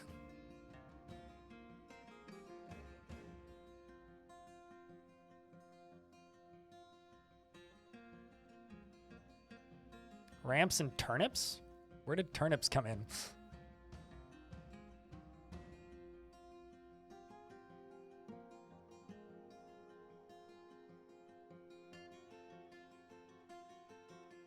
You know, we were joking about that earlier. It's like, hey, Chad, are you ready to subscribe to my only ramps, I think was what I said. And we got a chuckle about it, and I was like, I hope you think that's funny, because you're going to be hearing that one a lot, probably.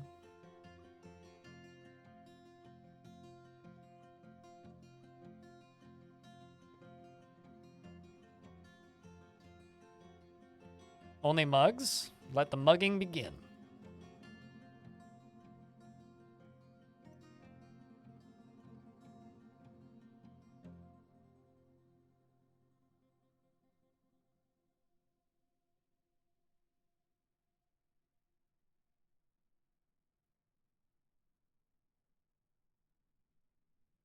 You too, M. Hive Mind? Well, I'm glad that you've admitted your allegiance to the Hive Mind, and now you can be, I don't know,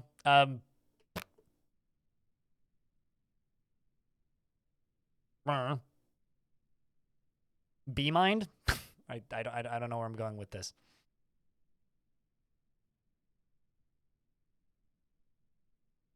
You had a dwarf one-punch KO a troll in the head and wail on it until she passed out? Oh, you mean like continue punching it? Or crying on it until she passed out?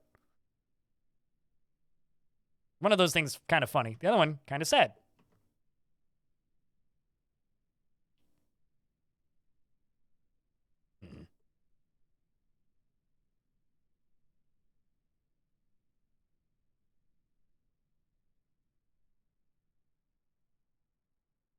I think we're just going to do this way.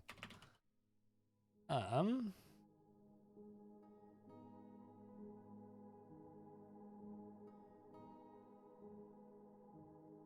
think we're just going to do it that way. And then this is going to get roofed off up here. Thinking I'll keep these hallways too wide. We can do a walkway along the edge here. Maybe not a walkway along the edge. That's going to be kind of rough.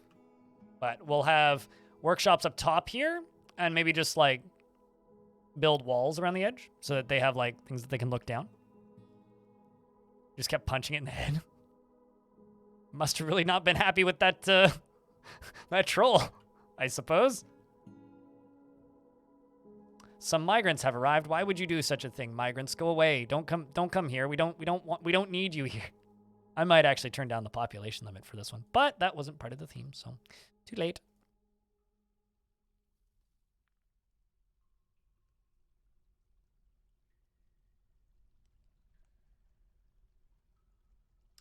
It's funny, for a fort that's only ramps, I can also remove the ramps.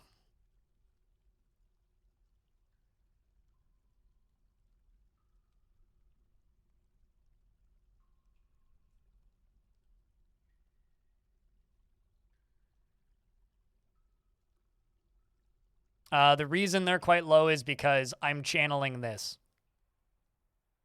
The second channeling is done, the frames will spike back up. Channeling is one of the most frame rate intensive things you can do in Dwarf Fort. Literally, that's why the frames are gonna suck. But only while I'm digging. So the second we're done digging, frames are just gonna spike back, and it's just gonna be that way.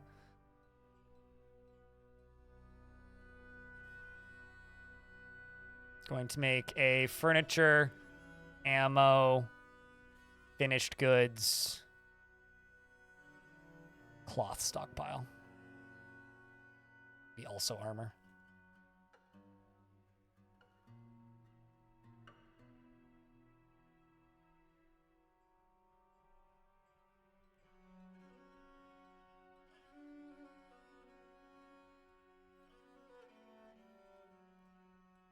Well, no, I mean, like, channeling is just the most frame rate intensive thing. So, like, frames are going to go up, they're going to go down. They're going to go up, they're going to go down.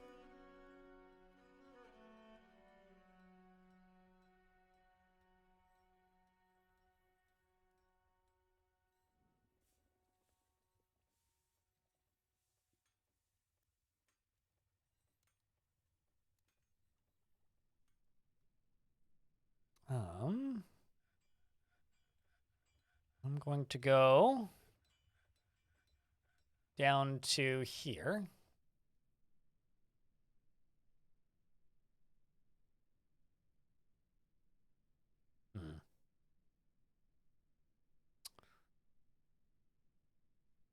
Place a lever right there. I've also just straight up dug into this cavern. Again. Let's do this. And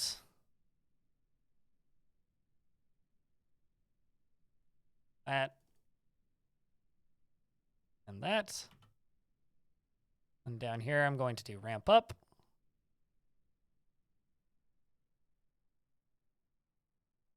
And ramp up.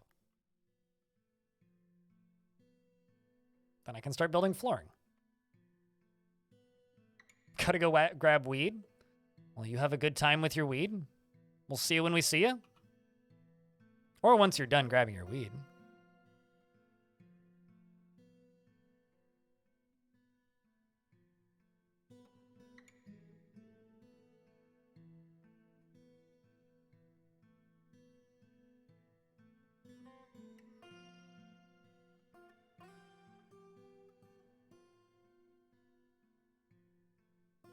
And here. All right, Galoo, thank you very much for keeping that tier 2 sub alive for a second month. Cheers, dude. Thank you very much. That you're doing well today.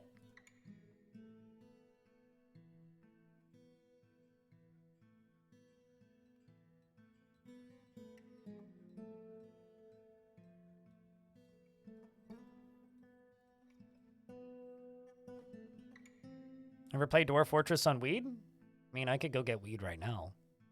I'm still kind of stoned from last night, so. I'm one of those people who's always kind of high because I use weed as pain management. So I also live in Canada where it's recreationally legal, so I can just like walk across the street and buy it from a store. So yeah, no. It's very rare that I'm not at least a little bit stoned. But like really high, I don't know if I'd be able to play Dwarf Fortress particularly competently. A baby was just born. We're also up to 29 dwarves now, which I'm not thrilled about, but...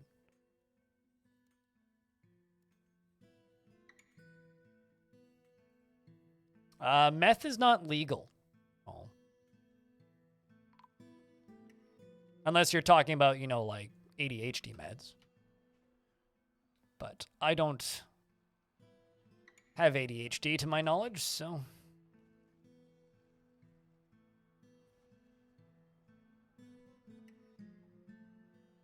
Let's do that, that, and that.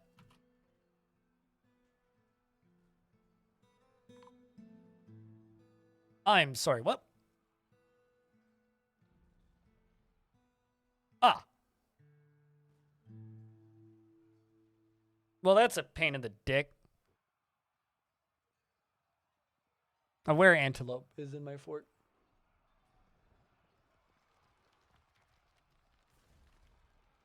At least, fortunately, 2 dwarves are just dead. Ah.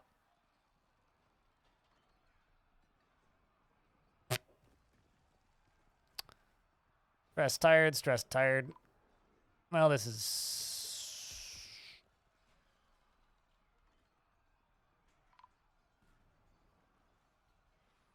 Crinkled paper might just die here.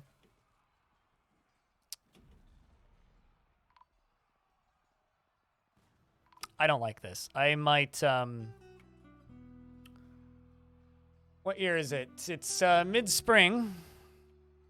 We're just gonna reload. No, I'm just going to expel that dwarf when they show up because that's a bug. It's not actually supposed to happen that way. Like, straight up, I don't care. They're supposed to stay exiled if you exile them.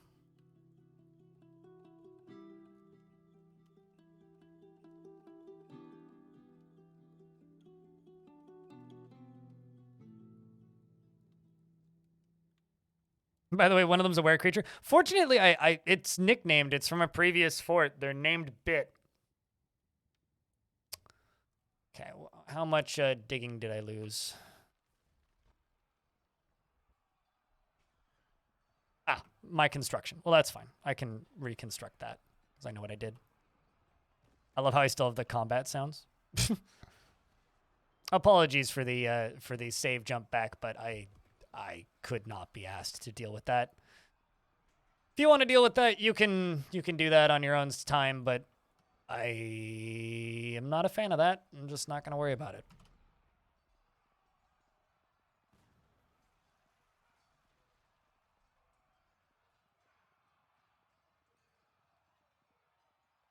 Were creatures have been bugged for a very, very, very, very, very long time.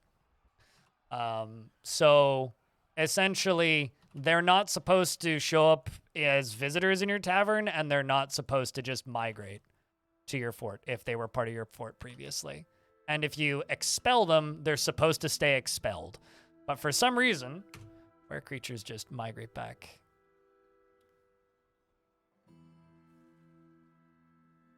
And I don't care to fuck around with that. It's just not fun to deal with.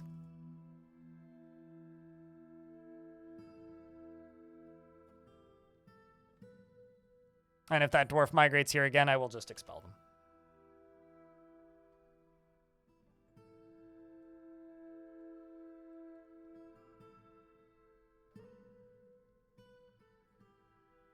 How do you feel about it, Pseudonym Spike?